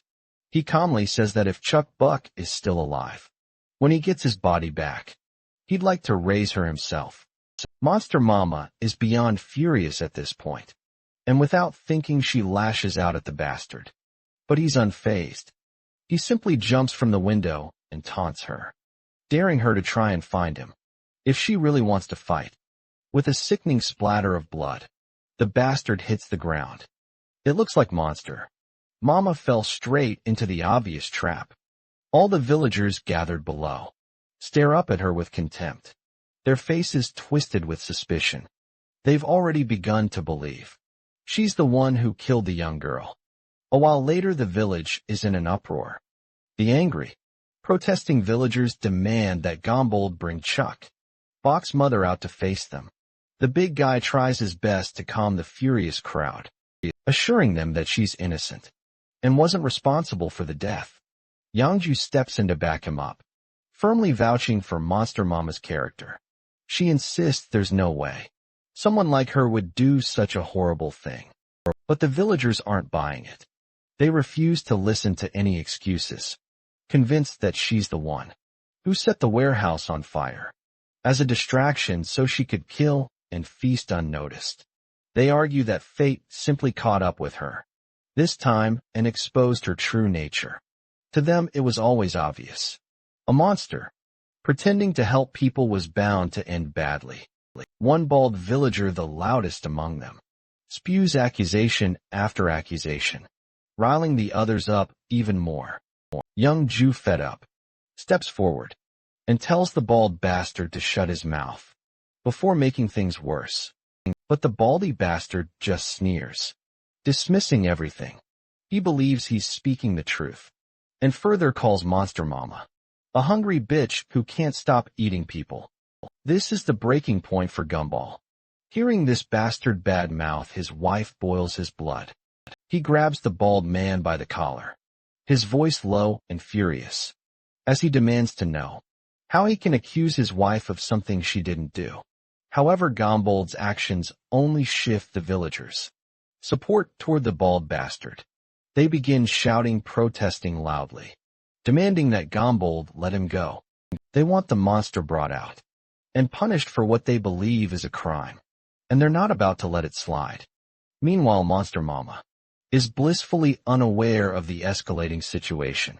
Outside, she's sitting with Chuck Buck, the two of them playing with little toys. They both seem to be having the time of their lives. But in the back of her mind, she's replaying the recent events. She isn't sure how she can fix the damage she's caused. The fear and panic among the villagers are spiraling out of control, and it's not just her at risk. Chuck Buck will be affected too. Before things escalate further, she knows she needs to clear up the misunderstanding with the villagers, but if she reveals the truth about the yellow-eyed monster, it'll only create chaos. She's torn, unsure what the best course of action is.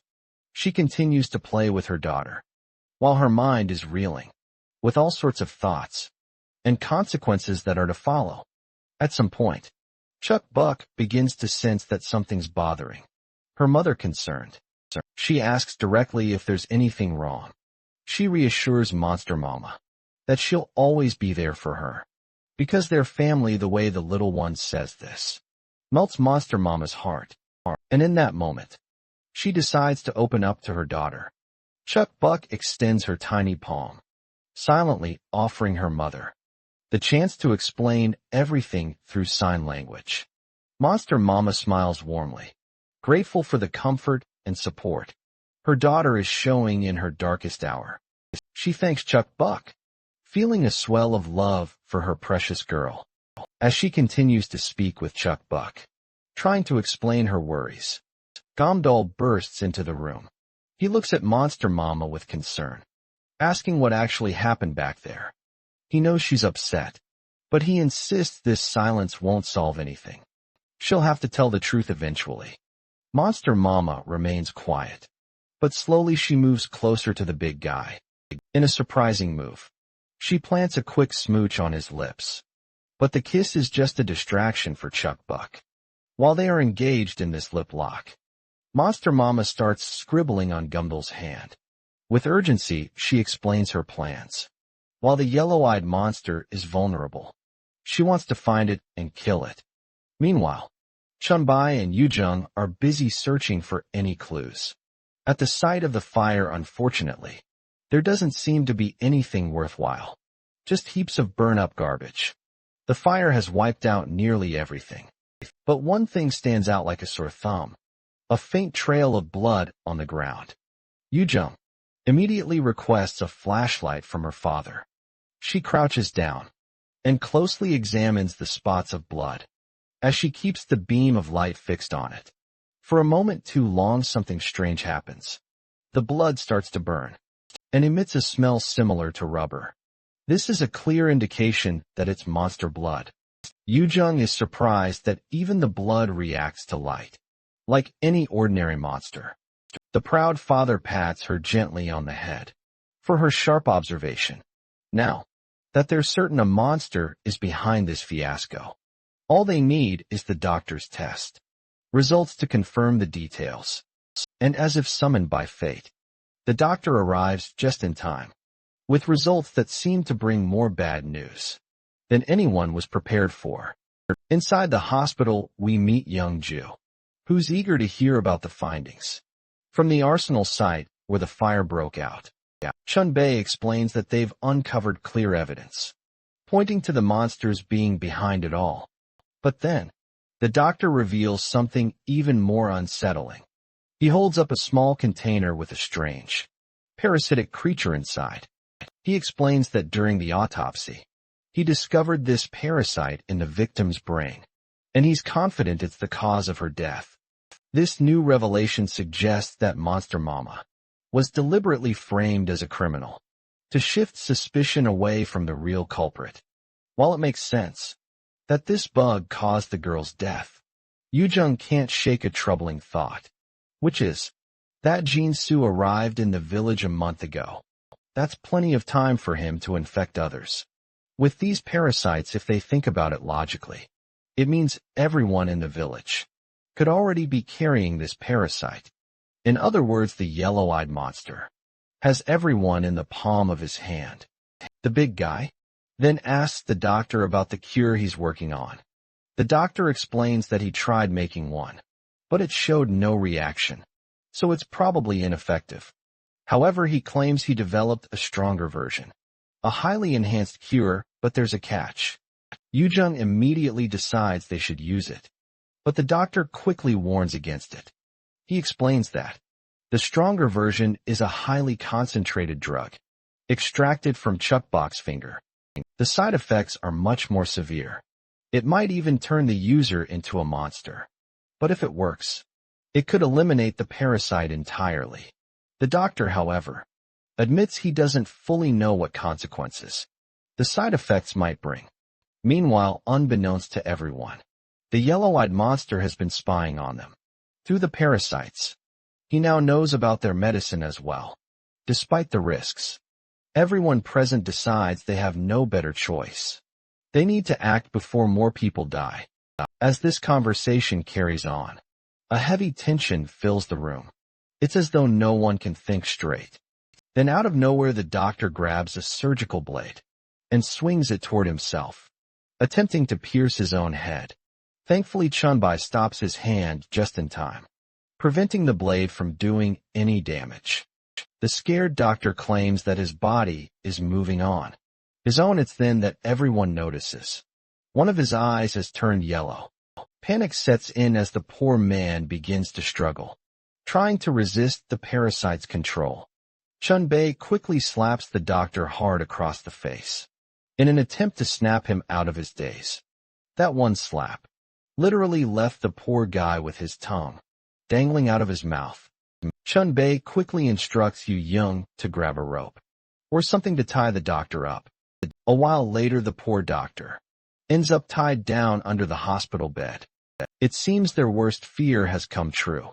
The one-eyed bastard can hear them clearly, and that's seriously troubling.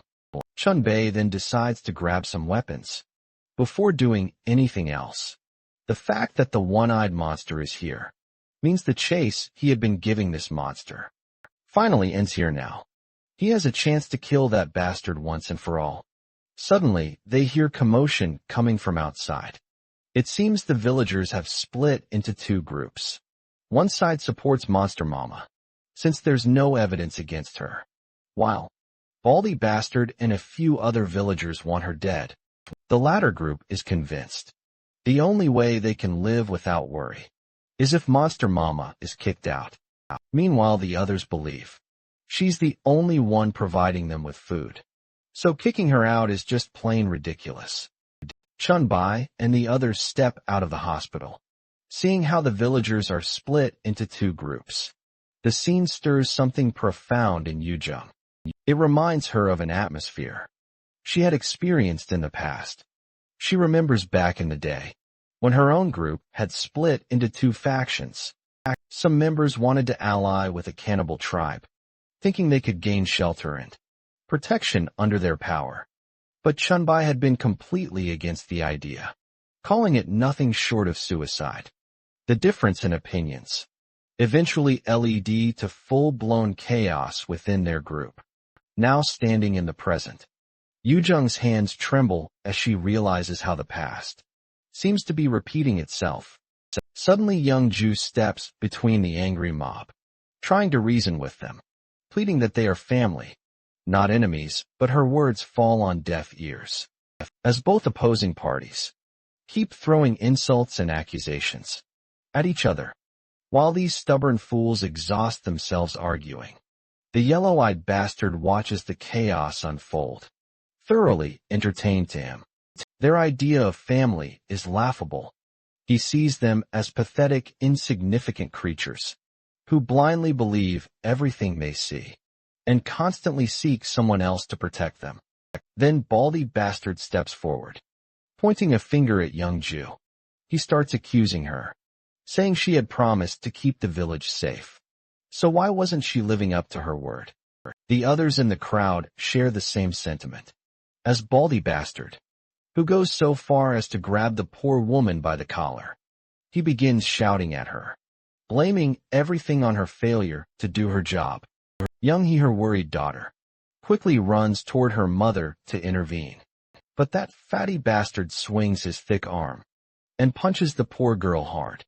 She crashes to the ground, but hitting the solid dirt with a harsh thud. Young Ju, the mother, can do nothing but stand there, devastated, as she watches her daughter being treated so cruelly. The group supporting Monster Mama grows visibly annoyed, angered by the sight of the fatty bastard ganging up on a child as the bickering escalates. Young Ju finally reaches her breaking point. She raises her hand, ready to slap the fatty bastard across the face. But her hand is suddenly stopped mid-swing by Hira. Everyone in the vicinity goes dead silent upon seeing Hira's imposing figure. Her mere presence commands attention. With a firm voice, Hira orders everyone to return to their stations and focus on their duties. As usual, she assures them that the incident will be addressed later, but for now, reinforcing the village is the top priority. But that fat bastard isn't ready to relent just yet. He stubbornly sticks to his demands, refusing to budge unless Monster Mama is kicked out. His constant yapping, however, only earns him a solid punch across the face. The blow leaves his nose bloody, and the fat pig sprawls on the ground, like discarded trash. With that, Hira sternly questions if anyone else has objections, making it clear she's open to conversations. But the fiery punch seems to extinguish the protesters' will to continue. One by one they promise to follow orders and stop stirring up trouble. Young He hugs Hira tightly, thanking her for stepping in and saving her mother. Without her, things would have gone downhill fast. Young Ju, on the other hand, feels ashamed for failing as a leader.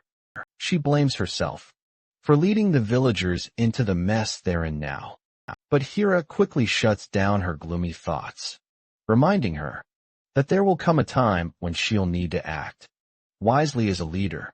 She also points out that punching Baldy Bastard wasn't the right way to handle things, even if emotions were running high. Suddenly, Hira's gaze drifts in another direction. She notices a scrawny old man walking down the road. She frowns deeply when she recognizes him. She'd seen him acting suspiciously before. The man had caught her attention back then, and now he's doing it again. Determined to figure out what's going on, Hira starts to follow the shady old coot. But just as she takes her first steps, She's stopped by Gumball, who urgently asks for her help, fixing something at the hospital. Though there are others available to help, Gumball insists they need every hand they can get. We can tell that there's something more behind his request, but he keeps it cryptic and urges Hira to just tag along. Hira begins to catch on to what Gumball might be hinting at, but she's torn between following the suspicious old man or going with him. After a brief moment of hesitation, she decides to go with Gumball. The scene transitions to Chuck Buck and Monster Mama, sleeping soundly in each other's embrace. As they rest, Chuck Buck starts feeling her belly acting up. The discomfort grows, so she decides to take a dump. She gets up and begins heading toward the bathroom. But suddenly, she remembers her mommy's warning to stay inside. She hesitates, unsure if she should step out. But the pain in her stomach intensifies, to the point where it becomes unbearable. Eventually, she gives in to her urges and heads to the toilet. Once there, she finally feels relief after taking a much-needed dump. Although she's taken care of the problem, she realizes that she is now wide awake and can't even go to sleep. Unsure of what to do next, she decides it might be fun to go and play with Yonghi while she's still up. But when Chuck Bach ventures outside, she encounters the shady old man, the one who had already been possessed by the yellow-eyed bastard son Jack. Keeping up the act, the old man greets little Chuck Bach the way any normal villager would. At first it seems harmless, but after the greetings things take a creepy turn. The old coot, with a sinister smile stretching across his face, comments on how healthy Chuck Block looks. Then without warning, he asks her for a favor and proceeds to put his filthy hand on her face. Chuck Box somehow manages to wriggle free and bolts away. The bastard chases after her, yelling for her to stop or else he'll get her killed. However, contrary to what one might expect, the two of them are simply playing a twisted game of tag, though the old man fails to catch her. Chuck Bach takes the opportunity to give him a lesson. She tells him if he truly wants to be the king of this game, he needs to learn from her. Chuck Block gives him another chance to catch her. Meanwhile, the bastard feels nauseated at the thought of having to deal with little kids. Apparently, his goal is to tire Chuck Block out as much as possible, and he's determined to see it through no matter what. So he begrudgingly continues playing with her, though every moment feels like a personal hell for him. After running around and playing for quite a while, Chuck Box suddenly remembers that she completely forgot about her mommy. Panic sets in as she realizes she's been out for too long. She dreads going back home, knowing her mom is surely going to scold her for this. Just as she's about to leave, the old man stops her and offers her a little present. It's a pouch full of candies, and a small gift from him for playing with her. Today he asked her to keep it a secret, because it's just for her, and there isn't enough for everyone. Chuck Bach's heart melts at the thought of a gift. Without a second thought, she promises to keep their friendship a secret. Later that night, when Chuck Bach returns home, her parents give her unpleasant glares. For playing with Grandpa, the poor girl can do nothing but tremble under their sharp gazes, promising never to leave without a word again. They ask her what exactly she did with that old man. Chuck Buck quickly remembers the pouch of candy she received, but decides not to tell them. It's a promise she made to him to keep it a secret, so she claims all she did was play. A little later, they all go to sleep, but Chuck Buck is still relishing the little present she received from Grandpa. She's even looking forward to giving him a gift in return, though she's not sure what she should give him. As she thinks about all these pleasant things, something begins to crawl its way out of the pouch. It's the yellow-eyed bastard, who quickly sneaks into Chuck Bach's mouth. After taking over her body, he stands up ready to move forward with his next step. Just then Mama notices her daughter is missing.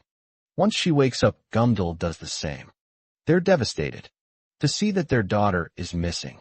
In a panic, they quickly scramble outside, searching every nook and cranny of the building. But Chuck Buck is nowhere to be found. Finally, they find her standing quietly. Her father calls out to the little rascal, scolding her for worrying Mama and Daddy. But Chuck Buck doesn't respond, which only freaks them out more. As they walk toward her in confusion, a sudden realization dawns on Monster Mama. This is not her Chuck Buck. The monster twirls around, finally meeting the mother's gaze. A while later, Chuck Buck opens her eyes, and it turns out she's in her father's arms. She seems to have no memory of what happened to her. Monster Mama then quickly runs outside and stands under the scorching sun. This leaves Chuck Buck absolutely bewildered. The little one quickly dashes at her mother, while asking how it is even possible. While they're enjoying the time of their lives, a group of angry villagers shows up, hostility clear in their expressions. As they glare at Mama, Chuck Buck frowns at the sight of these hobos, annoyed by their constant bullying of her mom. She's tired of them, always showing up to ruin everything. But to her surprise, the villagers aren't here to fight. They're here to play with Mama too. Their upbeat attitudes and the sudden shift in tone catch little Chuck Buck completely off guard. The villagers insist they want to play games, and even let Chuck Buck decide which one they should all play together. Seeing this, Chuck Buck feels a spark of happiness, seeing everyone being so nice to her mama. With that little, Chuck Buck spends the day playing her beloved game with her favorite people. She's thrilled to see everyone laughing and smiling, even the mean villagers who now seem so kind. There's no arguing, no shouting, just joy and laughter. Everyone is treating her mama with kindness. And for Chuck Buck, it feels like a dream come true. This is the life she's always wished for, but never thought she'd have. In this moment, she feels like the happiest person in the world. Suddenly, Chuck Buck hears a faint voice and starts looking around, sure that someone just called her name. But her father quickly distracts her and tells her to continue playing, and she happily resumes her game. She runs toward her parents, all while thinking that the voice she heard was just her imagination. However, it's clear that Chuck Buck is actually trapped inside her own mind, living out her idealized fantasy life. Now in the real world, the villagers have cornered Gamdal. They are determined to expel Chuck Buck from the village, believing she has turned into a monster. Gamdal tries to reason with them, explaining that a cure is in progress to help Chuck Buck, but the villagers are convinced that there is no hope left for her, since she has completely transformed into a monster. Meanwhile, the doctor and Yongju watch in horror, disgusted by how far Chuck Buck's transformation has gone. The scene transitions back inside Chuck Buck's mind, where she's still enjoying herself, playing games like hide and seek with her family and friends. But suddenly, Chuck Buck feels a sharp pain in her finger. The scene shifts again to reality, where this one-eyed bastard is intensifying the mutation of Chuck Buck's infected finger. On the other hand, her mother can barely bear to watch her daughter endure this horrific transformation. All the sweet memories of her daughter flash through Chuck Buck's mind, but seeing her daughter like this is beyond devastating, more than she could have ever imagined. Meanwhile, the yellow-eyed bastard begins to speak, making it clear he hates repeating himself. So Mama better listen closely. He has a proposition, and it's not too difficult. He only wants Mama's body, and that's all. If she agrees, Chuck Buck will be spared. The yellow-eyed bastard even promises to retrieve all the parts he's implanted in the villagers, and then he'll leave the village for good. The villagers around him are shocked when they realize that they've been carrying the monster's implants inside them this whole time. With his generous offer laid out, the monster eagerly waits for Mama's response. That's when Gamdal speaks up, declaring he won't let either his wife or daughter go. So this bastard better stop talking nonsense. Of course, this shithead is not thrilled to hear this. He's so tired of all the drama that he just wants to end it. In the next moment, he snaps his fingers, and all the villagers lose control of their minds. Instantly, they all collectively attack Gumball. Gumball feels helpless, unable to fight back against his own people. If he strikes, he might hurt them. Their bodies move on their own. Chun-Bei and his daughter have also been apprehended, and they're forcing the doctor to step down too. Meanwhile, Yang, he is choking his own mother with her own hands. The poor daughter can do nothing but cry. The monster bastard, on the other hand, just sneers and lets them know this is what they deserve for not obeying him. He even goes as far as to reveal he already has the cure. Monster Mama then proceeds to walk toward the girl, while all those idiots are busy trying to keep Gumball pinned down. Gumball tries to stop her because he's sure it's a trap, but poor Mama just can't stand there doing nothing. After seeing what's happening, she starts blaming herself, believing that it's all her fault for not paying more attention to her little one. Just as she's breaking down, the yellow-eyed bastard retaliates with his tentacles and pierces Monster Mama in multiple places. Like it's nothing, Gumball begins to lose his bananas. After seeing Monster Mama getting ripped apart, the monster, on the other hand, is having the time of his life, watching his prey so helpless. He then starts bullshitting about how flawed the concept of family is. That Mama holds dear. He finds it ridiculous that she's so willing to sacrifice herself. To him, these emotions are nothing but shackles, obsessions, and a curse. That's why, according to him, parents should be the center of the family, commanding the family so they don't stray, rewarding them in the name of love that he claims is a true and genuine family. Giving everything to the child doesn't make anyone a worthy parent. So for that reason only, he boldly declares her unfit to be one. But it turns out, the blows poor Mama took weren't for nothing. She quickly injects her daughter's body with the medicine. To understand how she got the injection, the scene shifts to a bit earlier, while they were sleeping in their quarters. It was then that Gundal had given her the injection, since everyone in the village had already received a shot and showed no signs of side effects. He handed it to Monster Mama, just in case of emergencies, especially if something ever happened to Chuck Buck. Back to the present. It's finally time for Monster Mama to speak and throw some jabs of her own. She laughs at the audacity of this bastard, calling her unfit to be a parent. Though she quickly admits he's not entirely wrong, she feels terrible that she can't be a normal mother to her child. It eats her up inside, knowing there's so little she can do for her daughter. As for the whole parenting thing, Mama makes it clear she doesn't care about anyone's parenting style.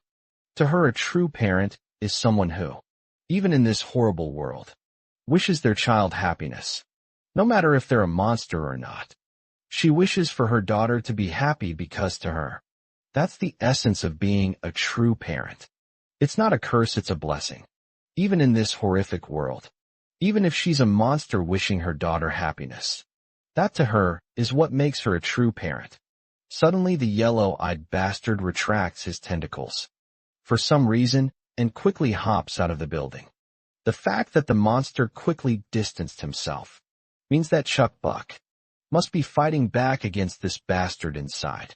Meanwhile, Gundal takes down the villagers and steps forward, like the true Sigma he is. He then turns to Monster Mama asking if she's alright. Well, thanks to her rapid healing abilities, she is doing fine, but she's curious and asks how he managed to handle the people back there. In response, my guy flashes a big smile and assures her there's nothing to worry about, especially since they have someone stronger than monsters on their side. Meanwhile, the doctor smacks young He on the back, causing her to release her mother from her grasp. If the doctor hadn't arrived in time, young Ju would have been as good as dead. As the doctor and young Ju decide to inject everyone with the medicine, Hira stands her ground against that shady old coot. This piece of trash finds it amusing that she's standing there, perfectly fine and without a single scratch. Hira coolly claims she's fine because they were given the cure. while others were controlled against their will. Finally, the old coot begins to reveal his true identity. He peels the skin off his face, exposing his true self underneath. Meanwhile, the yellow-eyed bastard notices. The body is starting to react on its own. A splitting headache breaks his focus, and his movements feel sluggish. Still, he's too complacent, convinced that nothing can stop him.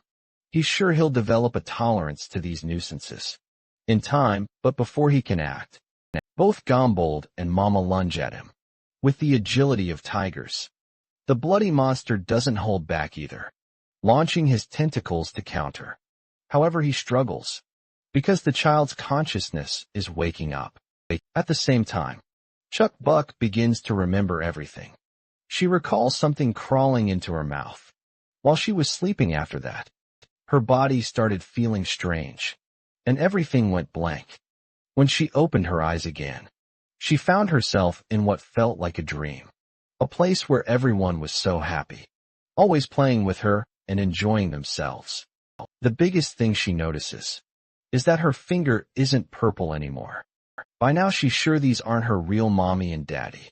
She finally makes up her mind to leave this dream, but she doesn't know how she's going to do it while everyone around her keeps telling her to stay and play. Chuck Buck reacts aggressively, letting them know she just wants to go home.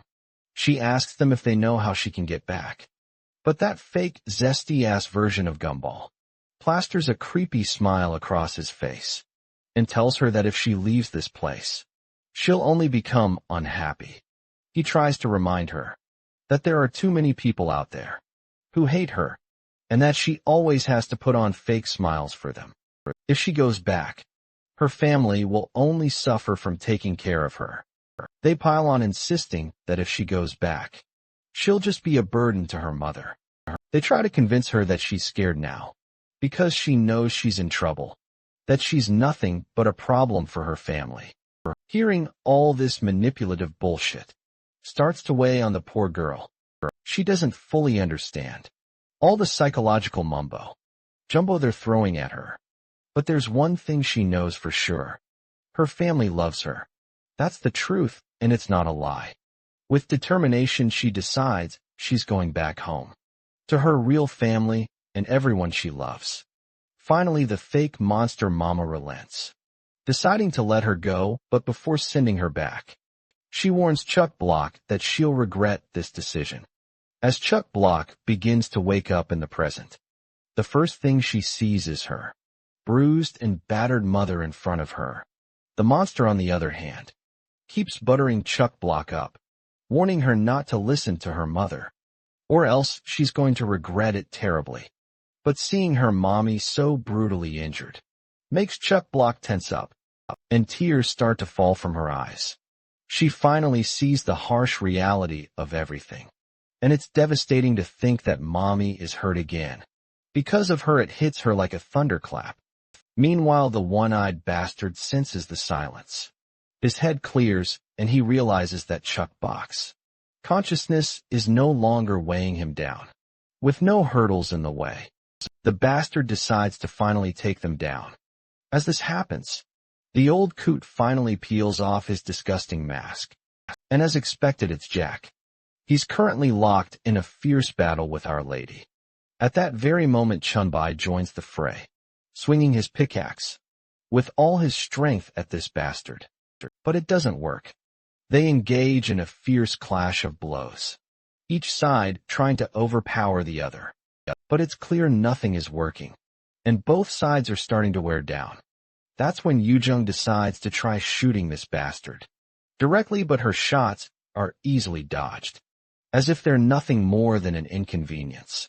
To him, Jack then begins ranting about all the villagers and how much crap he's had to put up with. He complains about a granny who is always so talkative, constantly yapping nonstop. He grumbles that all of these villagers are annoying and lack even a shred of common courtesy. Literally no one has any decency, or at least that's what this shithead believes. The doctor has no clue what kind of nonsense this lunatic is going on about, but Jack keeps running his mouth. He declares that the only person Among all the villagers who was easy to deal with was Chuck Buck. He's glad that it took nothing more than a simple bag of candies. To sway her, that's literally all it took. He recalls how he told her not to tell anyone, since it was their little secret, and she promised not to say a word. Hearing this, Chun Bai clenches his fists in anger. The way this bastard casually talks about the little girl is beyond infuriating, but Hira quickly stops him. Because she personally plans to deal with this bastard.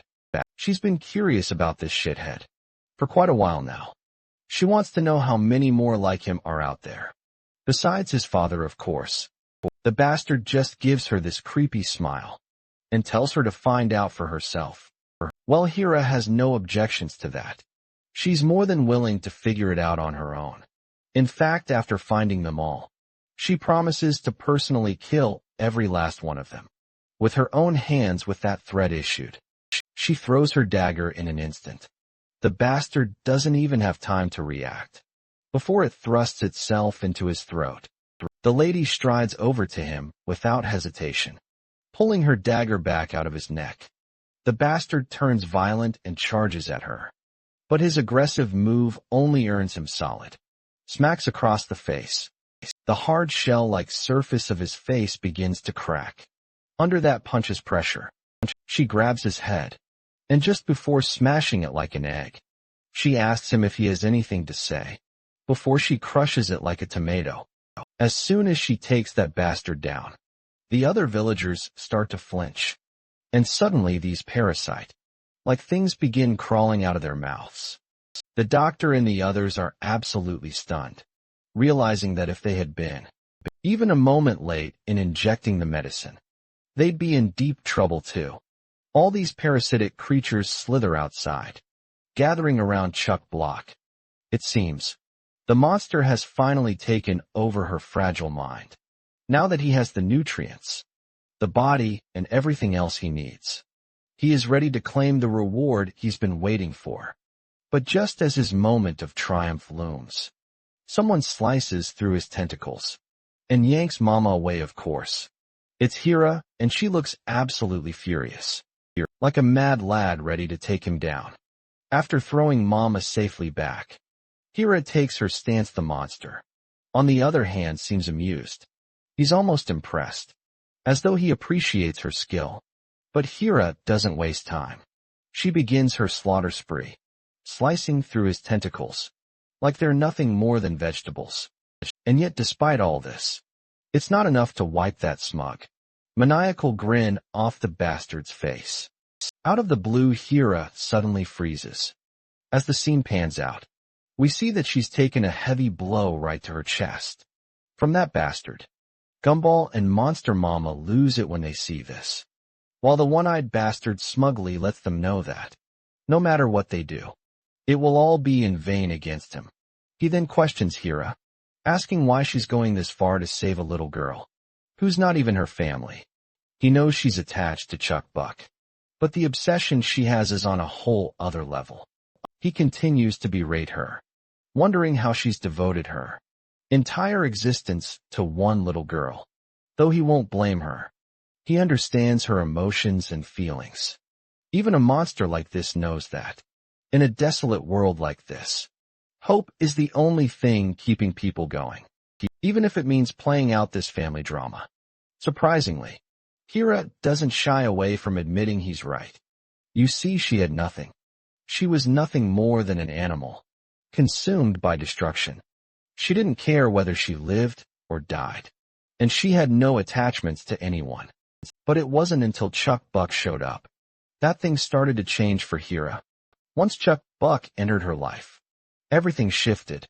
This little one gave her the hope she desperately needed, even though they weren't connected by blood, even though they weren't a traditional family. Chuck Buck became her only hope, and Hira is determined to protect her. She's absolutely never going to lose her to anyone. With all the determination she can muster, she yanks the bastard's tentacle out of her chest. Meanwhile, the monster is genuinely amazed by her strength and willpower. He's impressed enough to decide that she'll make a great subject for an experiment later, but suddenly, The bastard starts coughing up a massive amount of blood. He's completely bewildered, unsure of what's happening. He's certain this wasn't supposed to go down like this. Then the realization finally takes place. It must be the cure's effect that's making him gag up. All that blood, but he's confused about one thing. Since when did she inject it? That's when Hira lets the bastard know that, while she may be a little slow at times, she was prepared for this all along. All the credit goes to him, she says, because his complacency is what caused his downfall. The bastard, on the other hand, continues to scream and yell as things spiral out of control for him. Chuckbox's body is starting to reject him even more, and if this keeps up, his head might literally explode. With no other choice, he's forced to abandon Chuckbox's body before things escalate to his death. The rain starts pouring down for some dramatic effect, and Hira takes the little Chuckbox into her embrace. Chuckbox's parents come running, worried sick about their daughter. Gombold starts berating Hira for her reckless behavior, especially for getting so close to that monster. Her actions almost got her killed, and he's not holding back his frustration. But Hira quickly shuts him down, making it clear that she did what she had to, because there was no other way. And right now, his yelling is the thing that might cause her death. Suddenly Mama notices something miraculous. Chuckbox's injured finger has completely healed. She feels relieved that her little girl is no longer the target of that monster. But as relief sets in, so does guilt. She's not sure if she should feel happy after putting her daughter through so much. Reflecting on her failure, she feels like nothing more than a powerless husk, unable to protect her own child. She can't help but feel pathetic and unworthy of being Chuckbox's mother. Meanwhile, it seems that the monster is still alive. He acknowledges that his overconfidence was his downfall. This time, but he swears he'll make them all pay for interfering with him. For now, his priority is to reclaim everything he's lost. He gets right back up, looking more furious than ever. That's when Chunbai steps in, unloading a barrage of bullets at the monster. Like it's no big deal. The poor monster groans and coughs, struggling to withstand the onslaught, while the old coot feels absolutely thrilled to finally get his revenge. You see, Chunbai has been waiting for this day for a long time. He even taunts this bastard, asking if he remembers this old man. But the yellow-eyed bastard doesn't care one bit, and makes it clear that he couldn't be bothered to remember someone as insignificant as these lowly humans. Chunmei isn't surprised by the response. In fact, he's more than ready to jog the bastard's memory. With bullets, the barrage continues. But the bastard quickly retaliates, using his tentacles to defend himself and counterattack. Little does he know, a stun grenade lands right in front of him, and the one who threw it is none other than Yujung. The blinding explosion goes off, and the bastard is burned to a crisp by the intense light. Meanwhile, Gombold wastes no time. He grabs Hira and Chuckbox and prepares to take them to the hospital. But he soon notices Monster Mama's dejected face. She's unable to move from where she's fallen, clearly in no condition to fend for herself. That's when Gumball jolts Monster Mama out of her dazed state. He quickly reminds her there's no time to be spacing out. He needs her to stop that monster, while he takes Hira and Chuckbox to the doctor. Before Mama can respond, Hira speaks up, calling her closer, because there's something she wants to say. Monster Mama hesitates, unsure of what Hira might want now. She already has enough on her mind. But as soon as she steps closer, Hira delivers a devastating punch straight to her face. The impact is so intense that Gundal is left standing there, with his mouth wide open. Mama reels from the blow. For a moment, she's so enraged that she's ready to send Hira straight to the heavens. Before they start throwing down, Hira tells her to stop beating herself up for not being the one to save her daughter. Now is not the time to be dwelling on that kind of bullshit. Hira tries to make Mama understand that she doesn't have to do everything alone. If she keeps shouldering the burden by herself, she'll only regret it when she fails to protect the ones she loves. So Mama better cut the crap and stay focused. Finally, Mama hits her character development moment. She begins to understand the rationality behind Hiro's words. For the first time, Mama realizes that she was jealous of Hira for being the one to save her daughter. It wasn't about failure. It was about her own insecurities. Hira reassures her again, reminding Mama that she doesn't have to carry everything alone, and that she's doing a good job. But all she needs to do now is focus on what she must do. With newfound determination, she picks up her axe and readies her tentacles, preparing to take on the bastard once and for all. Meanwhile, back at the hospital, we see Gombold's concerned face. He's deeply worried about Hira, and anxiously asks the doctor if she'll be okay. After surgery, in order to perform the surgery, the doctor reminds him that they have to reach the hospital as soon as possible, but suddenly, a loud thud shakes the entire building. Gumball freezes, practically shitting his pants. As it dawns on him that it must be Mama fighting the bastard, he realizes he needs to hurry up. Cut to the battlefield. Mama is slicing through tentacles left and right with simple, powerful swings of her axe. Yujung is also lending a hand, unloading a barrage of bullets at the bastard. Unfortunately, the bullets are little more than an annoyance to the monster. With a swift counterattack, he throws his tentacles straight at her. At that very moment, Chunbai enters the scene. Surprising everyone, he does not waste time before bombarding the hell out of the bastard's face. But it seems Chunbai got a little too caught up in the heat of the moment. He ends up getting way too close to the monster, and unfortunately, he faces the consequences. The poor guy's chest is ripped open, and the badge on his uniform flies off. That badge stirs a memory for Chunbai. It's not just any badge, it's from his son, the one who had rebelled against him to join the cannibals. His son had given it to him as a gift. The boy had made this little badge to commemorate the achievement. Badges his father used to give him as a kid. Chunbai remembers almost bursting into laughter when his son had proudly handed it to him. He even teased his son whether this tacky thing could even be called a gift. His son, of course, had gotten mad, thinking his father was intentionally trying to annoy him. He had tried to grab it back, but Chunbai just laughed it off, even though he poked fun at it. Back then, Chunbai had secretly adored the gift. It was the last thing he had from his son after he was murdered by the cannibal gang. In the present, before the monster could do anything brutal, Gumball jumps in and strikes the bastard hard on its leg. The blow lands with such force that it causes the monster to writhe in pain. Taking advantage of the monster's dazed state, Gumball balls up his fist and delivers a devastating punch straight to the bastard's face. Yujung joins the fray, unleashing a storm of bullets, one after another, relentlessly targeting the monster. Gumball notices that the bastard is starting to falter. Its movements are sluggish. He's sure it's growing weaker. He knows if they keep pushing, they can tear this monster to shreds.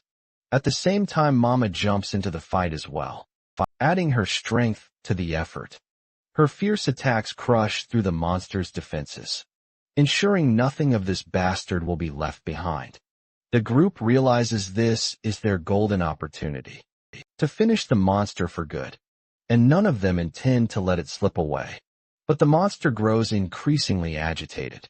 Chunbai, ever watchful, quickly catches on that the bastard is about to unleash its ace. He shouts for everyone to back off. Suddenly, the monster swells unnaturally, and a writhing mass of parasitic tentacles erupts, spreading across the entire area. Yujung attempts to shoot them down, but it's no use, the bullets have no effect. Seeing the danger, her father doesn't hesitate. He rushes to her side and wraps her protectively in his arms, shielding her. As the monster's tentacles start to wrap them up, all the poor souls are stuck in this messy situation. Meanwhile, the monster seems exhausted, after wrapping everyone up in his slimy hold. But Mama isn't about to let this bastard act cocky, just because he has a few hostages under his control. She makes it crystal clear that she isn't letting him leave here alive. All she needs to do to end this nightmare is take out the core suddenly. A loud guttural voice echoes through the area, reverberating from deep inside the nearby building. As we transition inside the building, we see that the monster has taken over the villagers' bodies once more. The bastard proudly declares that the entire village is now his hostage. The remaining survivors have become part of him. Yangju, clutching a stick tightly in her trembling hands, does her best to hold her ground. But while she's barely keeping it together, Chuck Bak casually steps forward. To everyone's shock, the little girl walks right past Yangju, calm and unbothered, and stands directly in front of the zombified villagers. As soon as Chuck Buck finishes rubbing her eyes and stares at the zombified villagers, the yellow-eyed bastard suddenly realizes he's lost his connection to the hostages.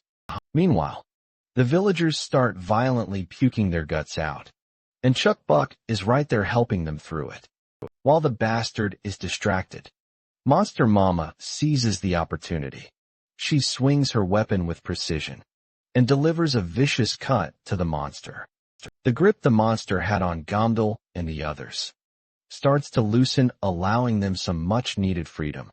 The bastard yells out in frustration, claiming that this body, Mama's body, never truly belonged to her. It was always his, and none of this would have happened if it hadn't been for Mama's interference.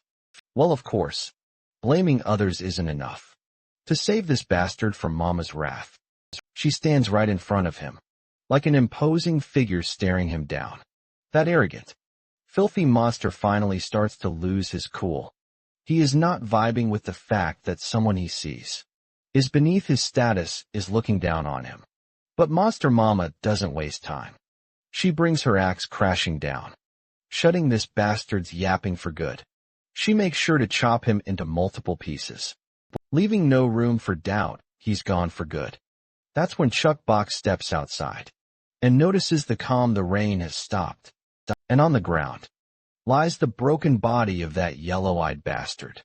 After seeing the aftermath, Eugene feels a little sad though, because she had wanted to be the one to finish this piece of shit off still. It feels satisfying to see that piece of trash in pieces. She's certain her brother, Chun Sik, and the others this creature killed can finally rest in peace now. Meanwhile, Gamble, Monster Mama, and Chuck Bak share a warm hug. Victory is theirs, but it came at a heavy cost. Many villagers lie dead. That's when we catch a glimpse of a remnant of that yellow-eyed bastard, crawling away unnoticed by anyone. A few days later, we see Gombold's happy face as he, Young Ju, and Monster Mama work together to cheer up Chuck Buck and lift her spirits. Apparently, Chuck Buck has been very quiet, hiding under the blankets like this for a few days. Despite all his efforts, Gumball hasn't been able to get her to say a word. That's when Chun Bai chimes in, deciding to take care of her. After all, he has more parenting experience than all of them combined.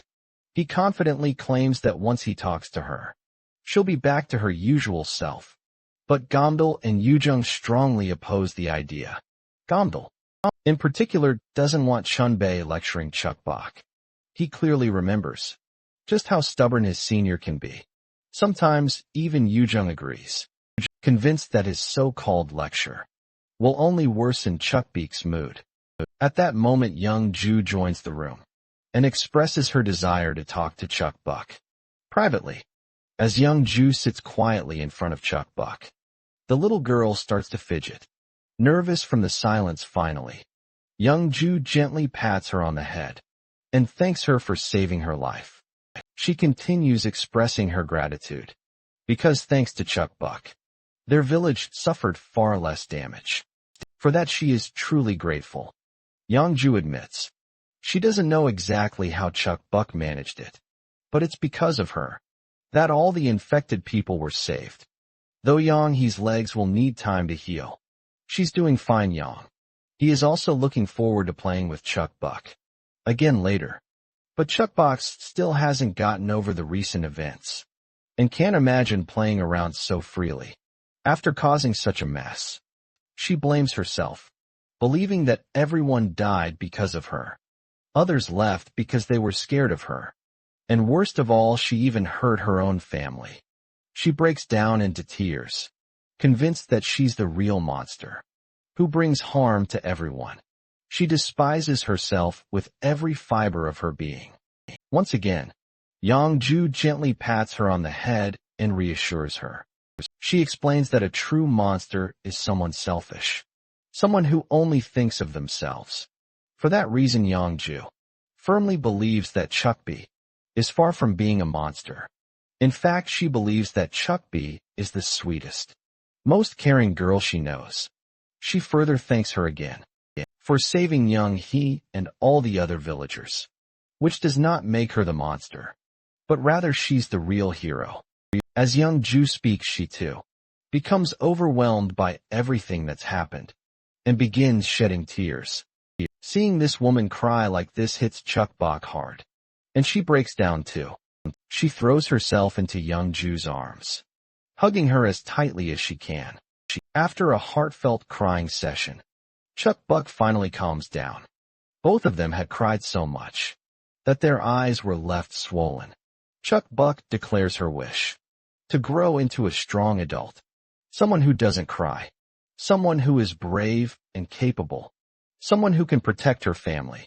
She then questions young Ju if she can really become the strong person she wants to be. The woman smiles warmly and assures her she absolutely can, and she has complete faith in her. Meanwhile, the others are peeking through the door's window, watching Chuck Buck in an upbeat mood. They too get teary-eyed at the touching moment. Suddenly the doctor arrives on the scene, and it seems like he has something important and possibly juicy to share.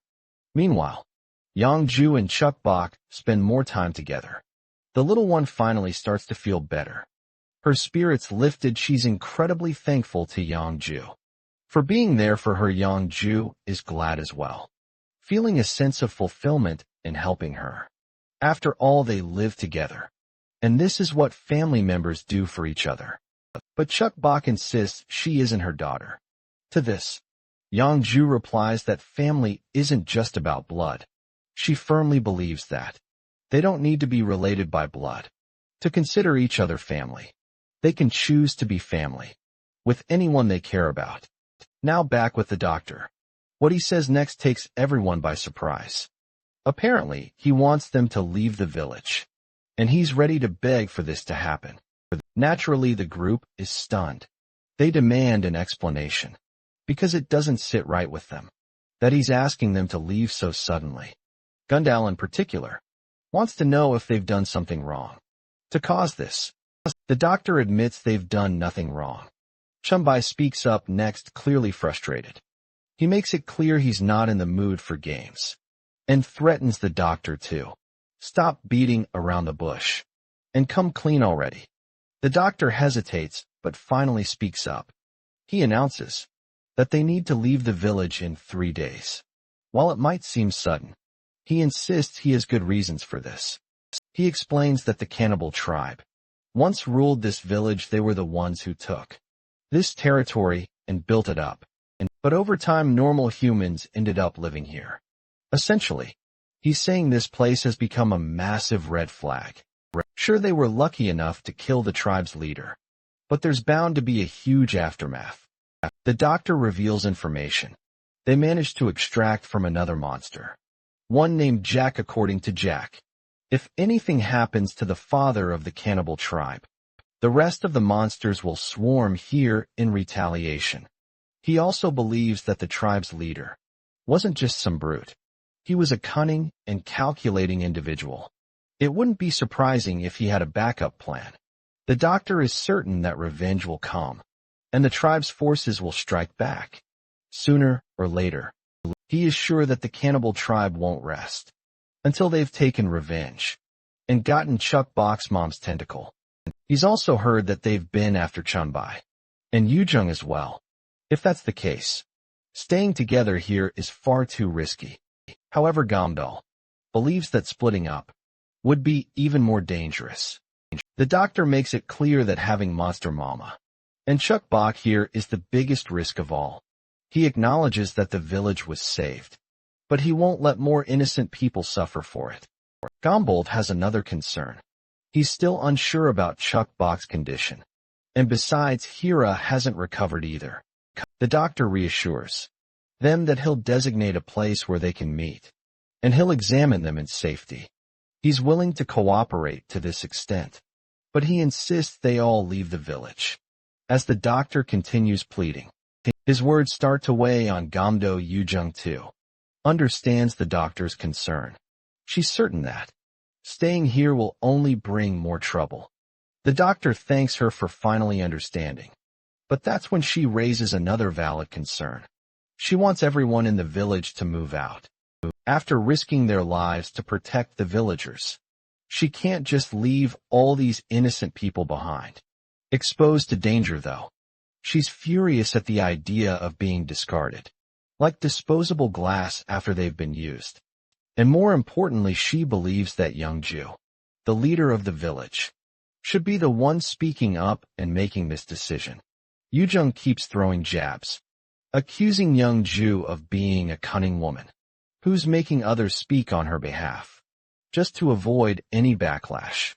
The doctor grows visibly annoyed by her relentless remarks, and even Gombel feels Yujung is crossing a line. Finally, the doctor speaks up himself. He firmly tells them to stop insulting Young Ju and the villagers. He makes it clear that this decision is his alone. He knows it's a selfish request, but it doesn't matter to him. They can blame him, demand compensation, or even beat him up if they want. But this is how deeply he wants to protect Young Ju and his family. He doesn't want them to suffer any more than they already have. So, he begs everyone present to grant him this one request. That's when Monster Mama steps in. She acknowledges that they are responsible for much of the damage caused to this place and agrees to leave. She suggests deciding on a location where they can meet later. However, before leaving, she has a few demands that must be fulfilled. First, the doctor must promise to examine Chuck, Buck, and Hira until they are fully recovered. She warns him not to run away or shirk his responsibilities. Her second demand is simple. She wants them to be allowed to keep the remaining snacks. Suddenly, the doctor announces that he has something he wants to give to Mama. A short while later, everyone finds themselves at the hospital. There, the doctor begins by reminding them how Chuck Buck is the only person immune to the virus, and how her immunity helped create something close to a vaccine. This sparked an idea in his mind, a possibility he couldn't ignore. He explains that he combined Chuck Buck's immunity with Mama's rationality and conducted an experiment. The results, he says, were completely unexpected. By the way, by rationality, he means how Monster Mama is a unique monster, with her rationality intact. First, he injected Chuck Buck's blood into the virus. It caused significant deformation in the test subject. However, when he injected the combined blood of both Mama and Chuck Buck, the deformation significantly diminished. Mama listens in awe, hardly able to believe the results of this experiment. The doctor continues, revealing that he kept 2 infected test rats, one treated with the combined blood and one untreated, together for 2 weeks. Not only did the treated rat show no signs of aggression, but the 2 were even able to mate successfully. Moreover, the treated rat displayed immunity to light, a known weakness of monsters. He explains that this might be Mama's chance to return to being human. However, he emphasizes that he won't force her to take the injection. It's entirely her decision to make, as there's no telling how this antidote might react. It's a gamble and the risks are unknown. Monster Mama decides to take the gamble. With her consent, the doctor proceeds to administer the antidote. 3 days later, at 7 a.m., The villagers are busy packing their belongings and preparing to leave inside one of the vans. We find Monster Mama. It's been days since she took the shot, but no noticeable changes have occurred. Sadly, she still needs to shield herself from sunlight. Chuck, Buck, and the others are also ready to leave the village. They exchange heartfelt goodbyes with the village leader and the doctor. However young, he doesn't look happy at all. Seeing Chuck Buck leave is breaking her heart. Chuck Buck is her only friend, practically a sister, and young, he doesn't want to let her go. Tears stream down her face as she begs Chuck Buck to stay, saying she just wants to play with her some more. For the first time, Chuck Buck responds like a grown-up. She admits that she doesn't want to leave either, but she has no choice. She was devastated when she learned they had to go, but she understands it's for everyone's safety. She doesn't want anyone else to get hurt because of her. Young, he pulls Chuck Buck into a passionate hug, clinging tightly, as if trying to hold on to her for just a bit longer. Meanwhile, poor Mama sits bored inside the van, wondering how long it's going to take before they finally leave. That's when Young Ju turns to Chuck Buck and asks if there's anything special she wants to do before they leave. She tells her to just name it, and they'll make it happen. Eventually, everyone ends up playing freeze tag, and Chuck Buck is having the time of her life. As she runs around having fun, she reflects on everything that's happened. She feels responsible for the loss of their home, the food, and the displacement of so many people. So many bad things happened, and she believes it's all because she was weak. She wants to become super strong to protect her family and ensure nothing like this happens again. Finally, after their little play session, the van zooms through the desolate roads. Chuck Buck, exhausted from the fun, falls asleep quietly in the van. As the villagers prepare to leave the cursed place behind, Young, he turns to her mother and asks if the next village they're going to build will be okay. Her mother reassures her that they'll be fine with that. The doctor, whose name is Jingu, by the way, decides it's time to get going. Jingu knows the path ahead won't be easy, but he's confident they will build a new place, a sanctuary, and protect their family. And so they embark on their journey, each of them holding on to the thought of creating a new home. Days pass, and one afternoon, we see a group of monsters sheltering under the shade of a building. They're all in shock as they realize the yellow-eyed bastard is still alive. Although he managed to escape, the yellow-eyed monster is in a dire condition. In his current state, he's unsure how much longer he can last. He needs to find nourishment quickly. His desire to reclaim his body and shred those who dared to mess with him fuels his will to survive. But it seems his days are already numbered. Out of nowhere, someone slashes him into countless pieces. The attack is so swift and precise that he doesn't even register what hit him. There was no scent, no sound, just an overwhelming strike that left him in shreds. Standing before him is a masked figure, whistling a strange tune beneath his creepy mask. It's clear from the tension in the air that these two share a history.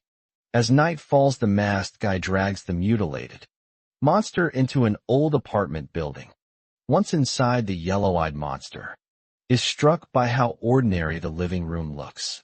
It's tidy and well kept, resembling a normal home rather than a hideout or lair. Many questions begin to flood his mind. Is this a headquarters? Why bring him here? What is the purpose behind this? Soon we get to see another masked dude, grinning like a Cheshire cat. He greets the yellow-eyed monster with a chilling smile. Then almost casually he asks about the monster's experience of the outside world. The poor yellow-eyed bastard can do nothing but tremble in fear. He's feeling utterly hopeless. The monster, once the most terrifying existence in the entire run of the series, has now been reduced to a trembling mess, dreading his looming death, since he is unable to muster up any response. The masked bastard decides to keep the question simple and asks the yellow-eyed bastard if he managed to find her. But all the yellow-eyed bastard does is sweat profusely trying and failing to calm himself down. It's painfully obvious he's far from composed. He takes a mental note of the multiple exits around him, thinking all he needs to do is wait for the right opportunity. He's even got a weapon ready to strike.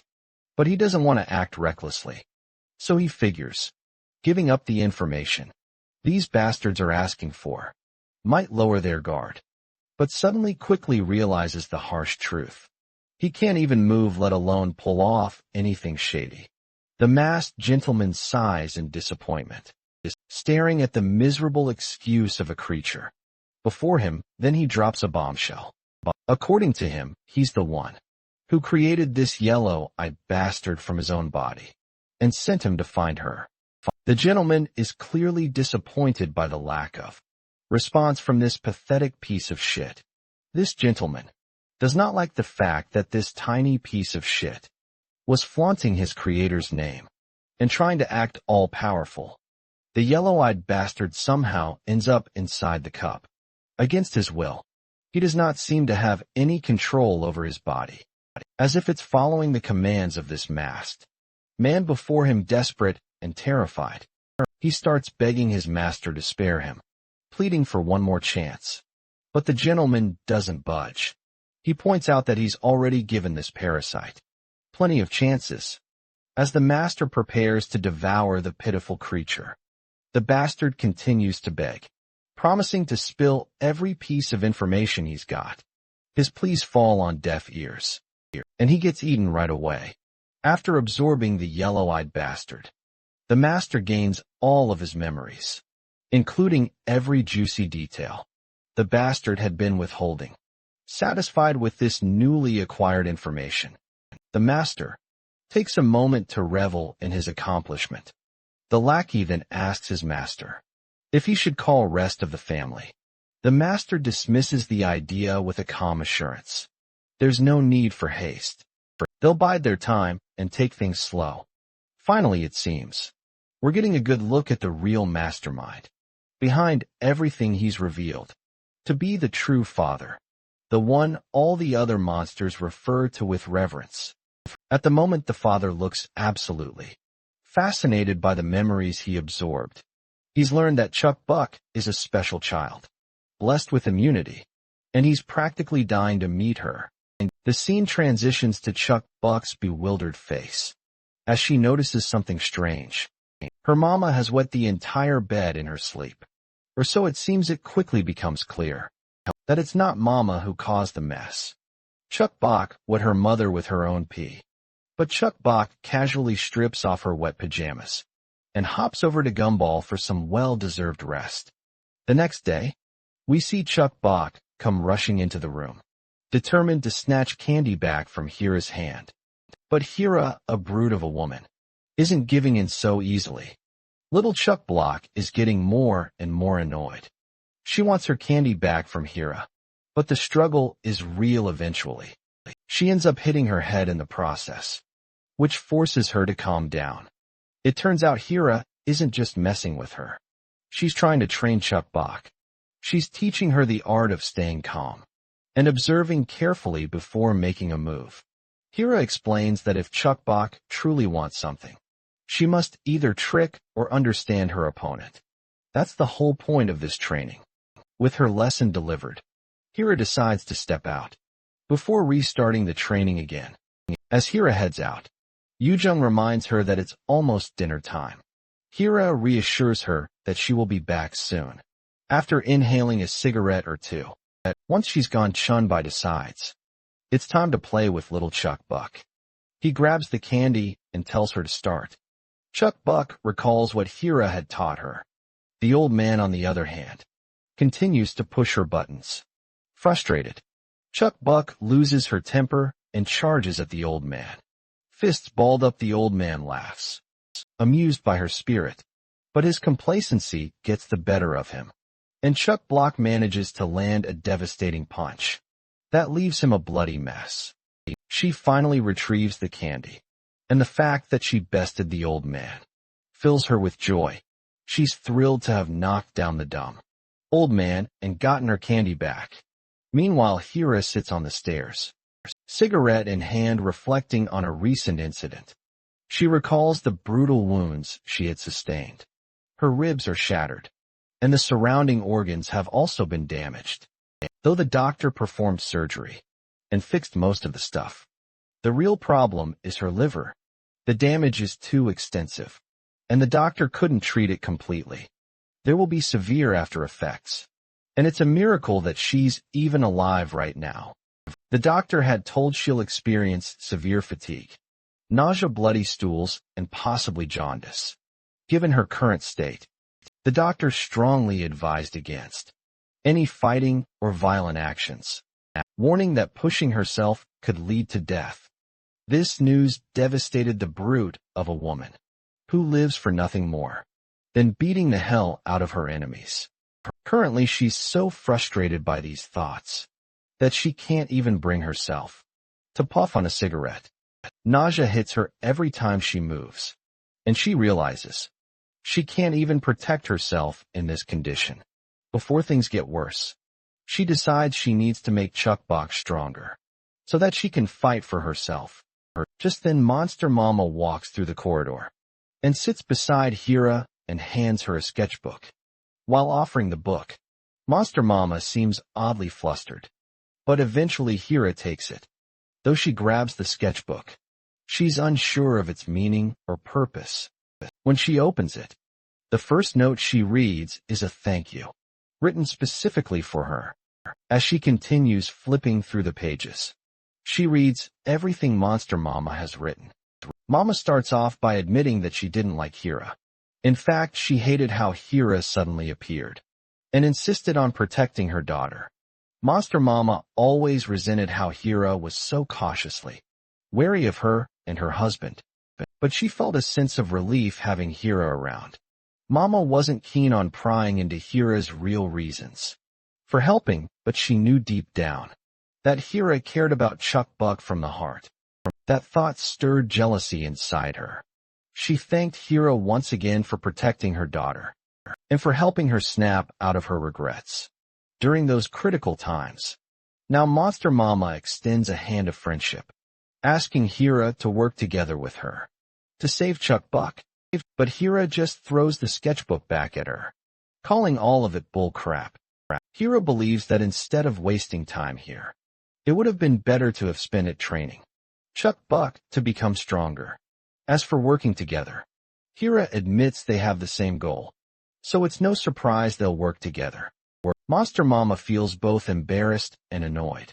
She instantly regrets writing such a corny letter, knowing how blunt and mean Hira can be. But as soon as Hira's words sink in, Mama realizes that Hira does want to work together. Hira then goes on saying that Chuck Block needs to learn how to protect herself.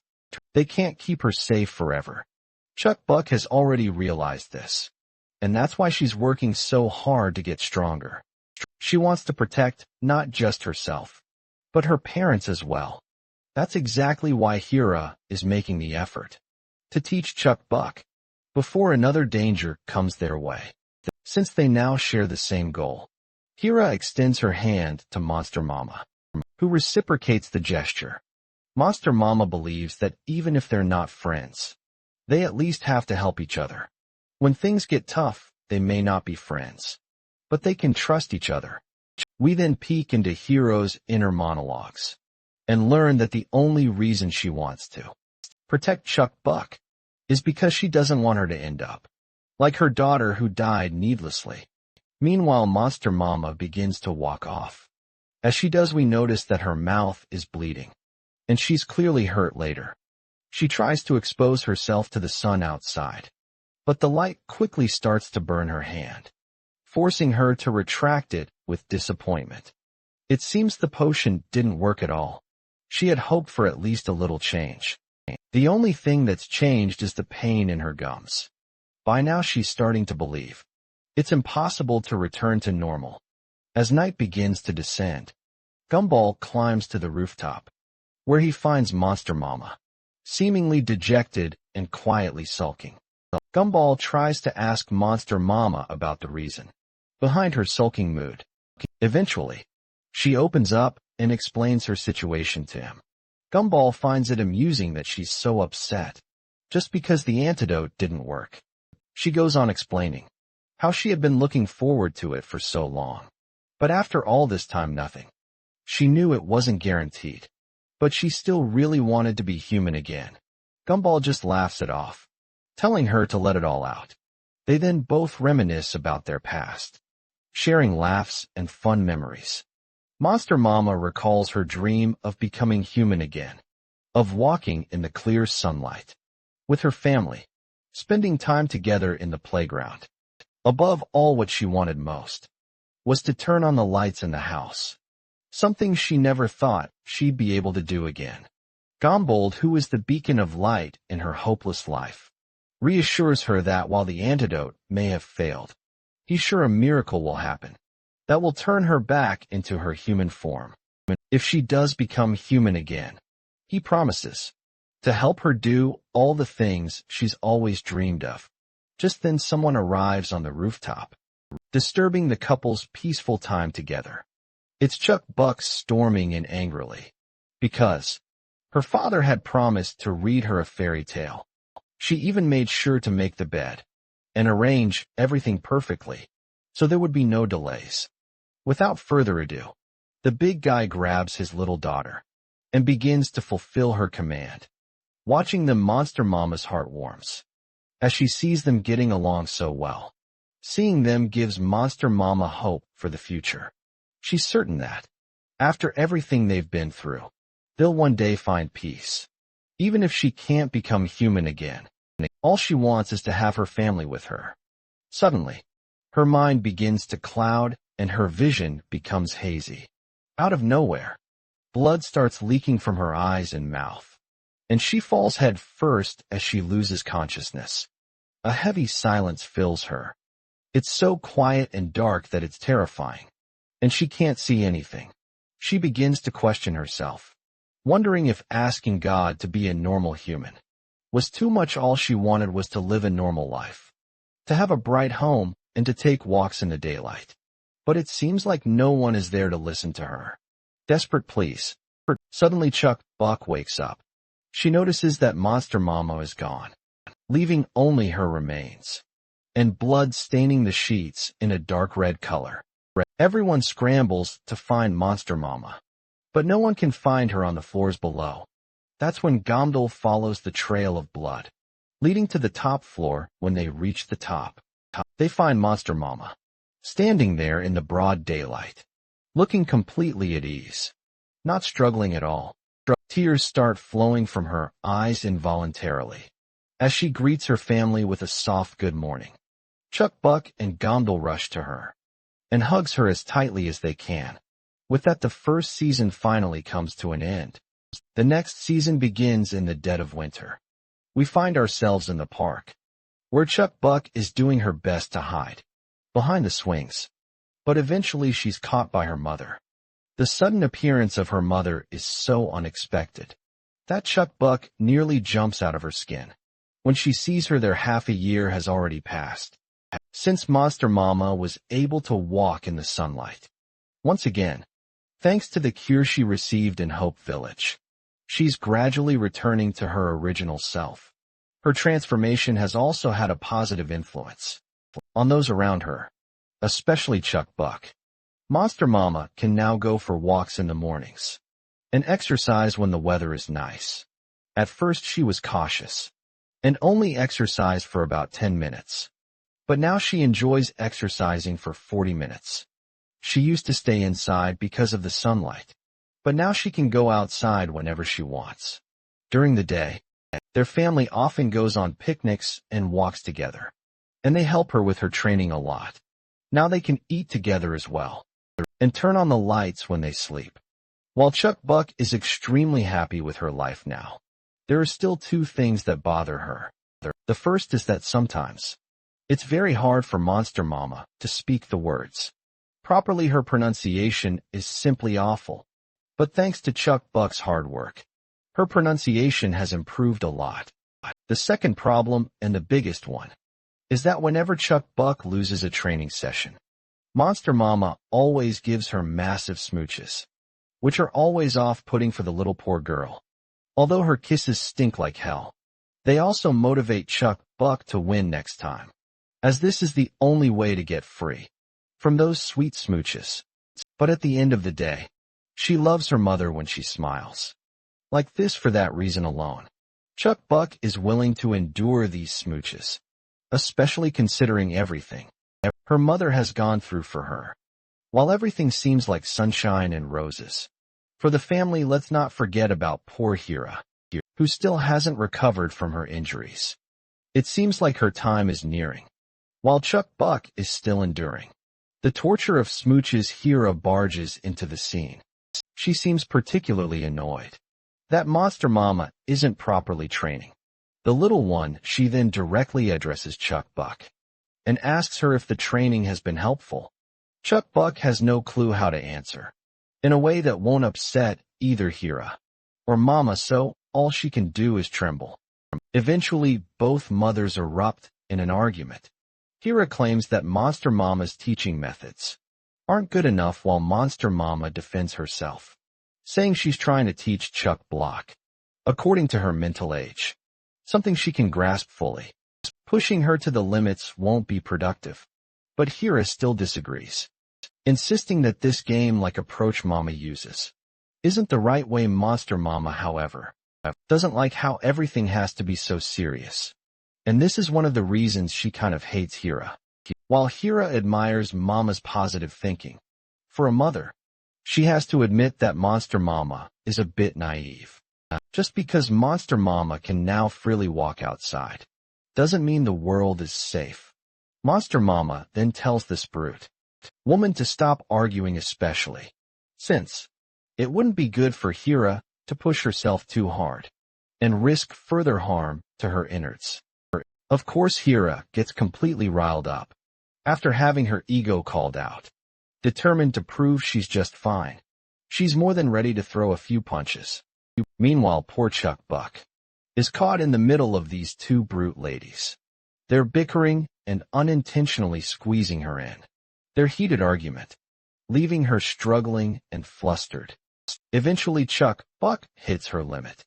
She finally commands both mamas to shut the hell up. Suddenly, Hira winces in sharp pain, causing Chuck Buck to grow concerned. She quickly insists Hira to take a rest, but this brute woman, as stubborn as ever, refuses, claiming she feels better already. Chuck Buck isn't convinced, though. Ever since the incident in the village, Hira's condition has been fragile. The wound she sustained back then was severe, too severe to be treated properly. The doctor had advised her to take it easy and allow herself to recover over time, minimizing physical activities as much as possible. Because of her illness, Hira often takes care of the household and helps Chuck Buck with her studies. By now, she has become like a caring big sister to Chuck Buck, someone who is not only supportive, but also a reliable teacher.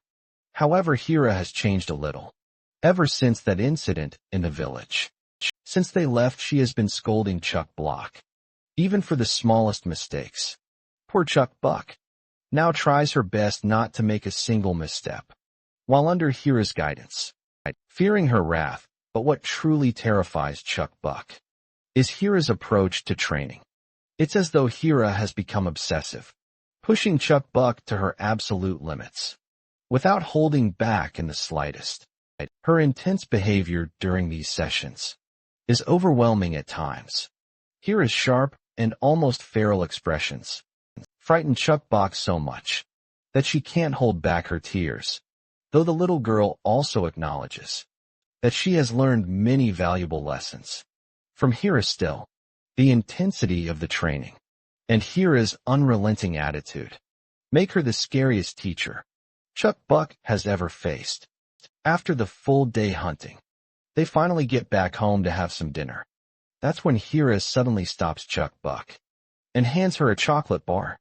The little one quickly starts drooling at the sight of the delicious, sweet treat, but she snaps out of her gluttonous thoughts when she realizes she'll have to share it with the other members of the family too. Hira just smirks in response and assures her that this is part of her training. so she can have it all to herself. It's not always necessary to adhere to stringent rules when it comes to survival, and having this entire chocolate bar to herself would be one of the valuable lessons Chuck Block should always keep in mind.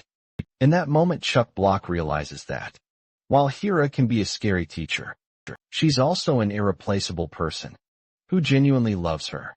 This just makes Chuck Buck admire her even more. One day, she hopes to become a strong person just like her. The scene transitions to a place crawling with monsters. In this chaotic facility, we see Gomdal collecting every supply he can find. After packing up all the medicine, he comes across another guy, and they start trading supplies. But Gumball quickly sees through this bastard's tricks and grabs the scrawny dude's hand as hard as he can. The scrawny bastard is annoyed, irritated that Gundal is pulling a stunt like this in the middle of a trade. That's when the big guy calls out to the scrawny dude's partner, who's been hiding behind the pillars. Out steps a woman, who quickly throws her gun down after being threatened. Gamdal had already figured out that the scrawny dude wasn't alone. He had noticed the ring this bastard was wearing, and the clumsy signals he had been sending to her. Since the scrawny bastard broke the trading rules, Gamdal demands that he cough up everything. A while later, Gumball walks away with a ton of supplies he snagged from those idiots. His pack fully loaded. Not long after, he stumbles upon another trader. This time the trade goes smoothly, and Gandalf moves on with his journey. He then meets another customer to trade with, and then another shortly after. But after a while we see that Gandalf's one weakness, being too nice to everyone, gets him captured by a group of thugs. They mock him for how his kindness has made him an easy target, and now it's going to get him killed. One of them smirks and pulls the trigger, but the gun doesn't fire. Not just that, none of the guns the other thugs are holding work either. That brief moment of confusion is all Gundal needs. He breaks free from the ropes holding him back and takes them down with his bare fists. Like the cockroaches they are, we notice that there is a woman among them, a slave they had been holding captive. She is actually the one who messed up all those guns. She thanks him for saving her life, explaining that she had been forced to serve under them for the past 3 months because she was too weak to protect her only son. But now, thanks to Gumball, she's free. She's glad he gave her the chance to get her revenge on them. As she reflects on how this world has become a hopeless hell, she tells Gumball that he gave her a reason to keep going. Now she can finally leave without any regrets.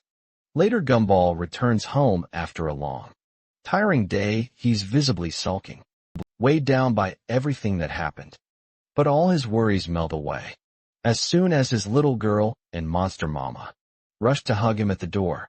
He reflects on how this world truly feels like hell without hope. Yet even in a world full of monsters and betrayal, he still has a small glimmer of hope, which is his family. He is the husband of his beloved wife and a proud father. A few days pass, and we shift to Chuck Buck. She reflects on how far she has come, not just in her fighting skills, but in mastering melee weapons and guns. She's even studied hard. She knows she has a long way to go, but she's grown a lot finally. The big day arrives for Chuck Buck to prove herself. After all the rigorous training she's been through, she's absolutely ready for this, determined to pass the test and earn Hero's approval.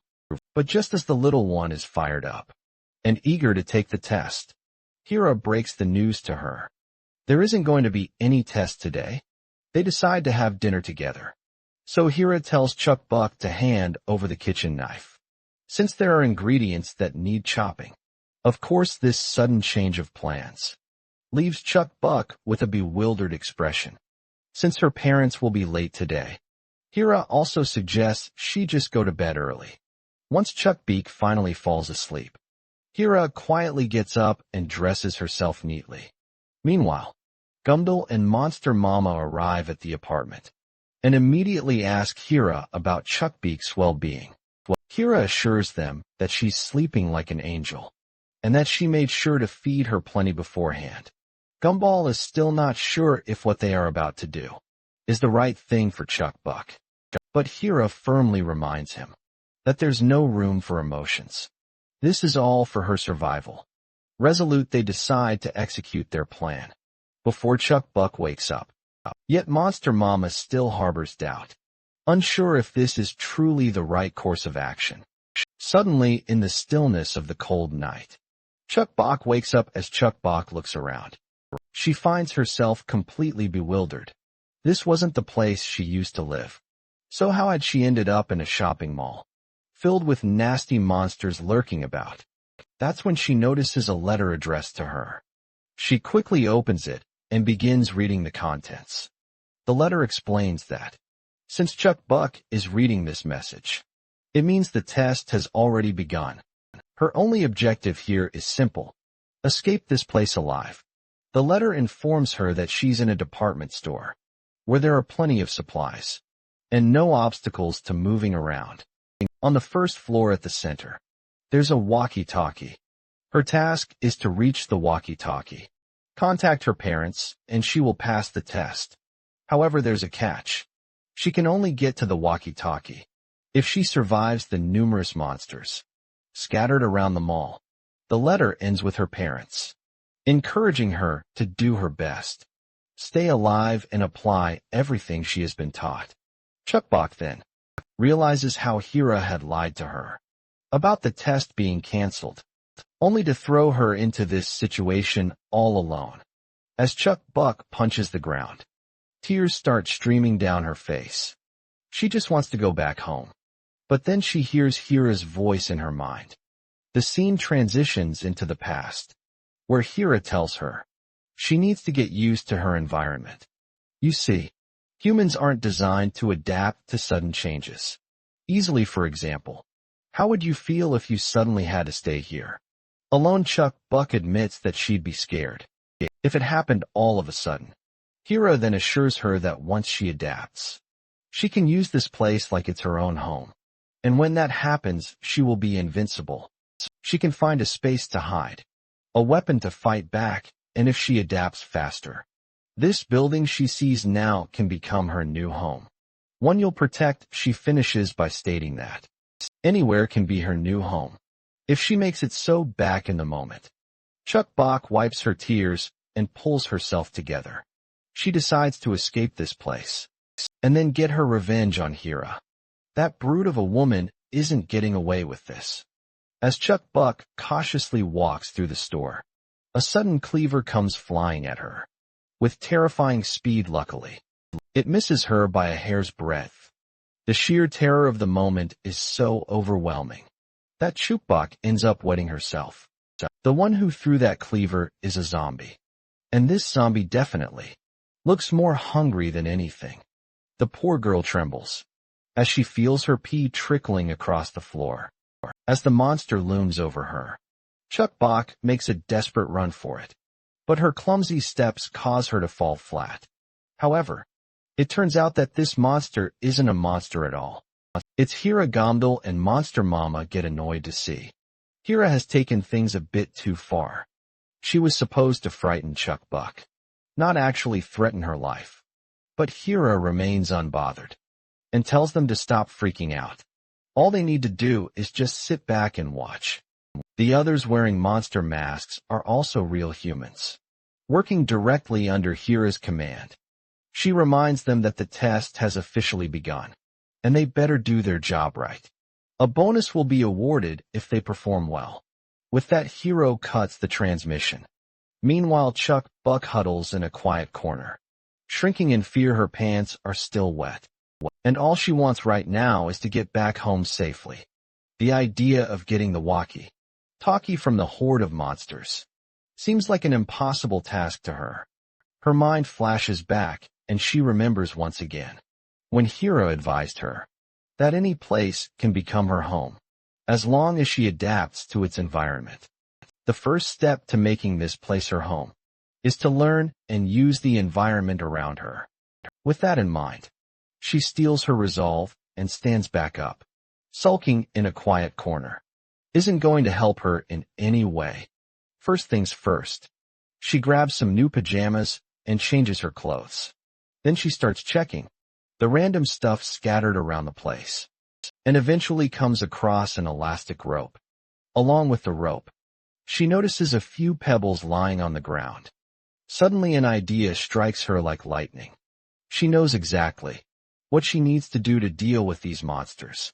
She makes a DIY slingshot and smacks one of the monsters hard across the face. Hira notices Chuck Buck's bold move and feels a flicker of pride. Finally, the little one is trying to fight back. But now that she has grabbed everyone's attention with her reckless move, Chuck Buck knows she's in big trouble. All the guys pretending to be monsters rush toward her, and Chuck Buck is shocked. Thinking quickly, she launches another pebble at those bastards. And as luck would have it, one of the pebbles hits a monster right in the balls.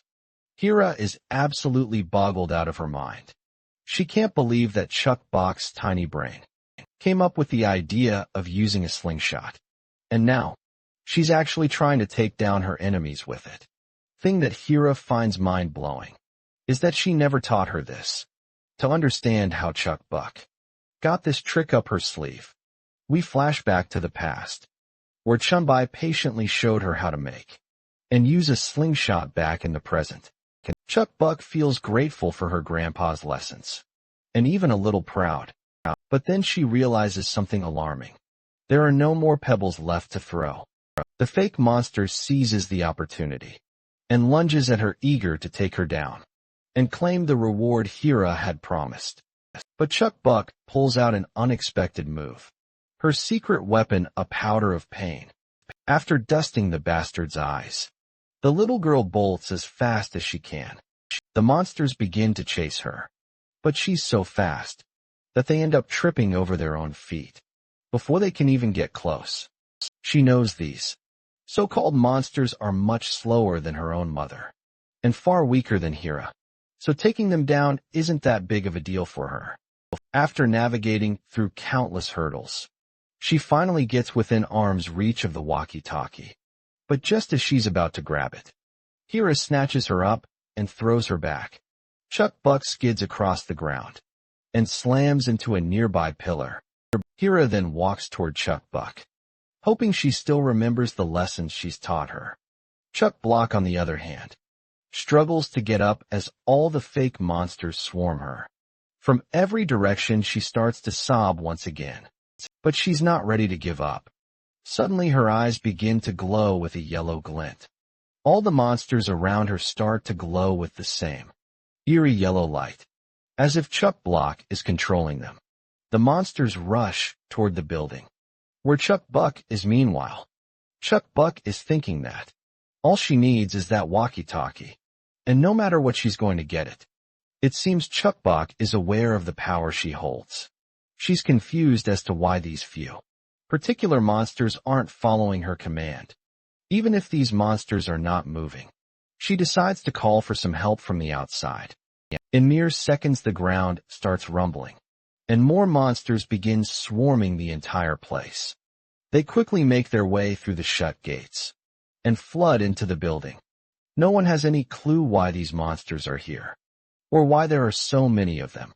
It doesn't take long for Hira to realize that Chuck Buck must be the one calling these monsters, especially considering the timing and the glowing color of her eyes.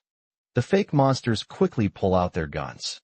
Hira grabs Chuck Buck and starts ascending to the second floor, with the other fake monsters following close behind. Those downstairs with guns start shooting at the monsters while the team on the second floor secures the entrance. By firing, Hira orders everyone to take action to block the entrance and stop the monsters from getting any further inside. The way the monsters are swarming the area, Hira isn't sure if they're going to make it out alive. Gundao responds, saying they're already doing their best. On the other side of the building, the monsters start losing their heads one by one, like they're nothing more than cucumbers.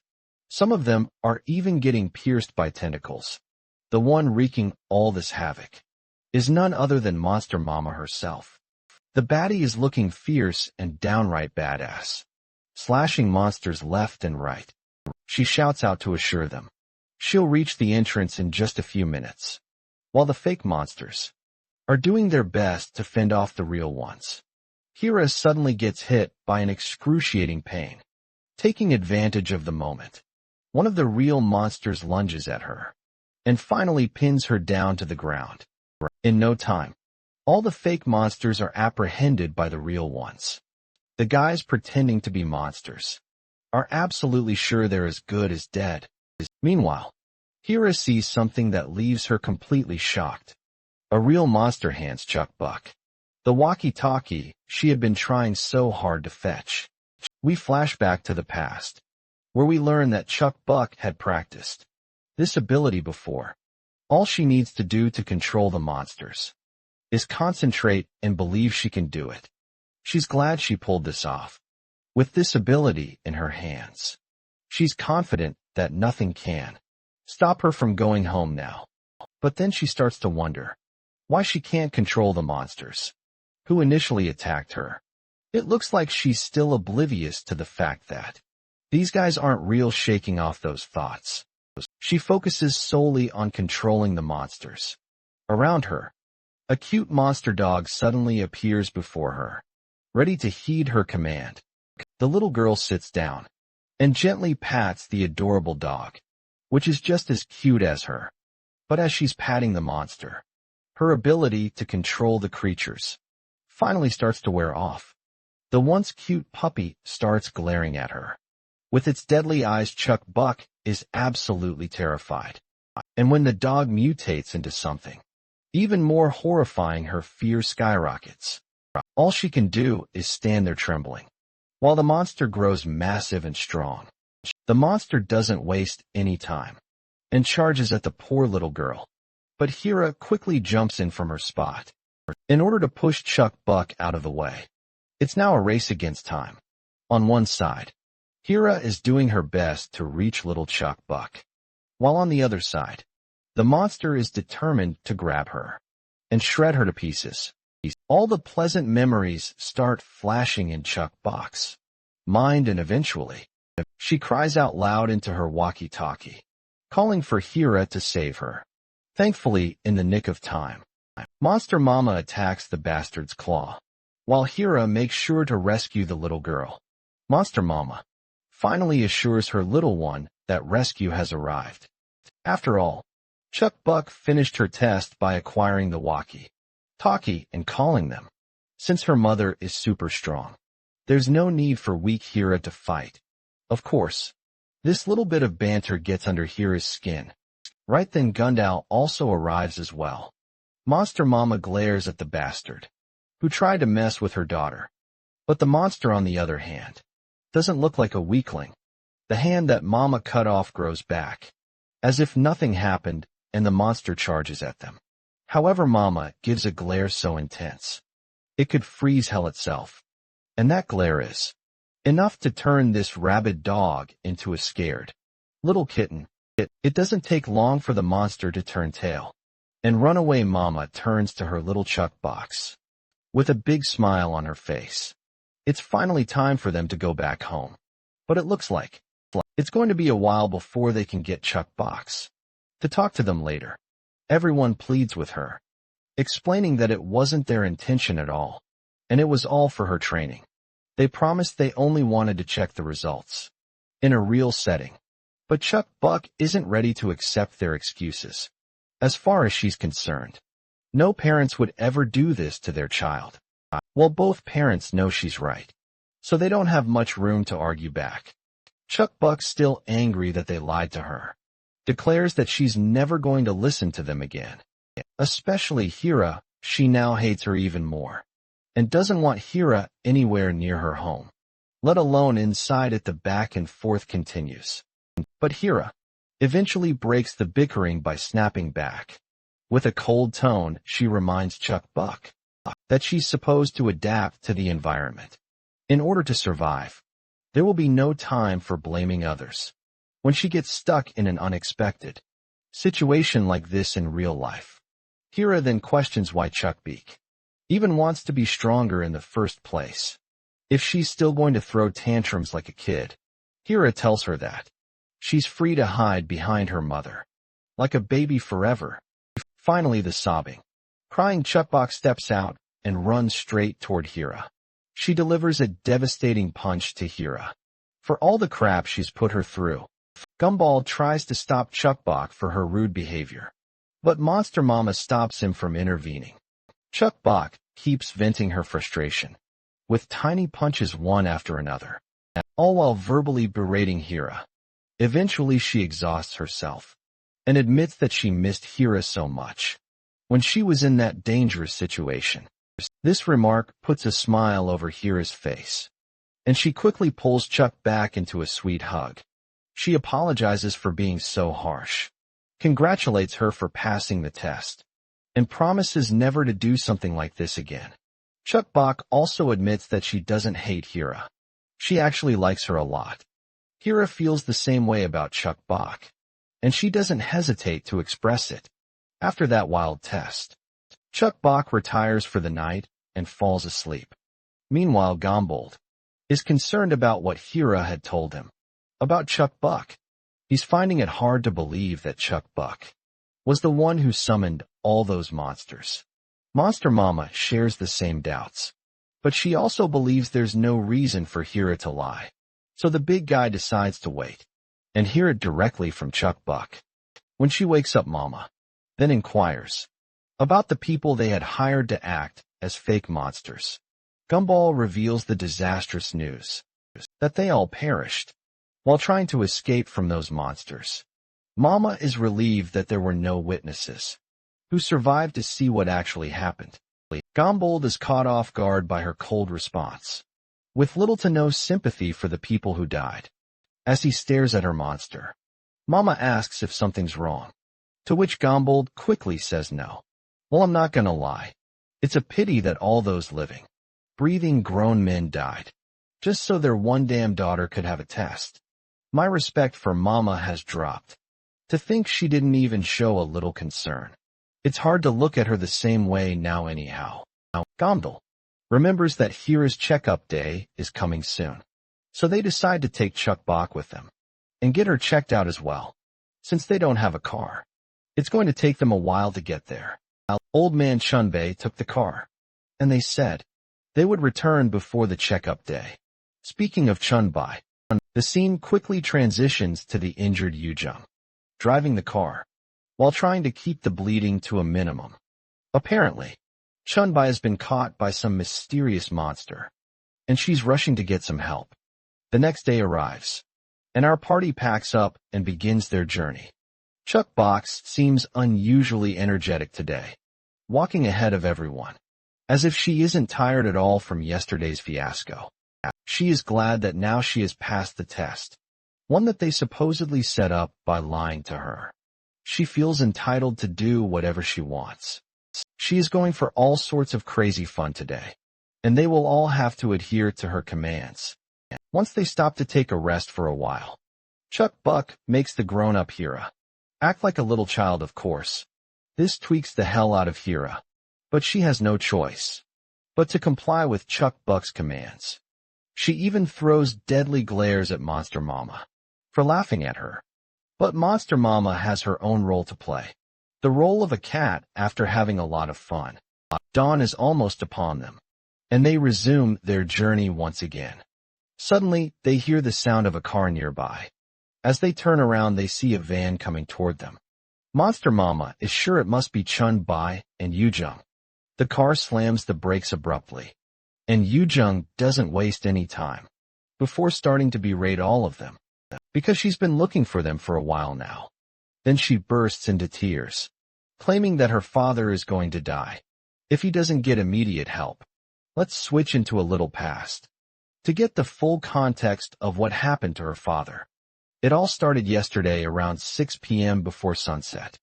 After spending several days scouting the area and investigating monsters, they were rushing back home when they were suddenly attacked, and their van flipped over. When they opened their eyes, they found themselves tied to chairs. The one who captured them is a monster under the hoodie. who is eager to have a little chat with them. The hoodie monster quickly tells both of them to show off their skills and strengths, but the duo remains quiet, which prompts the monster to repeat his question. Yujung finally asks this bastard what the point of all this is, to which the bastard explains that their lives depend on the kind of response they give. He warns them up front, telling them to speak carefully. He starts from the beginning and questions the girl about what she is good at, but the duo does not respond to any of these questions. So the monster grabs Grandpa by the hair and threatens them with the consequences that will follow if they don't speak after the threat. The hoodie bastard gives them another chance to speak. That's when Chunbai decides to play a little game. He pretends to be angry and starts spouting random things. He begins cursing those in charge, who sent him on the scouting mission, even though there were more powerful and skilled people available who could have handled the role better. Yujung quickly catches on to what her father is trying to pull, so she starts playing along. She agrees with him, saying there were way more talented folks than them who should have been sent instead.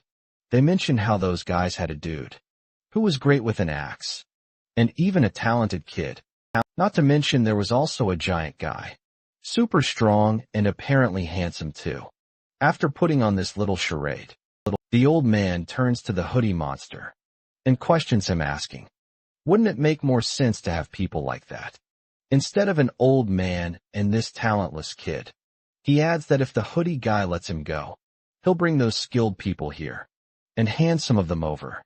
But it looks like the monster isn't buying a single word these bastards are spewing, and he's not ready to believe a damn thing. Chunbei then suggests the monster to just take one of them as a hostage, while the other goes to bring those talented folks they're talking about. The hooded bastard thinks for a moment and agrees with this. So that's how the hooded bastard sent Eugene out to find the talented people they spoke of, while her father stayed behind as a hostage. In the present, Yujung explains that she promised to be back by 6 today, and if she doesn't return on time, her father will definitely die. Kira then questions the intent of the kidnapper and what it looked like in response.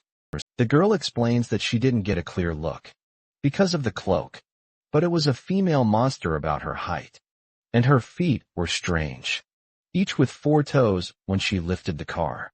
Yujung also noticed that the monster had tentacles, with claws on both sides of her head. The mention of claws piques Monster Mama's interest. It is as if she knows someone with this description. As they're driving, Chukbok takes notes on how to drive a vehicle, but at that very moment, a giant hand grabs Chukbok and pulls her away. They quickly slam the brakes to turn the car around and chase this bastard. Meanwhile, Chukbok tells the monster to let her go, but the creature quickly assures her that it won't harm her. Turns out it's Dion. When both ladies lock eyes for the first time, past memories flood through their minds, and they both have the same question. Why the hell are you here? We then switch back to the party. As they zoom down the streets, Yujung lets everyone know that there's only so far they can chase the monster with a car. Meanwhile, Hira's condition starts to worsen, and she coughs up a copious amount of blood. She curses herself for not being vigilant enough to save Chukbok. The fact that someone just snatched her right out of her hands is driving her crazy. Monster Mama is chasing the monster on foot, but she can't seem to find them anywhere. It's as if they just vanished into thin air. Then a troubling thought crosses Monster Mama's mind. What if she can't find her, and Chukbok might get killed? This only steels her resolve to search for her daughter. Even more. Meanwhile, we cut back to Dion, who is literally having second thoughts about kidnapping Chukbok. She vividly remembers how fierce Monster Mama is, and if she finds out the person behind her daughter's kidnapping, Dion knows that she's as good as dead. But then Dion shakes off all these troubling thoughts, realizing that turning back isn't an option. Even if she returned the kid now, Diane is sure she'd still die by Mama's hands. She finally enters the living room where we meet one of Diane's colleagues, known as Peddler. Well, the guy is literally a peddler. Since Chuck Buck is a product, Diane wants to sell her to this man. The guy decides to start the negotiations, but it looks like Diane is not in the mood for any of this. Since she brought exactly what this jerk wanted, she's not going to negotiate any further. But Peddler claims that he wants some useful or young meat, and it's only when he gets that he'll trade them for her family. So far, the only worthy product she's delivered is this little girl, and the rest were flawed. What he desires is a perfect and fair trade, and it's only possible when she brings equally valuable products to the table. Dion isn't having any of this crap, and she destroys the cube that bastard was playing with. As far as she's concerned, all he's done so far is be unreasonable. She tried her best to bring him what he asked for, but he's been nothing but unreasonable. She's grown tired of all these bullshit games and wants her kids back at all costs. Meanwhile, Chuck Buck can see the situation escalating, and she desperately wants to escape before things get worse suddenly. Some unexpected sights catch Chuck Buck's attention. There are two kids lodged into the wall, begging and crying for Dayon to save them. Meanwhile, this peddler bastard is having the time of his life, as he claims that he is taking these kids to the market. The poor kids, embedded in the wall, can do nothing but cry tears of sorrow. All they want is to get back home. Diane can only tremble in her helplessness. To understand how she ended up like this, a little backstory is needed. Dion used to wander alone, and she felt safe back then, haunted by the fear of death. For failing her father's mission, she fled and had been living in the shadows. Loneliness was familiar even in her human days. But over time, her existence felt increasingly hollow and wretched, longing for the good old days. She had been living a life dwelling on past memories, so she wandered aimlessly. That's when she found these two kids. They were both so small, so she decided to fatten them up before making a meal out of them. Since they were too small, she planned to eat them later when they grew up. That was the idea Diane had in her mind, but she regretted the decision of keeping them around instead of eating them right away. No matter how much they ate, they were always hungry. They would always fight over nothing, and she couldn't even rest properly, which was annoying. They made such a mess, and she always had to clean up after them. But after a month of hard work raising them, she became unusually attached to them. They were certainly a handful, but they were her angels, following her everywhere she went. It was them who filled the emptiness inside her. She just never imagined how miserable her life would be without them. One day when she came back home with some food, she found that this peddler bastard had already captured her kids, and when she tried to fight, she lost miserably. Seeing how the kids were in such pristine condition, the peddler knew that she must have been raising them as their guardian, and since she was acting as their guardian, it meant she was fond of them. So this was the opportunity for this bastard to make a trade with her. Every day had been a living hell. Since those kids were kidnapped, she had to keep fighting to get the people he would like, plus the stress and anxiety she felt. Every time he said that what she brought was flawed, only wore her down more as time passed. She ended up thinking, why the hell am I stuck in this mess? Why do I even care about the kids? Why not just abandon them and run away to continue my own life? But the thought that they were going to die never sat well with her. And so this is how she is currently facing this bastard. In the present, with her kids lodged in the wall, she promises to do as he says and bring him better meat. But she wants him to keep his side of the deal. She'll bring the ones he wants. Even Chuck Buck couldn't help but notice the despair and hopelessness on Diane's face. She truly loved these kids, and she wanted this bastard to stop hurting them. The tears in her eyes and the love in her heart reminded Chuck Buck of her own mother. She can tell that Dion is not the same monster she used to be. That's when the peddler began laughing. He found it funny that they were trying to paint him as the villain here. He let them know that as long as they made the trade, he would safely return the kids. He requested that she bring the right ones this time. Now let's take a peek into this bastard's monologue. This bastard actually just wanted to abuse Diane's desperation. He was glad to see how easily he could manipulate this fool of a woman with a bit of generosity and desperation. As a result, he could get some great meat without putting much effort into it. He was actually glad to see Chuck Buck here, as she was the perfect young meat he wanted. It's then that Chuck Buck uses her abilities, and that bastard's knees quickly start to lose their strength. The roots he had sprouted begin to weaken, and his head starts throbbing like hell. Chuck Buck, on the other hand, just keeps intensifying whatever she's doing. Dion watches in awe as the room this bastard created starts falling apart, but she can't figure out why it's happening. Chuck Buck quickly hints to this oblivious woman not to just stand there, but to rescue the two kiddos. The wall holding the kids starts to weaken, so Dion dashes over and grabs both of them. But that bastard retaliates, landing a serious blow to her back. Chuck Buck is shocked to see this. She had been trying to control him, so how could she lose control? Why did her ability suddenly stop working? The peddler, on the other hand, is furious. He sees Dion pulling off what he thinks are shady stunts during what's supposed to be a fair trade, so he brutalizes her even more with his tentacles.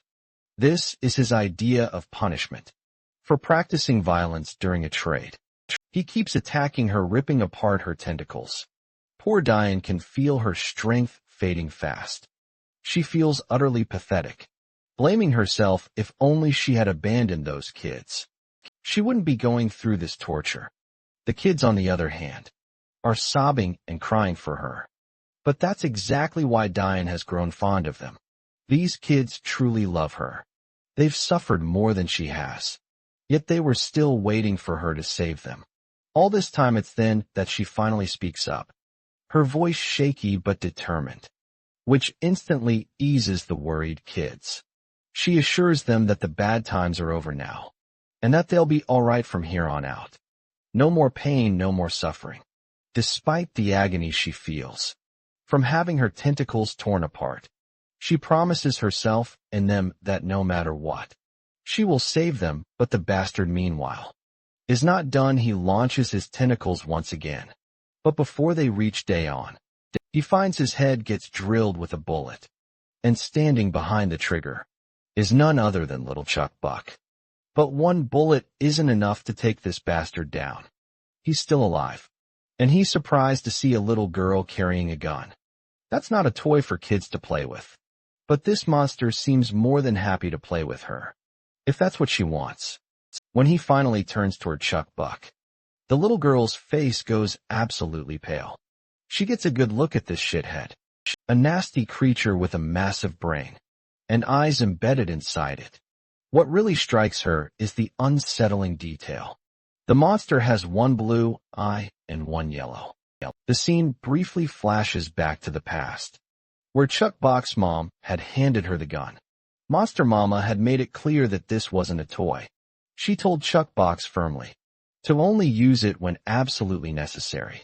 Back in the present, Chuck Buck feels a swell of pride for using the gun at the perfect time. She knows that to save Grandpa and the others, there's only one way forward. She has to defeat this monster. Those blue eyes are something Chuck Buck has never seen on any other monster before. She wonders if they have something to do with why she's unable to control him. She isn't sure what to do, but whatever it is, she knows she has to act quickly. Chuck Buck scans the entire room, taking note of everything around her. Since Dayon is out of commission, she can't expect any help from that direction. Escaping this room is impossible too. Everything here is part of the monster. The best she can do right now is try to affect the monster with whatever power she can muster. Then the monster speaks, asking her a single question. He wonders if perhaps she's the boss's child, since her eyes look familiar. Although Chuck Block doesn't know who the hell this boss is. She is sure that it must be the leader of the monsters. That's when a wild idea sparks in her little mind. She decides to use this situation to her advantage and get out of here so she plays along and admits that she is the boss's daughter. Even Dion quickly catches on that Chuck Buck is lying to get out of this situation. However, Dion notices something peculiar. The monster seems hesitant to attack Chuck Buck, almost as if her eyes are throwing him off. But she's still unsure if this cunning monster is really going to fall for such an obvious lie. Chuck Buck, on the other hand, commits to the role of the boss's daughter. With everything she's got, she even acts annoyed, glaring at the monster for not greeting her properly. To sell the act, she throws her fist in mock anger. To everyone's surprise, the monster suddenly drops to his knees, apologizing profusely for showing such disrespect. Dion is absolutely baffled at how this idiot actually fell for the bait. Chuck Buck, meanwhile, continues her act internally. She feels glad that her confident bluffing finally paid off, but she has something important to say. So she tells the bastard to listen carefully. She explains that the reason she came here is because someone was causing trouble in her turf.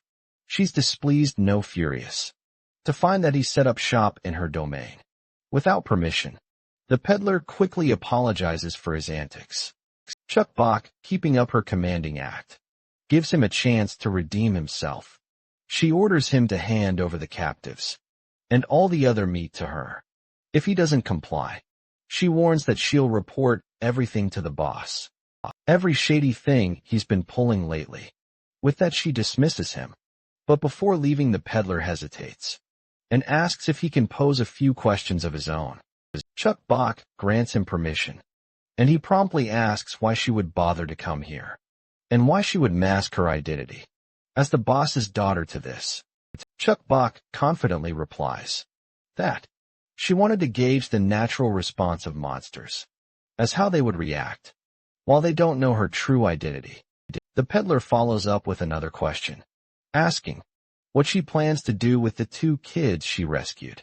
And finally, he asked for a description of the boss she's supposedly related to. Hearing this, Diane feels her heart sink. She knows they're screwed. Chuck Buck goes silent in response and breaks into cold sweat as she fails to muster up any plausible explanation. The peddler takes her quietness as confirmation and suddenly lunges at her.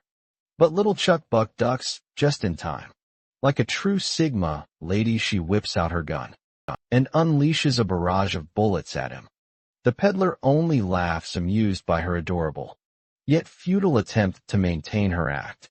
Not only does he appreciate her performance, but he's also impressed by her nimble movements and surprising strength for someone her age.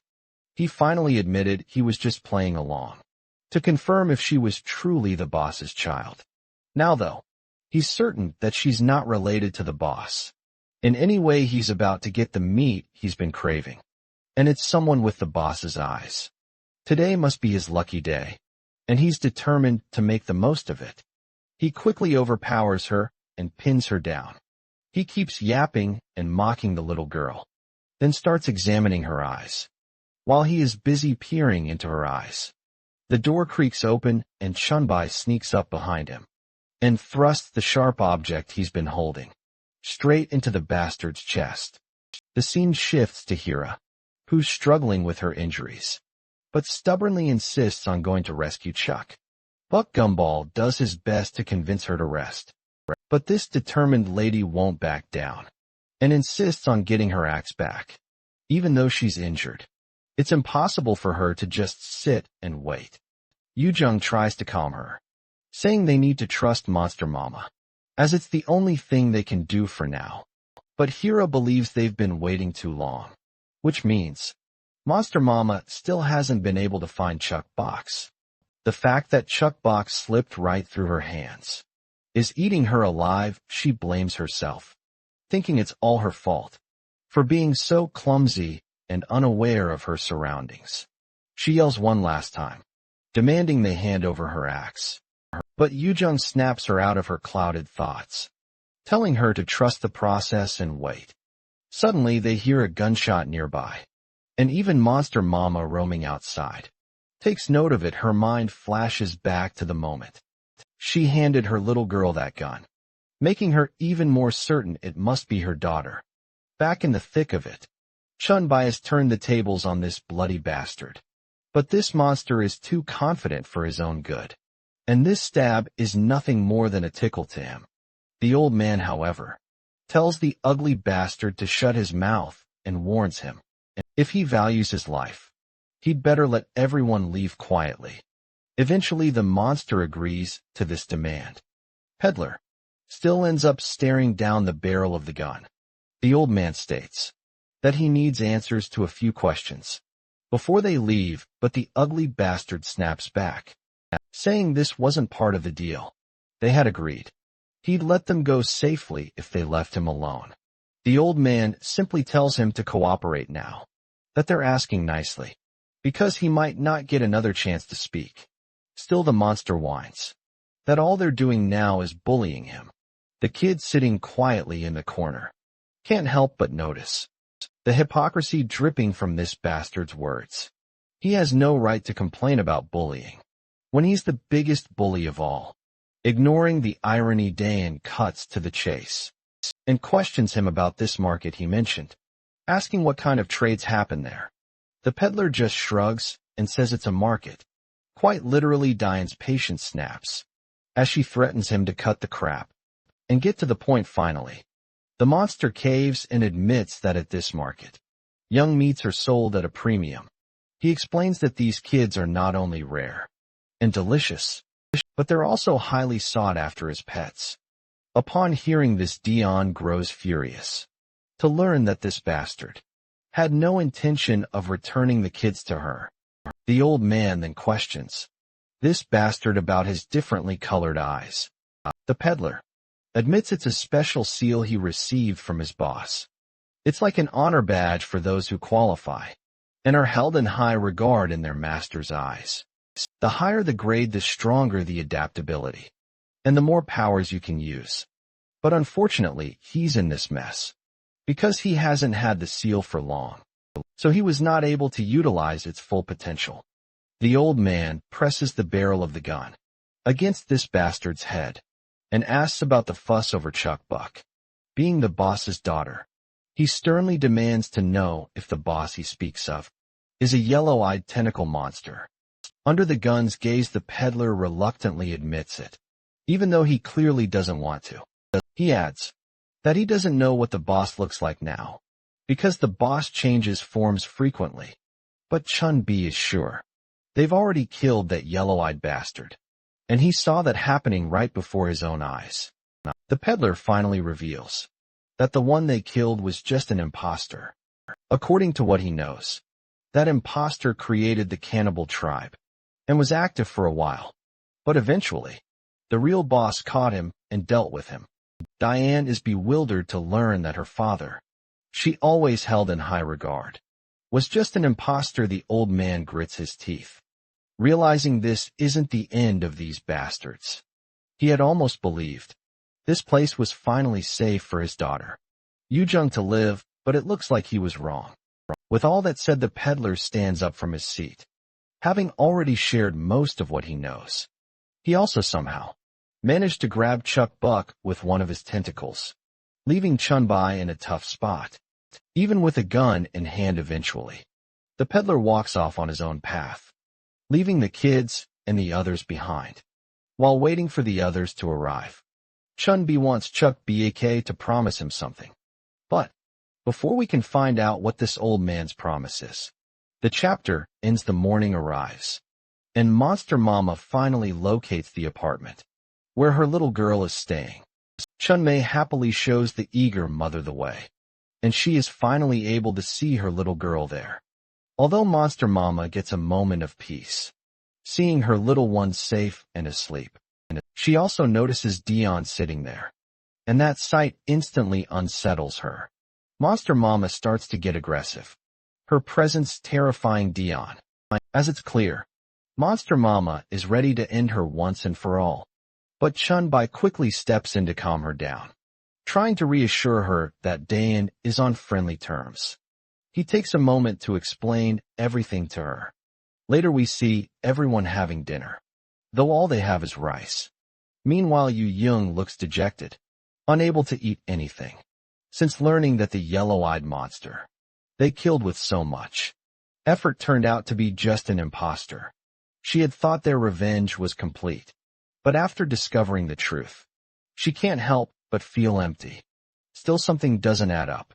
It's been months since they killed that imposter.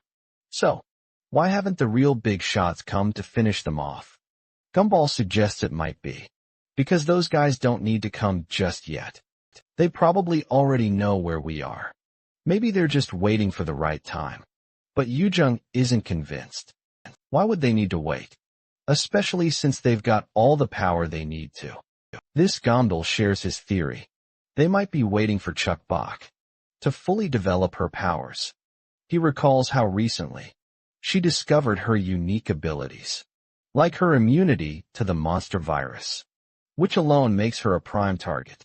Yujong, however, dismisses it as pure speculation with no solid proof. Gondal counters that it could mean Chuck Bak's powers are still developing, and they might be waiting for her abilities to fully mature. The old man chimes in admitting they don't have solid evidence to back any of this up, but for now, he suggests focusing on the opportunity they still have. Time to gather more information about these big shots. Pulling the strings behind the scenes. Suddenly Dayan grabs everyone's attention. She is inside her room, and the commotion she is causing does not go unnoticed. So they all ask her about it, to which she reassures them that everything is fine. It's just that she is having difficulty changing clothes. Meanwhile, Chuck Bak can be seen lecturing the two kids. Both of them are ready to heed her commands, which fills Chuck Bak with a swell of pride. After becoming a teacher in the background, Monster Mama and Hira are talking to each other. It seems Hira has something important to share.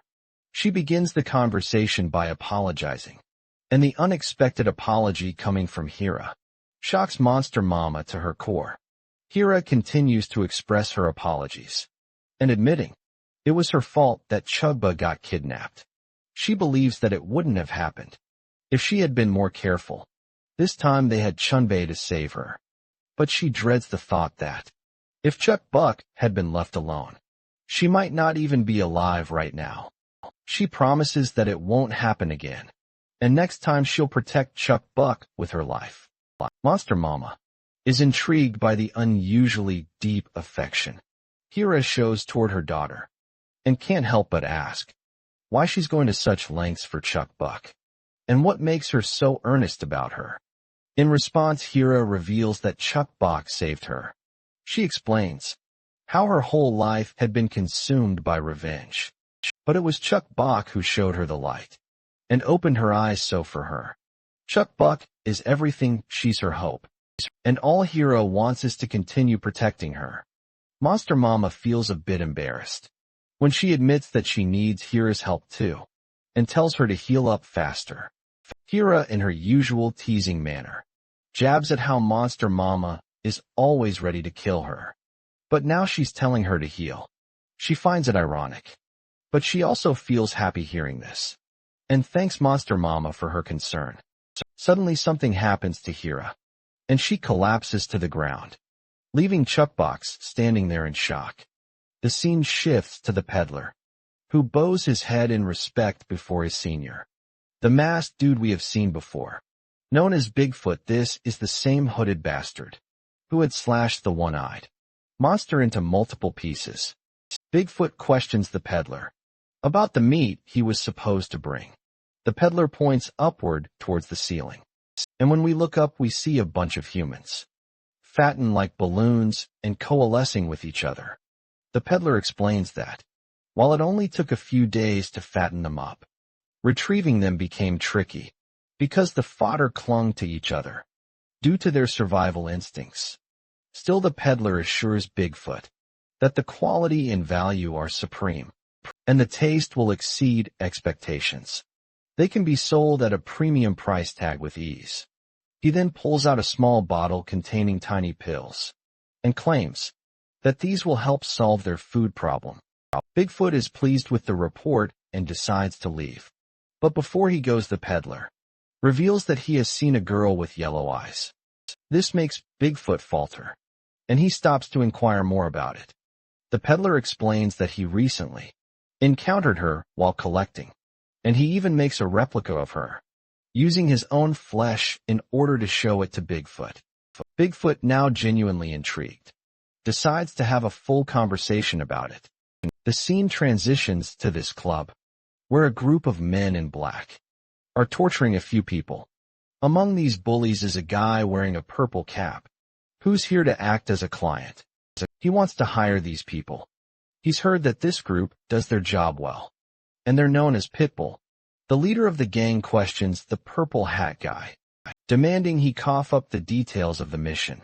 He wants fulfilled the hesitant.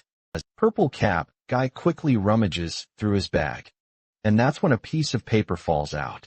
The paper lands right before a big dude, sitting quietly with a helmet on his head. When his eyes land on the paper, we notice it's Hira's sketch.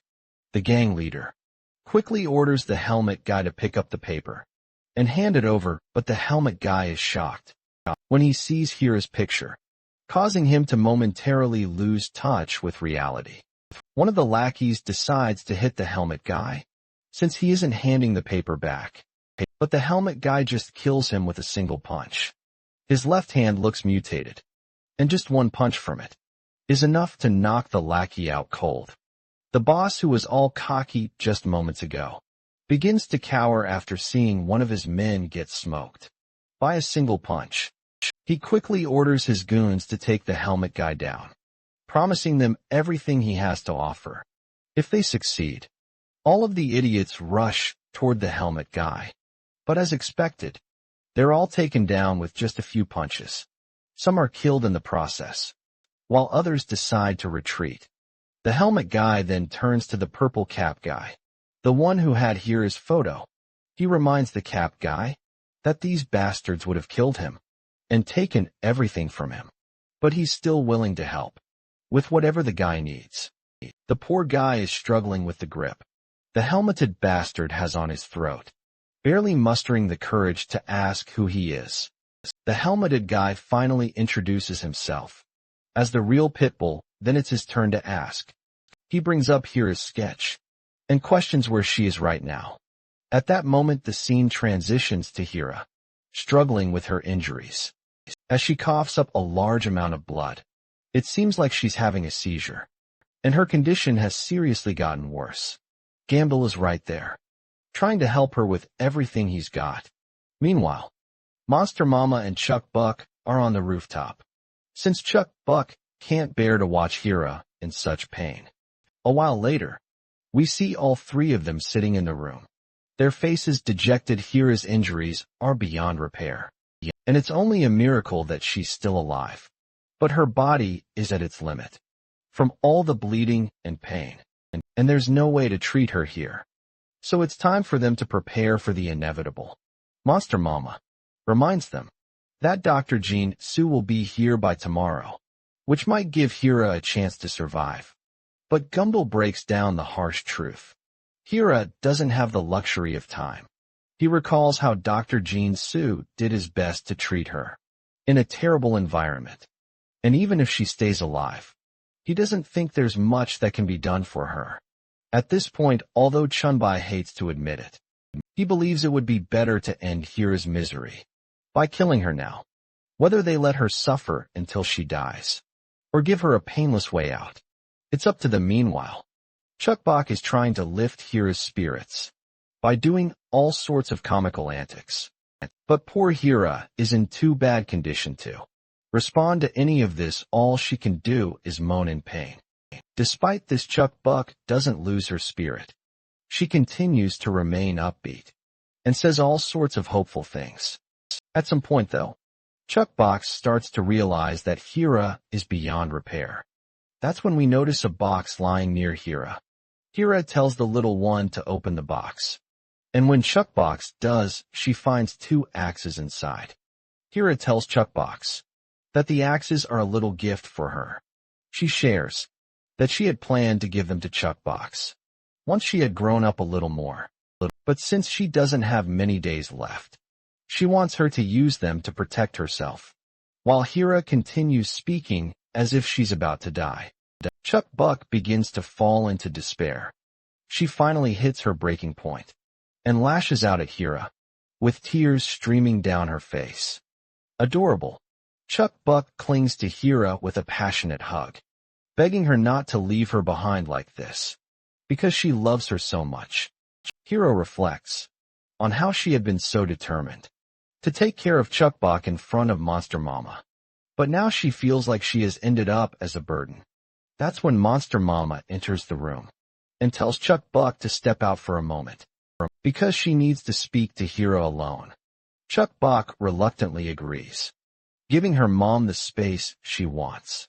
But suddenly, Chuckbuck notices the sharp knife in her mother's hand. That causes Chuckbuck to panic when she thinks about the worst. A while later, Monster Mama is finally alone with Hira, while Gomdal is holding on to little Chuckbuck, making sure she doesn't run back into the room. He tries to reassure her that Monster Mama isn't planning to hurt Hira, but Chuckbuck is unconvinced because she saw the knife in her mother's hand. Meanwhile, Yujung uses a wet rag to put Chuckbuck to sleep. Gongdae is furious with Yujung for doing so, but the lady explains that Chuckbuck's constant screaming could attract the monsters. She then asks the big guy why he didn't tell her the truth from the start, to which he answers that they are unsure of what will happen. If Monster Mama's experiment fails, Chuckbuck will be devastated.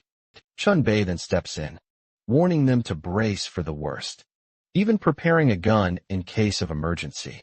I don't exactly know what exactly they're attempting to do, but I have a strong suspicion that they are trying to turn Hira into a half-monster. Chunbei questions Daeon about whether the experiment she suggested will actually work. Diane, however, can't make any promises. She claims it's up to Hira for the experiment to succeed. Meanwhile, we catch a glimpse inside the room, where Monster Mama is sitting atop Hira. With her struggling body, Hira musters up enough strength to tell Monster Mama to just make it quick without hesitation. Monster Mama swings the dagger and brings it down, causing Hira to cough up a significant amount of blood. But don't worry, the dagger didn't pierce Hira's chest. Instead, it inflicted a wound on her palm, and Monster Mama immediately throws the knife away. Hira quickly reminds Mama that such a wound won't be enough to kill her. But Monster Mama, however, admits that she doesn't plan to kill her.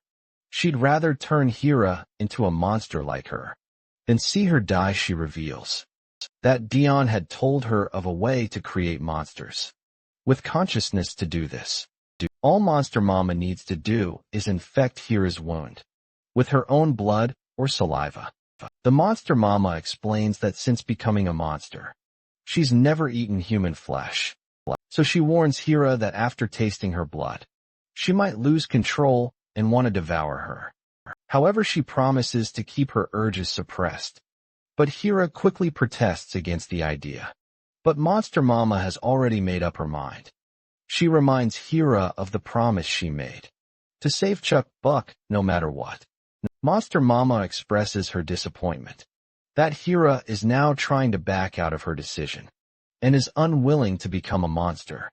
In that moment, Hira suddenly remembers Chuckbuck's crying face, which triggers an epiphany. She realizes that she has already lived her life, so it doesn't matter if she's alive or not, or whether she becomes a zombie. With the thought of saving Chuckbuck in mind, Hira finally gives Monster Mama the green light to proceed with the transformation, but she requests that it not cause her much pain. Monster Mama can't guarantee that, but she assures Hira that she will try her best. With that, Monster Mama positions her face over Hira's hand in order to transfer some of her saliva into the body.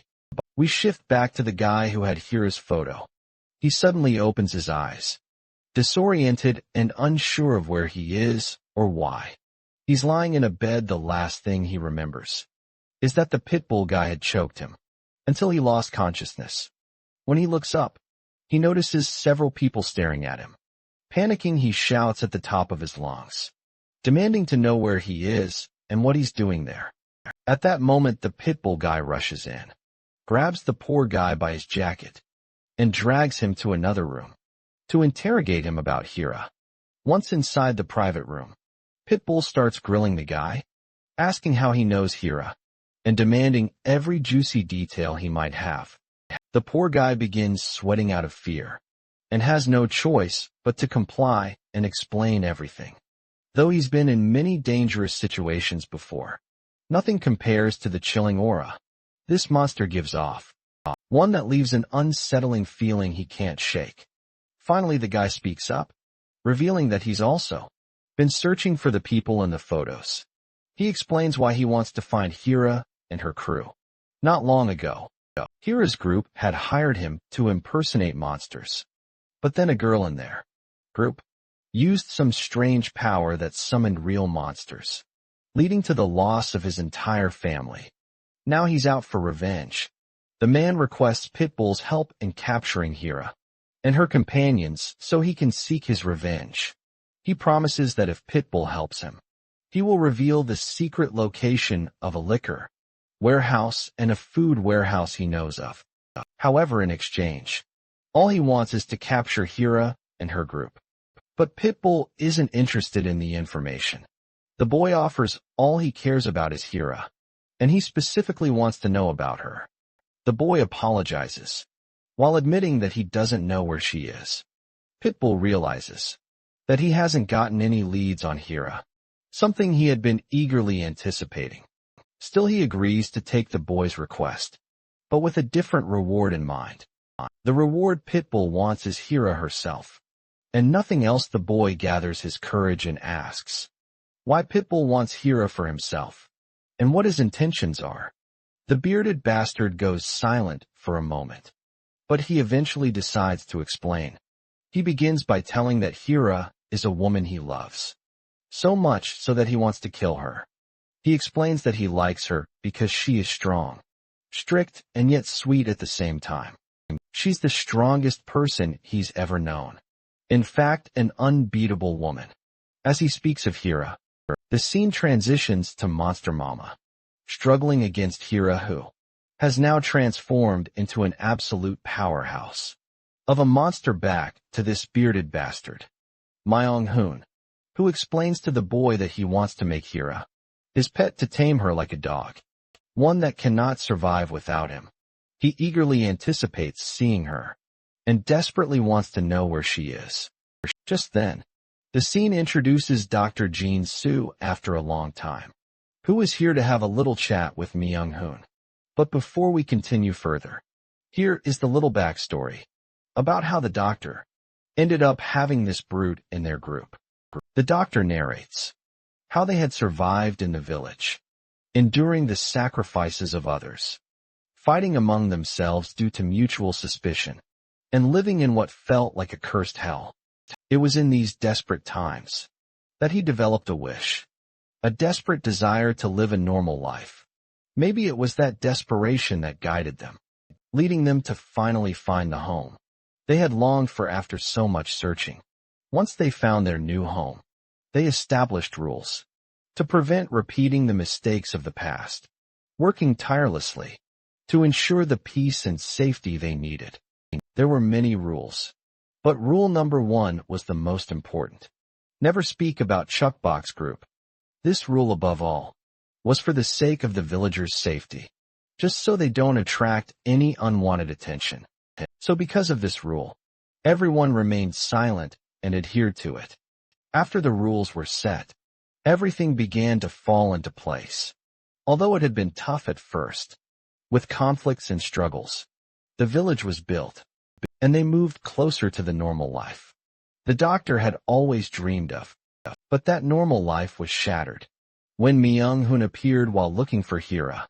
In the present, the doctor insists on having a little chat with this dude. But Myung-hoon tells him to come back later. Since he's busy, the doctor walks away and decides to wait for him outside. Once the doctor is gone, Myung-hoon resumes his discussion with the kid. But the kid claims he's already said everything he knows and doesn't have anything else to share.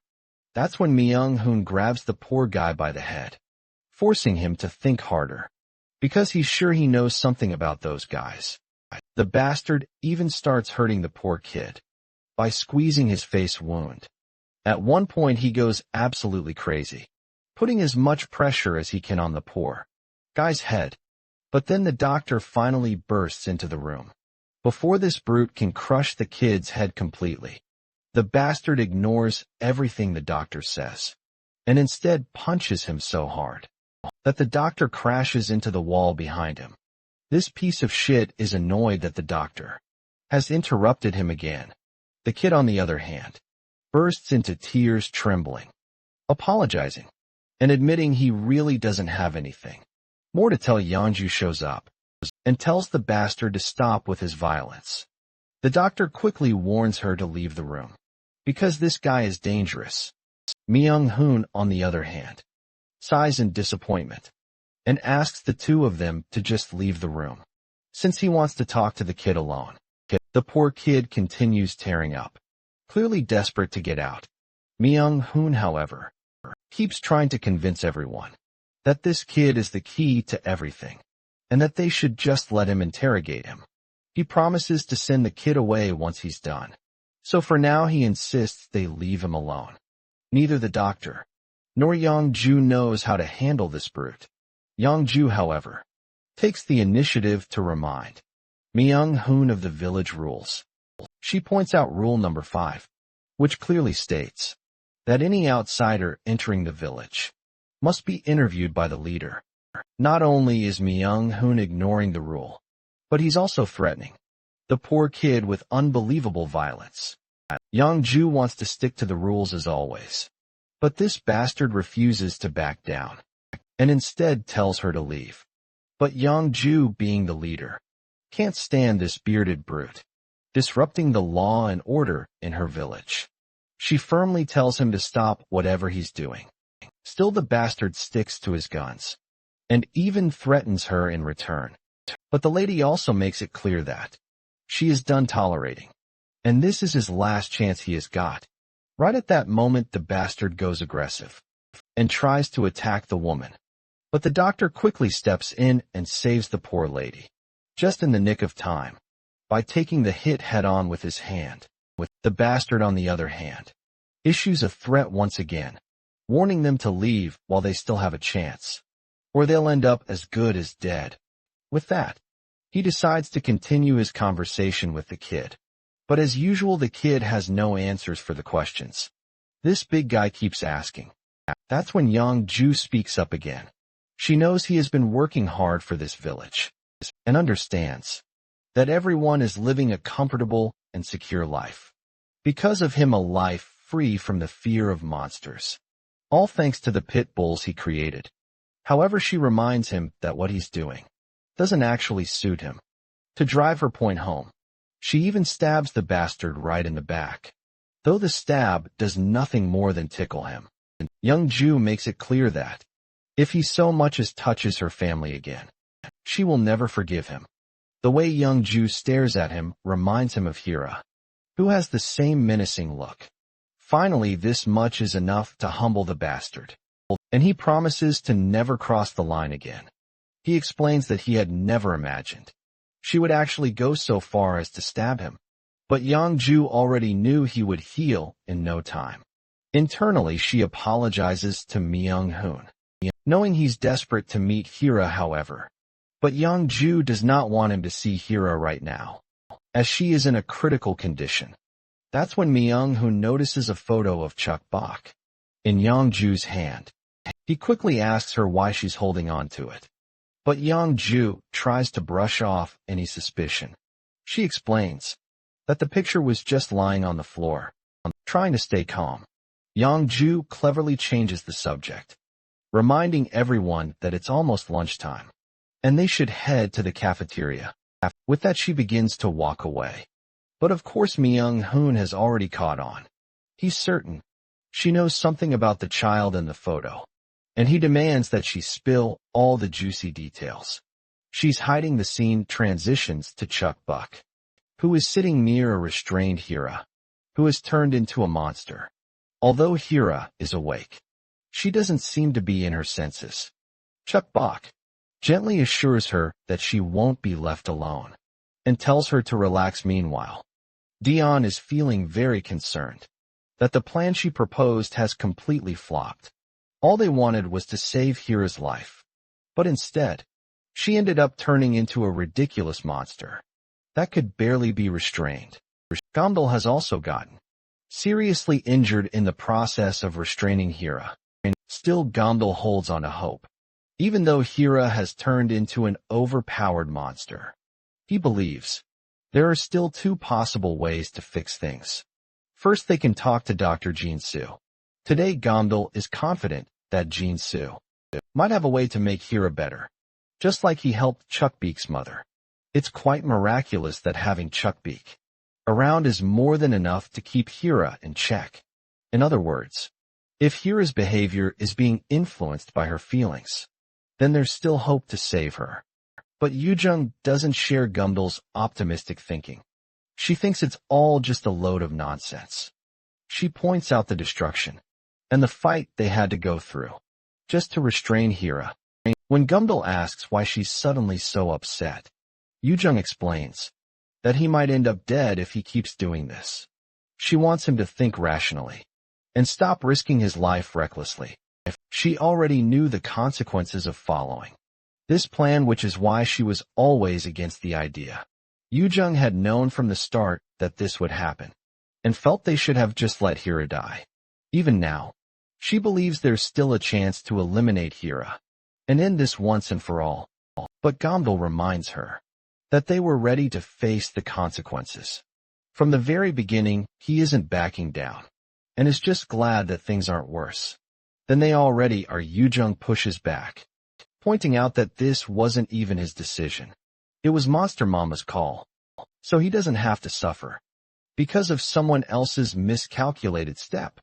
To this, Gamdal firmly states that this is exactly why he intends to bear this with her, because they're family now, and that's what family members do for each other. Yoojung finally relents, deciding to let him do what he wants.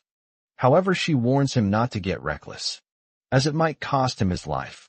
Meanwhile, Chunbei is playing around with the two little kids, keeping things light-hearted in the background. Once Gamdal is finally patched up, he pulls his clothes back on. Yoojung's mind, however, begins to drift into the past.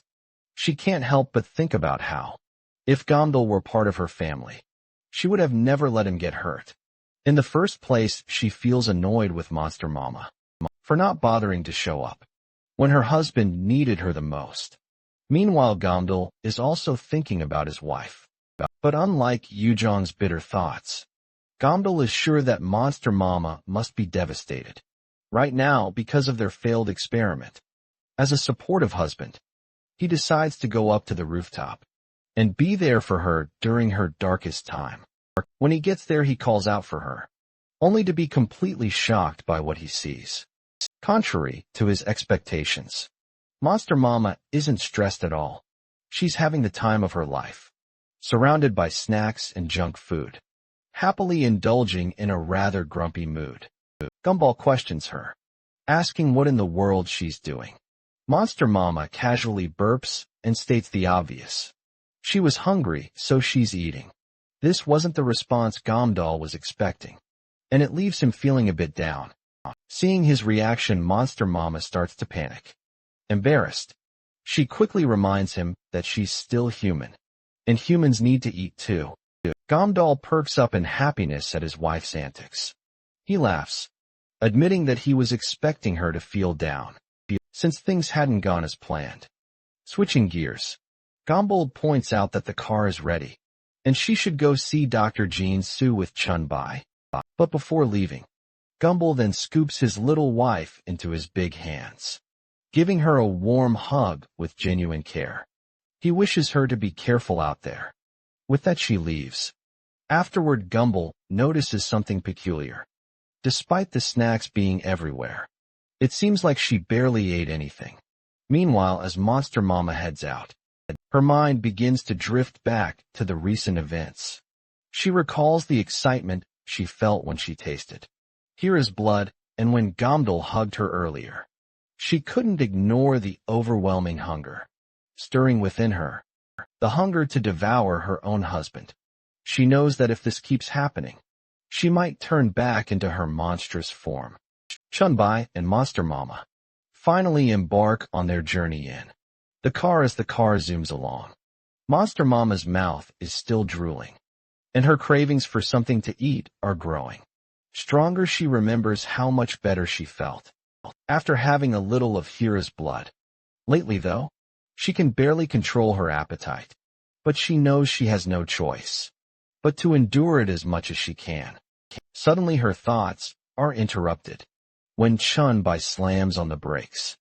It looks like something is weighing on Chunbai's mind, and he finally can't hold it in anymore. Monster Mama has no idea what in the world he's talking about. That's when the old man looks at her and bluntly tells her to just go and take a dump, because he's been hearing her stomach rumbling nonstop for a while now. Of course, Monster Mama gets embarrassed and claims, "It's just a little stomach irritation. Nothing serious." Chunbai, relieved to hear this, hits the gas pedal again and the car zooms forward. To kill some time, Chunbai decides to strike up a bit of chit-chat. He brings up something Dion told him. According to her, she saw a peddler with a strange masked guy, and the two of them were experimenting on a monster. Apparently, they managed to turn the monster back into a human. Naturally, Monster Mama finds this hard to believe. Chunbai shares her skepticism, but admits that Dion didn't seem to be lying. He's certain that peddler is different from regular monsters, so there might be some truth to it. If what Dion saw is even remotely true, it means they might be able to find a cure for Hira and deal with those bastards. At the same time, Monster Mama is totally on board with digging deeper into this to see if what Chunbai heard is actually true. Finally, they arrive at their destination. Dr. Jinsu is already there, waiting with an ambulance ready to go. After exchanging greetings, Monster Mama fills the doctor in on all the juicy details. She explains how Hira has now turned into a monster, and that Chuck Box seems to be developing some strange abilities. As well, they couldn't bring Hira along because she wasn't in any condition to be moved. Monster Mama acknowledges that it's against the rules for them to enter each other's homes, but she earnestly requests Dr. Jinsu to come with them to check on Hira. Jinsu, on the other hand, is lost in his own thoughts, and whatever he's thinking doesn't seem pleasant. He's sweating at the realization that Hira has now turned into a monster, which only complicates the situation further. Adding to the mess is Myung-hoon, who's already gunning for Hira. Jinsu considers telling Monster Mama and Chunbai about Myung-hoon, but for now, he decides to keep quiet and simply tag along. He feels obligated to help Monster Mama and her crew, especially considering how much they've done for the village. Besides, he's genuinely worried about both Hira and Chukbok. He gestures for them to get moving. However, Chunbai and Monster Mama quickly pick up on the suspicious air lingering around them. The doctor, meanwhile, keeps acting incredibly sketchy, practically radiating Susie Baka energy as he urges them to get into the car. Monster Mama and Chunbai exchange glances, clearly understanding the body language Jinsu is using. It's as if he's silently conveying a warning of potential danger. They begin speculating. Could someone have been following them? Or maybe someone tracked Jinsu down. Whatever the case, it's obvious that Jinsu is hurrying them for a good reason without wasting more time. They decide to get into the van. That's when Myung-hoon finally steps out of the van and greets everyone present. He apologizes for the late introduction, explaining that he accidentally dozed off without even realizing it. Meanwhile, poor Jinsu is sweating his balls. at the sight of this bastard suddenly appearing. When the scene pans out on Myung-hoon, his appearance is nothing short of surprising. The man looks significantly younger. After trimming down that excessive beard, something that once looked like a patch of wild hair, Overball's monster mama quickly pieces it together. The threat Jin-soo was warning them about must be this guy. Even Chun-bai can tell that Myung-hoon radiates danger. Myung-hoon, on the other hand, is unbothered and genuinely pleased to see Monster Mama in person. He mentions how much he's heard about her from Dr. Jin-soo. He grins as he extends his hand for a friendly greeting. But of course Monster Mama isn't having any of it.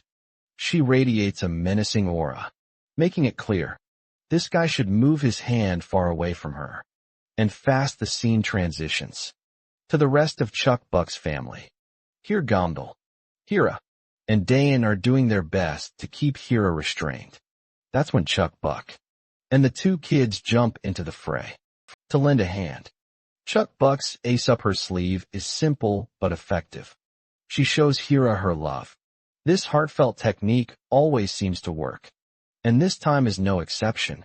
Chuck Buck has also brought along a book, which she plans to read to Hira.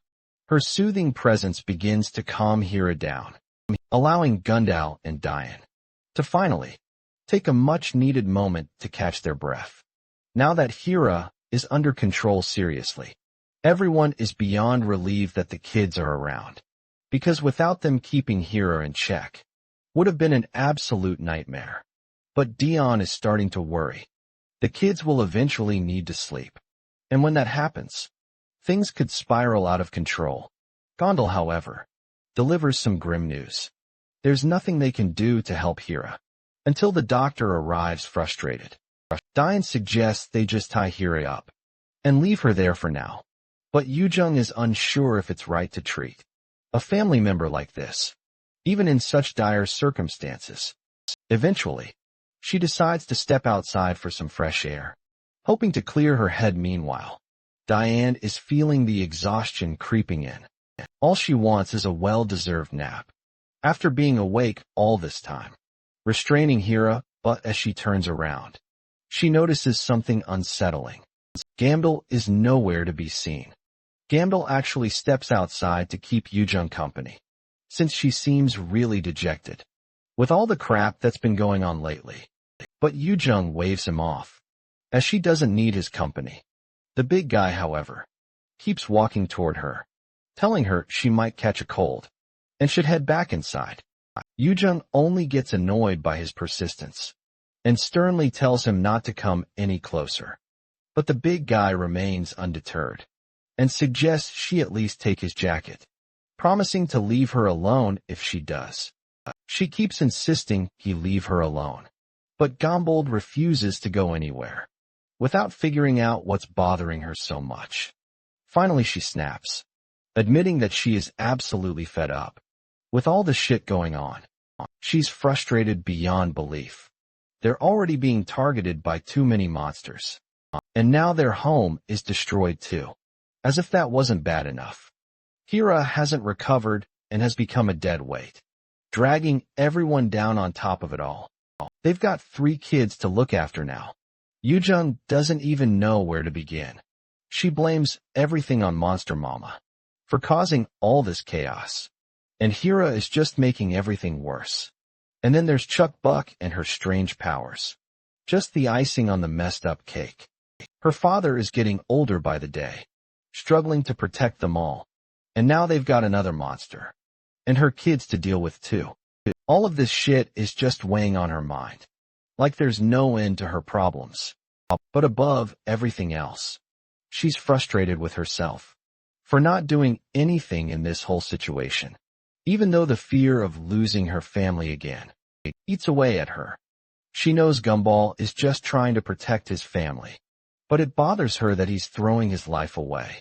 In the process, she can't bear to see him getting hurt over and over. Before her emotions completely overwhelm her, Gumball suddenly pulls her into a hug, catching her off guard and making her blush. But the hug isn't out of compassion. It's to save her. A sneaky bastard had just launched an attack, and Gumball took the hit, leaving his face brutally injured. The attacker, however, seems genuinely amazed by Gumball's skill. He'd assumed the big guy would be slow, because of his size, but clearly that was a huge miscalculation. As the mysterious attacker steps out of hiding, his identity becomes clear. It's Peddler. Gumball has only ever heard about this bastard through word of mouth, but based on the description Tsunade gave, he's pretty sure this guy matches it perfectly. Gumball demands to know what the hell this bastard wants, but the ugly sucker shuts him up and asks a question of his own. He wants to know if they happen to know a young girl. The attacker says he can feel her presence here. To make it clearer, he even conjures up Chuck Box's face through his grotesque melting body, showing exactly what the girl looks like. Meanwhile, inside the house, Diane is sleeping peacefully with her 2 kids, oblivious to the shit going on outside. Hira, on the other hand, is roaming around aimlessly. Bound in chains, Chuck Box is also fast asleep, seemingly dreaming about Hira. But outside, Peddler continues pressing Gumball for answers about her. Yujung begins to lose her composure. This is the absolute last thing she wanted to happen, especially now, when Monster Mama isn't here to protect them. To make matters worse, they don't have any weapons on hand. But Gunnal isn't backing down without a fight. He unloads a barrage of bullets at the monster and lunges at it, yelling for Yujung to wake Dion and bring the weapons. He'll keep this bastard occupied in the meantime. Gunnal knows he's the only one right now who can hold the monster off. Gunnal keeps bombarding the bastard with a relentless barrage of bullets, as he is determined not to let this bastard get anywhere near to his daughter. That's when another monster comes crashing down and lands right on top of poor Gumball. Yujung can only watch in shock, completely frozen. But she too gets attacked by another monster, sending her sprawling to the ground. Conveniently enough, her ass covers the entire panel when she falls in this awkward position. The one who helped to create this masterpiece is another cringy monster. Peddler crouches down again, ready to resume his interrogation. He claims that he knows Chuck Box is here, as he can sense her presence. But now he wants to know if her mother is here as well. His voice is chilling as he warns Gumball that what happens next depends entirely on the answer he gives. At this moment, Gumball feels completely hopeless and helpless. There's no one around to help. Not his wife, not his master. Chun-Bai, not even Hira. It's just him. And he doesn't know how he's going to save both his daughter and Yujung on his own. As Yujung is on the brink of being devoured alive, Gunnal musters every ounce of strength he has left and tries to stand up, but his efforts seem futile. His body refuses to cooperate. The monster laughs at his struggle, mocking him for working so hard for nothing. All Gumball has to do is answer the questions, and maybe he is spared. Peddler makes it clear to Gumball that he doesn't have the strength to save everyone here, so all his struggling is completely pointless. The monster nearly swallows Yujung whole while Gumball can do nothing but listen, as this bastard rambles on, lecturing him about affection and love. Peddler tries to drill into Gumball that the concept of family is the greatest weakness anyone can have. Affection, he claims, is utterly pointless. Because of it, Gumball is now about to die. For the very family he's so desperate to protect. Gumball is utterly shattered. Paralyzed by despair, he's got no idea what to do. No plan, no strength, nothing. This is a level of hopelessness he never imagined facing in his life. Meanwhile, these bastards give him just 3 seconds to decide his fate. The countdown begins 3, 2, 1. Before they can make their move, a thunderous sound reverberates through the area. Heavy, deliberate footsteps, echoing with an overwhelming presence. Peddler starts to sweat, his confidence shaken. Whatever is coming, it's not just a monster. It's pure, unfiltered madness. And of course that madness is Hira. She emerges from the house. Her presence is overpowering, commanding the air around her. She takes a moment to scan the scene. On one side, she sees Yujong halfway to being devoured. On the other, Gombod lies crumpled, reduced to nothing more than a broken shell of himself. But when Hira spots Chuckbox's head in Peddler's hand, it triggers something deep within her. And that does it, she lunges at the bastard. But before we catch sight of this juicy fight, the scene transitions to Monster Mama and Myung-hoon. Myung-hoon tries to strike up a friendship with Monster Mama, especially since they're the same kind. But Monster Mama shut him down, saying she already has a boyfriend and isn't interested. She's blunt and tells him to piss off, making it clear she doesn't care why he's here. They're busy and they don't have time for his nonsense. Myung-hoon doesn't take the hint. Instead, he smirks and offers her two options. The first option, which is supposed to be the good one, is simple if she comes with him quietly. No one gets hurt, everyone walks away in peace. But before he can even lay out the second and bad option, Chunbai and Monster Mama are already prepared to throw down. They don't wait for the rest of his speech. They lunge at the bastard. But this bastard stops Monster Mama in her tracks, using just one hand, and also makes sure to catch all of the bullets with his bare hands as well. He is disappointed that they choose the bad option. After all, he grabs her by her chest and effortlessly throws her through the air, sending her flying far away. His grip is so massive that her milker even leaks out a copious amount of blood. In the process, Chunbei quickly starts throwing down even more bullets.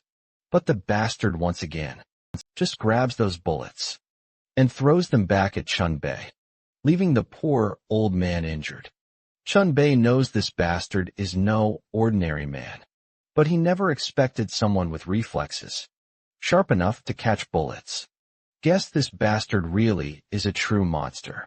Turns out, the blood we saw wasn't from Monster Mama's milkers. It was actually from this bastard's severed hand. That Monster Mama tore off. She ripped his hand off out of sheer frustration. To think that this bastard dared to grab a lady by her milkers, she's literally itching to tear this bastard's balls off for the pain he's caused her chest. Myung-hoon gives props to Monster Mama for her godlike reflexes. He didn't even realize when his hand got cut off. Monster Mama makes it crystal clear that next up are his balls. If he doesn't quit it, the bastard just casually regenerates his hand, like it's no big deal, and flips a middle finger with his newly grown hand. Because even if she snatches his pair of balls, he just grow them back right away. Suddenly the atmosphere shifts, and rustling noises start to echo around them. Out of nowhere, all of Myung-hoon's lackeys latch on a Monster Mama, and Chunbai wastes no time, and drills a hole right through one of the bastards, with a precisely aimed shot, and proceeds to kill every last one in his way. With his weapon in hand, Chunbai is absolutely menacing, showing not even a shred of mercy to these bastards. Even Myung-hoon can't help but clap in admiration at the old man's stellar performance. Meanwhile, it's clear Chunbai is starting to struggle. If this were his prime, taking down these pesky bastards wouldn't have been an issue. But with this old body, he isn't sure how much longer he can keep fighting these suckers. Then he notices something unsettling. These aren't just lackeys. They're monsters hidden under helmets. Monster Mama, on the other hand, is slaughtering these bastards left and right, like it's nothing as she fights. She realizes they're just soulless dolls, which only fuels her anger. She grits her teeth as she remembers that perverted bastard's audacity in groping her big milker. Although he looks human, he's using the power of a monster. She's never encountered anyone like him before.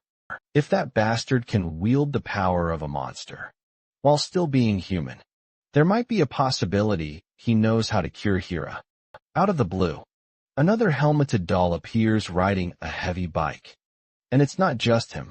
There's an entire army of black-clad zombies all wearing helmets. Myung-hoon's demands are simple. He wants Hira, and in return, he promises nothing will happen to anyone. On top of that, he's offering a reward. But if Monster Mama keeps resisting, he's ready to fight until one side is wiped out. As for the reward, he promises to reveal a way to become human again. The moment Myung-hoon finishes talking, one of the dagger-wielding Pitbull gang members lunges at Monster Mama. She quickly ducks backward, narrowly avoiding the strike. The mention of a cure has clearly shaken her. If there's truly a way to turn back into a human, she can't afford to ignore it.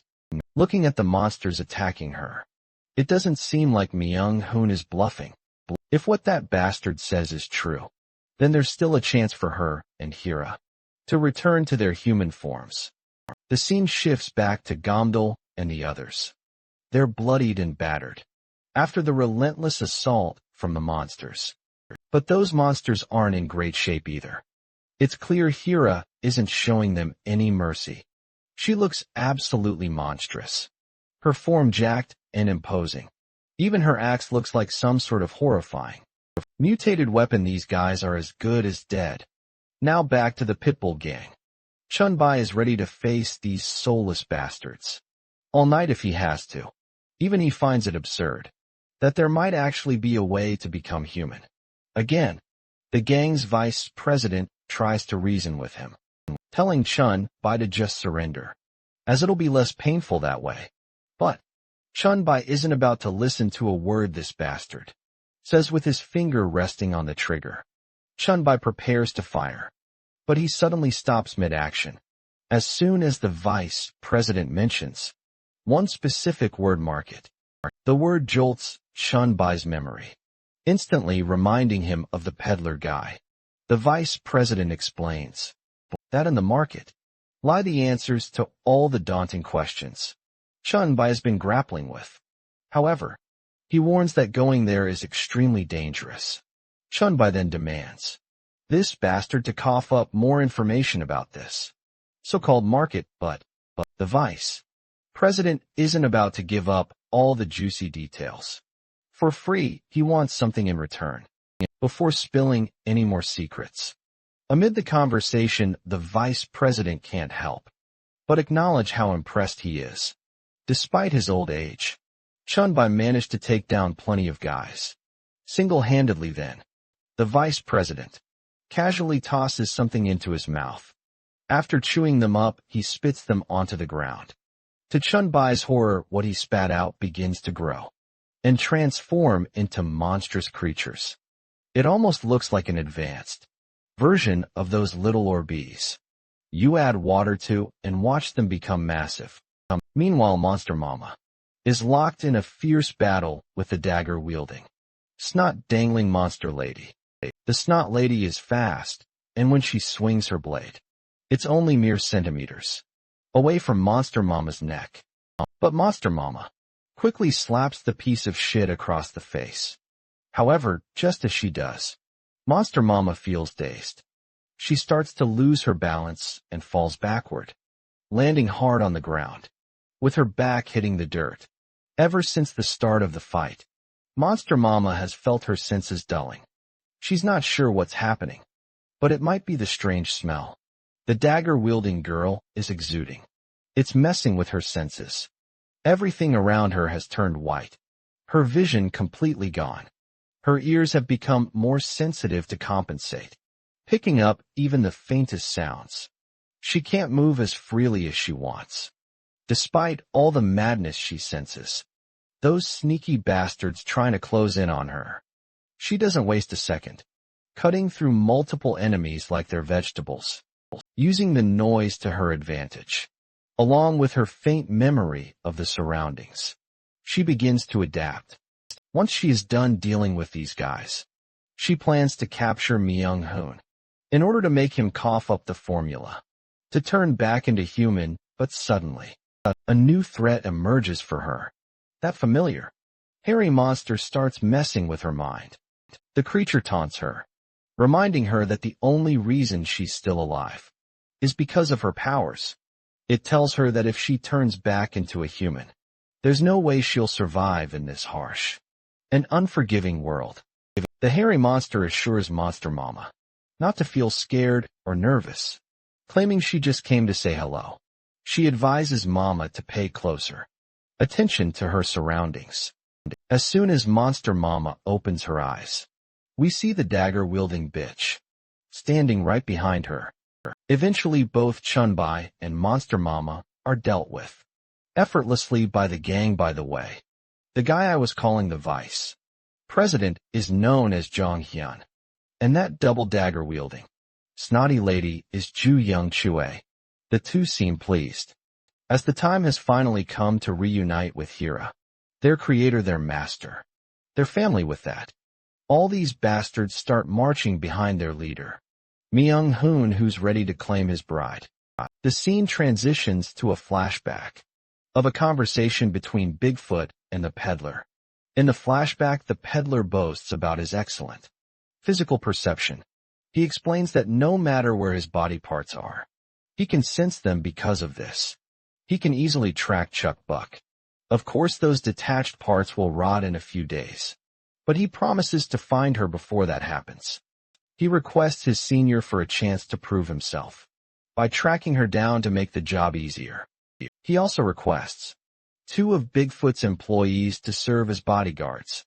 It's clear that the peddler's eagerness to help isn't just out of loyalty. He's angling for a better position within the family. Bigfoot finally responds, telling the peddler to bring him the mother as well. If he succeeds, Bigfoot promises to get him acknowledgement from the father. But the peddler clarifies that he has no information on the mother. In response, Bigfoot promises to provide him with details. The senior then throws a vial of medicine toward the peddler, telling him that he might not need it, but if he encounters difficulties capturing them, he can make them eat this medicine. Bigfoot further emphasizes that, while they never intended to offer this job to the peddler, now that they are, he won't tolerate any failures. With that warning, Bigfoot asks the peddler if he really wants to take the job. Well, we all know what the peddler's decision was.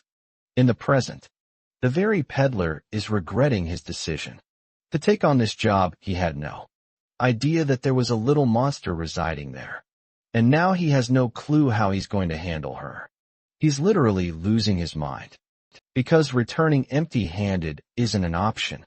Suddenly the sound of motorcycles echoes.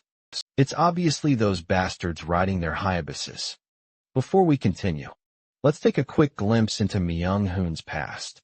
It's been a very, very long time since a tragedy that Myung-hoon has never forgotten. Ever since that tragedy, Myung-hoon had been searching for her everywhere.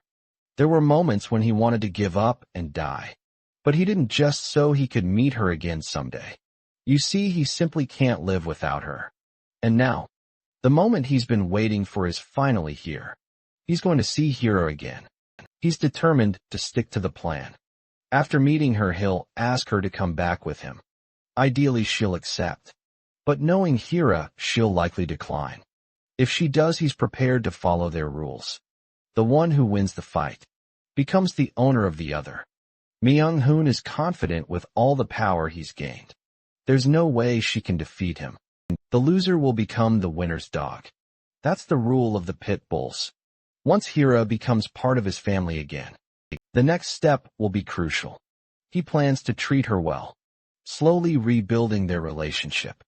It'll take time, but eventually she'll recognize his sincerity. When that happens, she'll fall in love with him, and they'll become a true family. He's even dreamed of their future. Together they'll have 3 children, 1 boy and 2 girls. The mere thought of it fills him with joy. A happy family with his dream wife, living happily ever after. But then as soon as he reaches the area, he slams on the brakes, removing his helmet. The happiness on his face quickly morphs into pure devastation. Standing before him is Hira, but she's no longer the woman he remembers. She's turned into a mindless zombie. Chuck Buck, on the other hand, has no clue who this man is. She begins to speculate that maybe he's from the village, here to cure Hira. The thought makes her naturally happy. Excitedly, she starts asking him about her monster, Mama and Chunbai, but the bastard doesn't respond. Instead, he gives her a cold, menacing glare like he's about to devour her alive.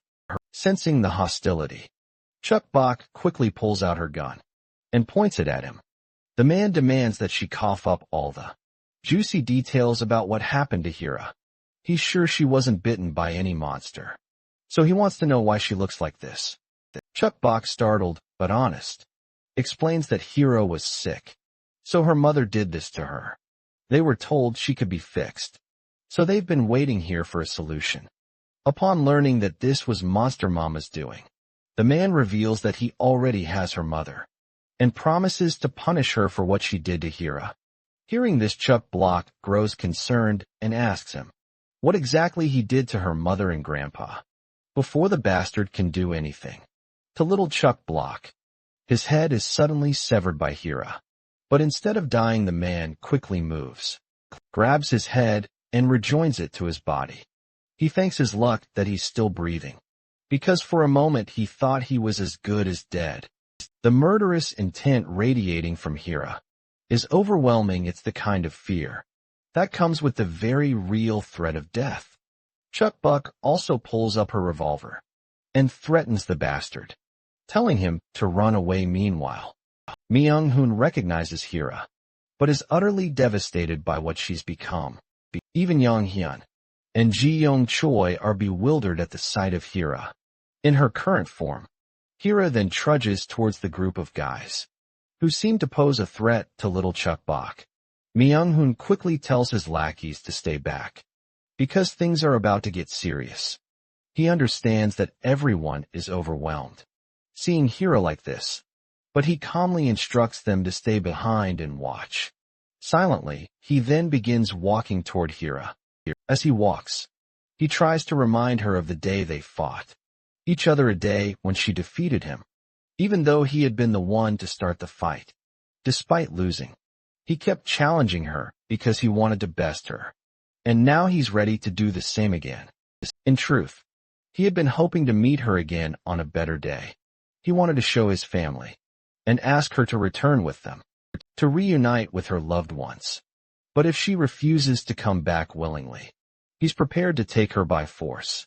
He openly admits that he still has feelings for her. He wants her to come with them peacefully, and even promises to fix her current state. In response, Hira simply growls and without hesitation swings her blade with lightning speed. The bastard barely manages to dodge the attack, but now he's fully serious and ready to fight. Hira unleashes a relentless barrage of blows on the bastard. In the heat of the moment, she morphs her weapon into a massive spiked club and slams it across his body, sending him sliding across the ground. She continues her merciless assault. Even Myung-hoon starts to lose his composure. He can't fathom where this enormous weapon came from. And what's worse, each of her strikes is both incredibly fast and devastatingly powerful. If he were anyone else, he'd have already been reduced to mush. He doesn't know what to do, or how to bring Hira back home. That's when his eyes land on Chuck Bok. He remembers how fond Hira seems of the little girl, and an idea forms in his mind. Without wasting a second, he dashes toward Chuck Bok, pouring all his speed and strength into the attempt. Seeing the danger, Chuck Bok instinctively aims her revolver at this bastard. But before Myung-hoon can reach her, Hira intercepts him. She grabs him and throws him high into the air. His disbelief grows as he processes her raw strength and incredible speed. While he's still airborne, Hira morphs her weapon into something entirely different and readies herself. With immense power, she delivers a punch that sends him soaring even higher into the sky. By now, frustration begins to overwhelm Myung-hoon. Nothing is going as he planned. All he ever wanted was to find happiness. He had hoped to meet Hira, talk with her, rebuild their relationship, and become a family again. But now everything feels like it's slipping through his fingers. He is hating the fact that everything has come to this. The more he tries to reach Hira, the farther she slips away from him. His rage grows uncontrollably as he begins to convince himself that it's all her fault. She's the one who made him fall in love with her. If she hadn't shown him affection, he wouldn't have sought her out like this. He wouldn't have ended up here, in the middle of this chaos. In his mind, she's the root of all the turmoil he's facing. He's done holding back in a fit of anger. He rips off the uniform he's wearing. Because he is done holding back, he will make sure to take her with him no matter what. Even if she ends up crippled, he will always take care of her and love her. Gundao and Yujung lie in the apartment building. Then there's cowardly Daeon, lurking in the shadows, observing everything. From a safe distance, she watches the violence. And the more she sees, the more regret builds inside her. She wonders if she made the wrong decision coming here with these guys. Once the both monsters clash, the area erupts into full-blown chaos. Both parties now resemble savage beasts. Their exchange of blows so ferocious and rapid that an ordinary human can't even comprehend. Their movements strike after strike. The sheer force they generate is on a completely different level, sending shock waves that toss everyone standing nearby, like leaves in a storm at one point. The bastard loses an arm, but to everyone's shock, he regenerates it almost instantly. It's then that he learns the hard way that Hira not only has insane speed, but also an extraordinary level of regeneration herself. What's worse for him? Hira takes the severed arm she ripped off and transforms it into a weapon. Despite this, the bastard remains arrogant and charges recklessly at Hira once again. Before the fight continues, we glimpse a flashback into Myung-hoon's childhood, a glimpse that reveals the roots of his twisted behavior as a child.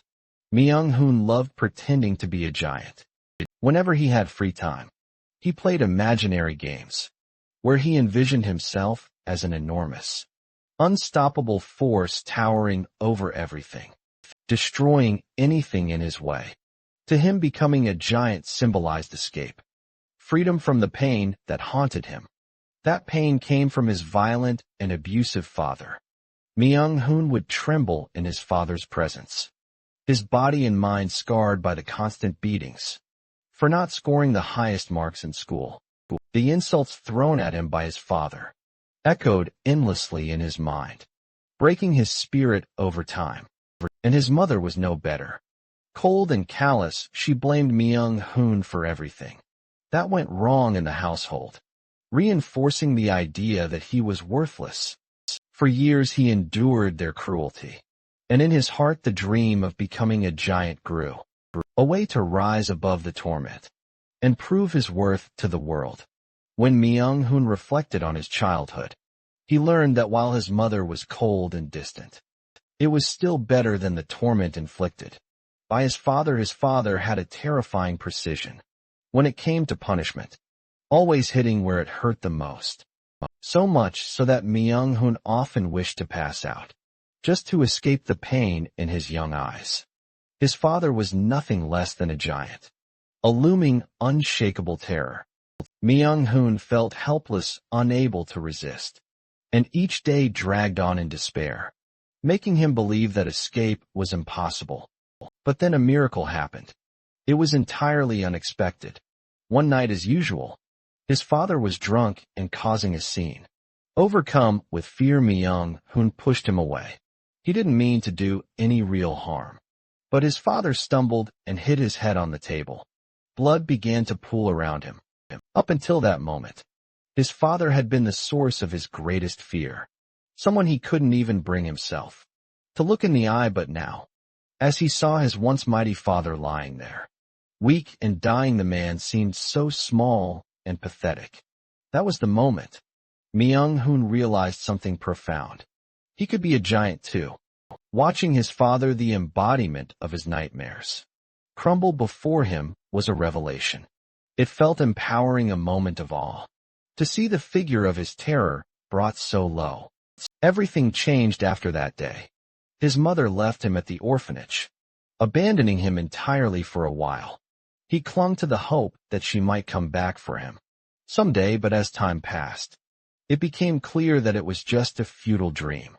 Life at the orphanage wasn't any kinder. Bullies constantly picked on him. But to Myung-hoon they seemed small and insignificant. Nothing like the giant his father had once been. In his eyes, the fear that had kept him from standing up for himself was gone, so he embraced the idea of being a giant. Myung-hoon began to carry himself with the strength and confidence he had longed for, and he took on anyone who dared to challenge him. Single-handedly, he dealt with the bullies, like the giant he believed himself to be, proving that he could rise above the pain of his past and shape his own destiny. The violence and fear that had once paralyzed Myung-hoon became his greatest tools, weapons he used to protect himself.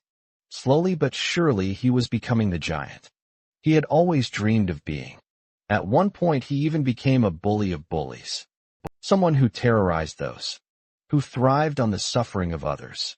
As he grew older, nothing seemed to impress him anymore. No matter how strong or imposing people appeared, they were no more than ants in his eyes.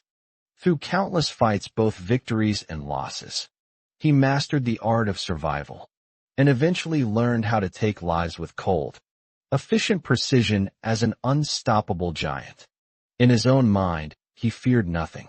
For the first time in his life, he felt truly free, but that freedom came with a cost. Over time, everything began to feel hollow.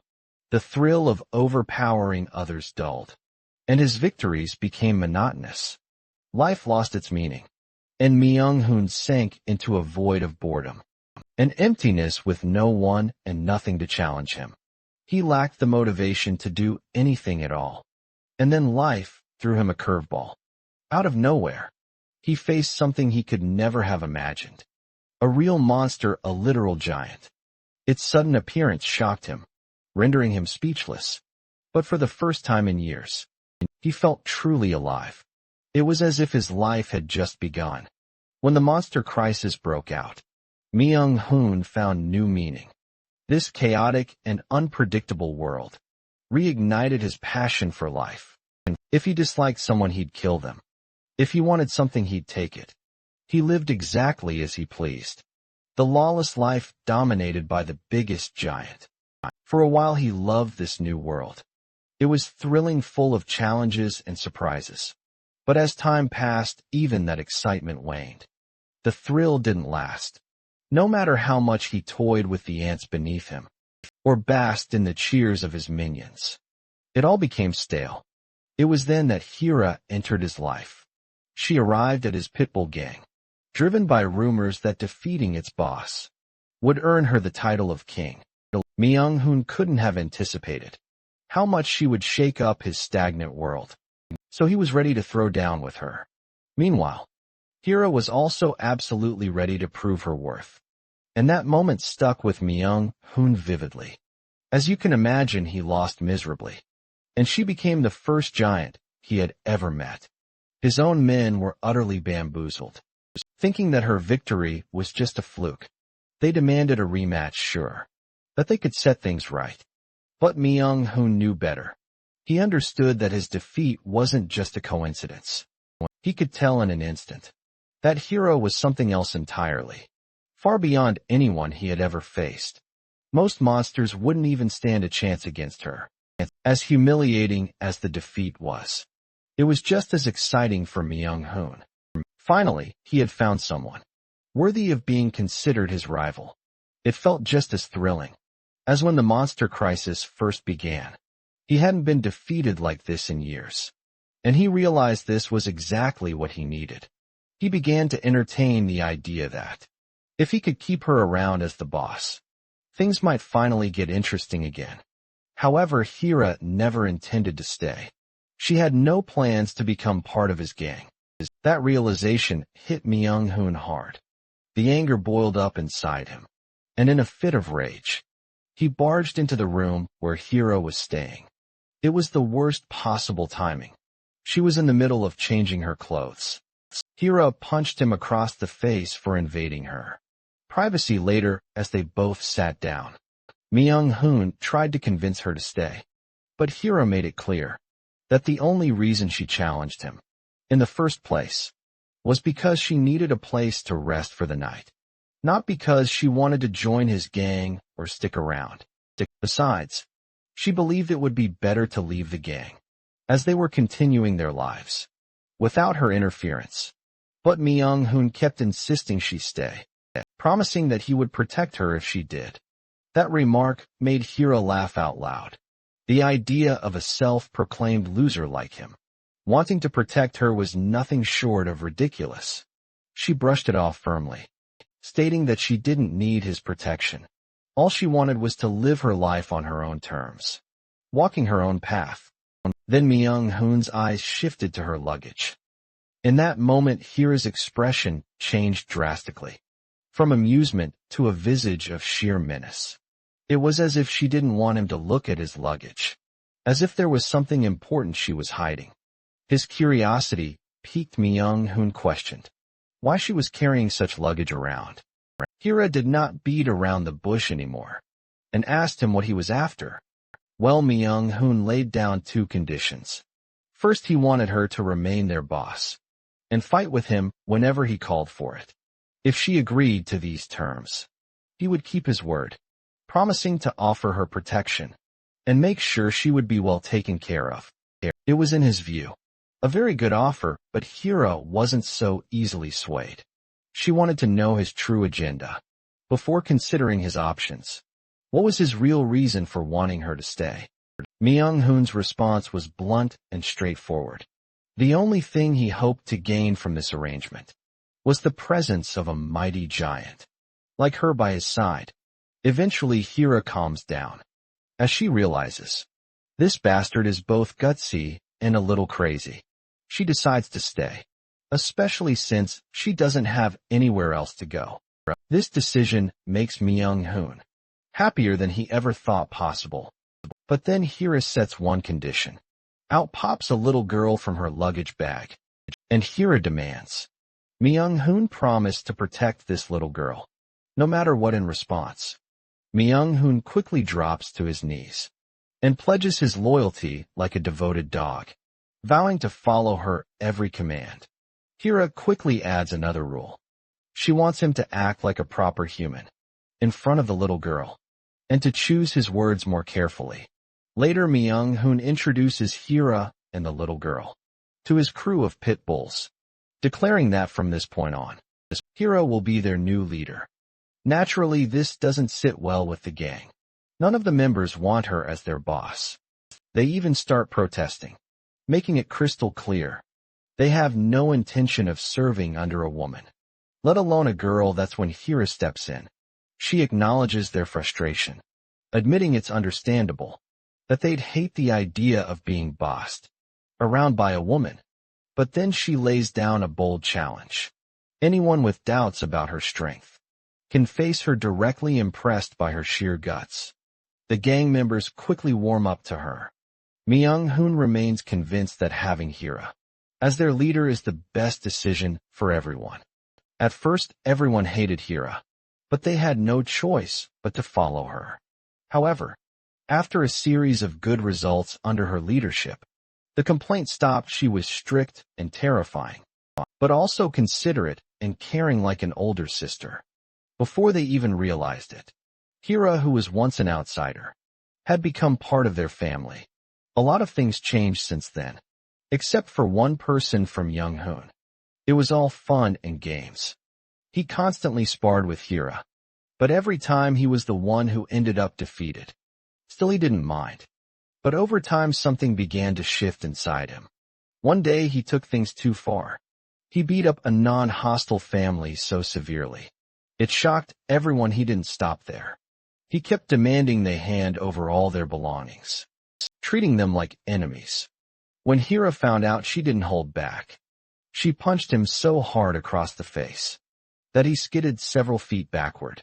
Despite the blow, Myung-hoon felt a strange thrill. It was as if he'd been hit by a bullet, and he couldn't help but be excited by her strength. Hira, however, wasn't not here to fuck around. She demanded to know why he had done something so senseless. There was no need for more supplies. So bullying a poor, defenseless family was pointless in her eyes. But Myung-hoon argued otherwise, claiming it was necessary, and that he had gained something valuable from the experience. Myung-hoon believes the world leaves them no choice but to be greedy. Things aren't abundant like in the old days, and survival has become everyone's sole focus. That's why in his eyes, they have to do whatever it takes to stay alive, even if it's something as small as the chocolate.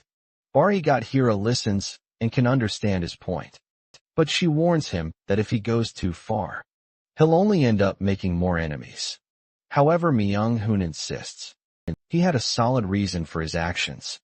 He explains that the family was pretending to share the chocolate, but in reality, only their kid was eating it. They looked ridiculous to him, so he snatched it away. When the kid started crying loudly, he gave him a little smack to quiet him down. That's when the dad tried to retaliate, and everything escalated. The situation quickly spiraled into a bloodbath.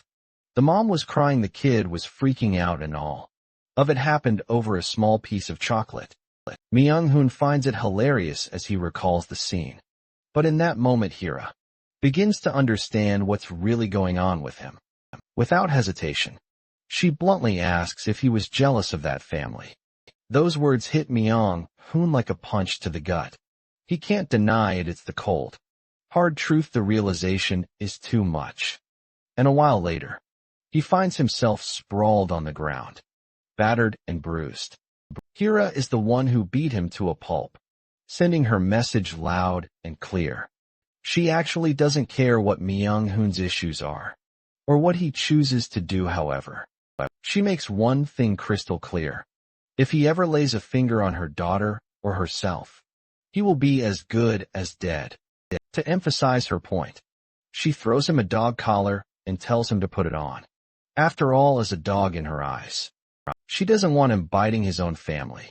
Meanwhile, Myung-hoon is still lost in his own thoughts, refusing to accept that he might have been jealous of that family.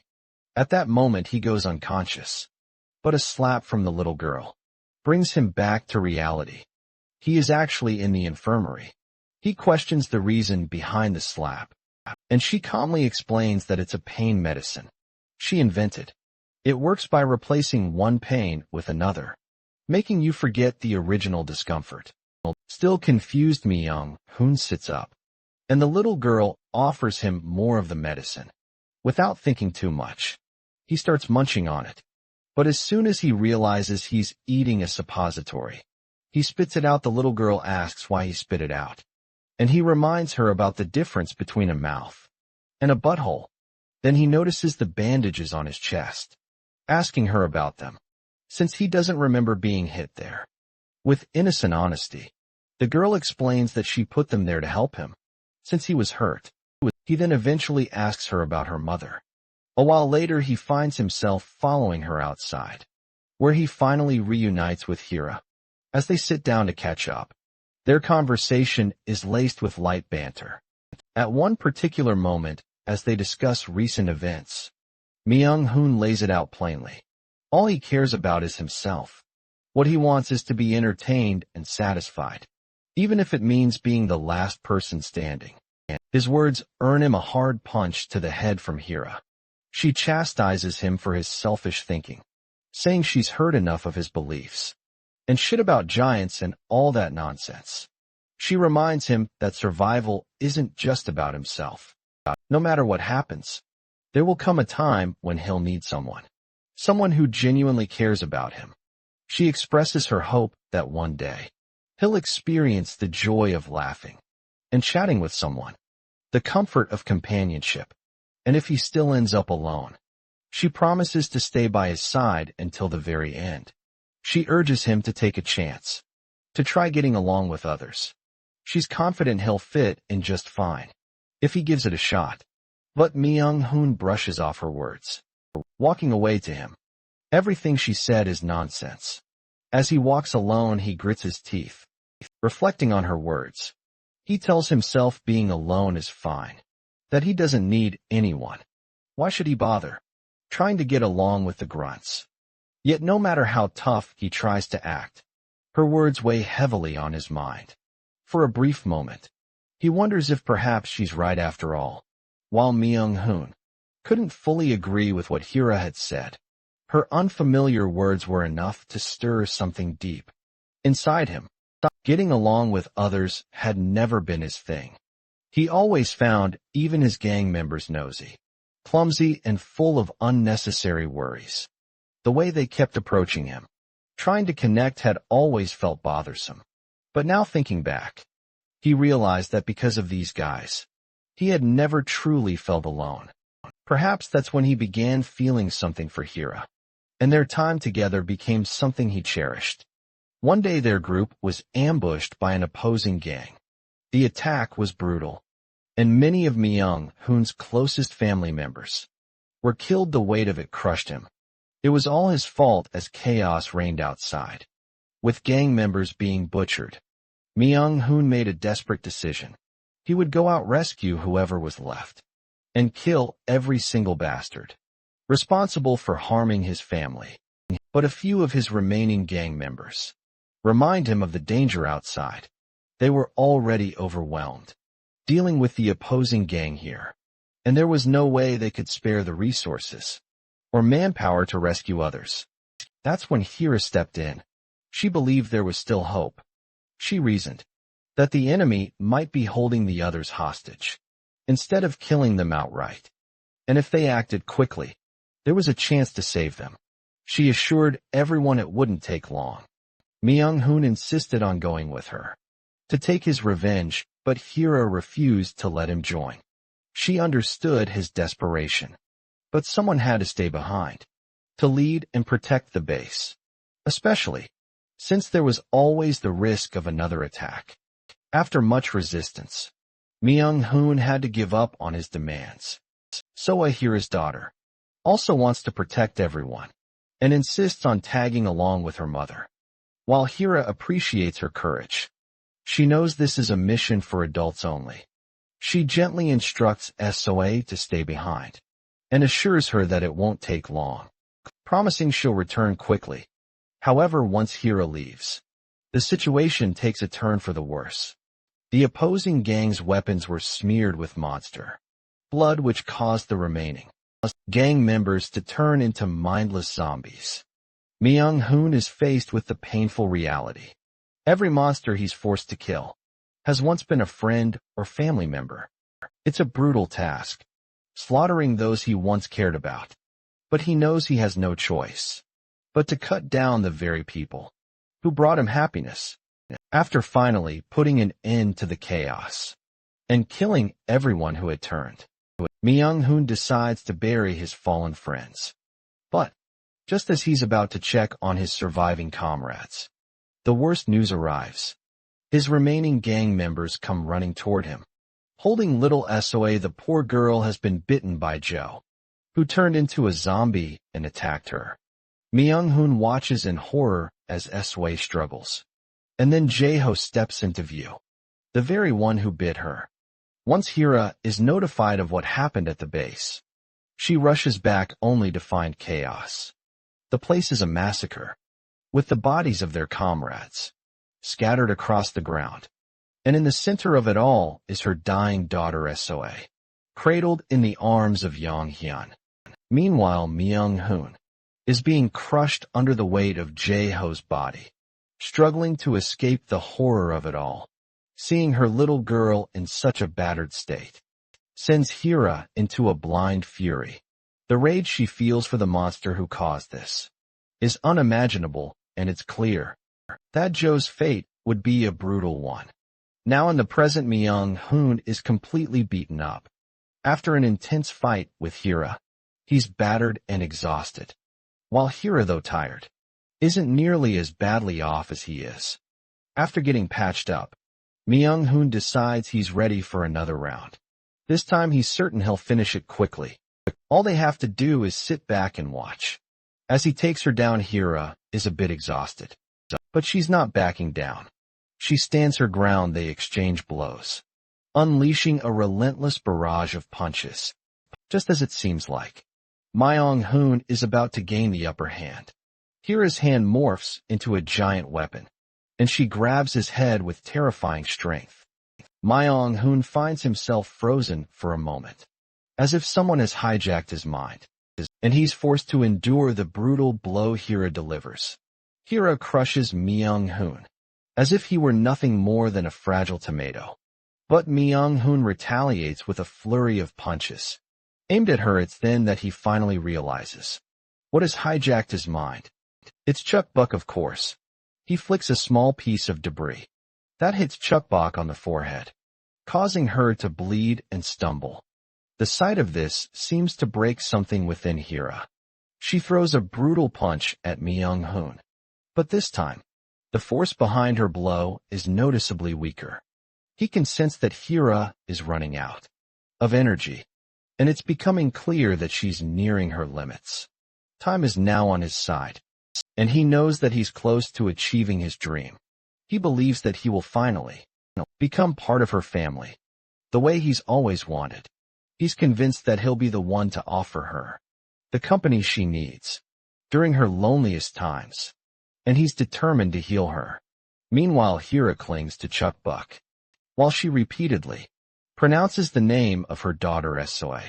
She repeats it over and over, a deep pain in her heart for the daughter she is desperately trying to protect. It appears that Hira is mistakenly clinging to Chuck-Buck, thinking she's her daughter. The way she holds Chuck-Buck closely mirrors the deep love she's always had for her daughter. Meanwhile, Myung-hoon approaches them, but Chuck-Buck quickly responds by shooting at him. It doesn't take long for Myung-hoon to realize what's happening. He quickly understands that from the very beginning, Hira's only concern has been her family, which is her daughter he recognizes. Now that he's never truly been a part of her family, he bonks Hira on the back, causing her to collapse unconscious. Then he turns to Chuck-Buck and demands to know what kind of relationship she has with Hira, and why she's so desperate to protect her. Chuck-Buck can only respond with anger, making it clear that Hira is her precious family. This response was food for thought for someone like Myung-hoon. It's clear that Chuck-Buck sees Hira as family, not as a mindless monster, which gives him pause. He grabs Chuck-Buck by the throat and thanks her. He is grateful that Hira is still alive because of her. After a moment, Myung-hoon decides it's time to head back home, and he orders his friends not to forget those who had been hiding in the building, ensuring that no one is left behind. It looks like her excitement is not going to last long.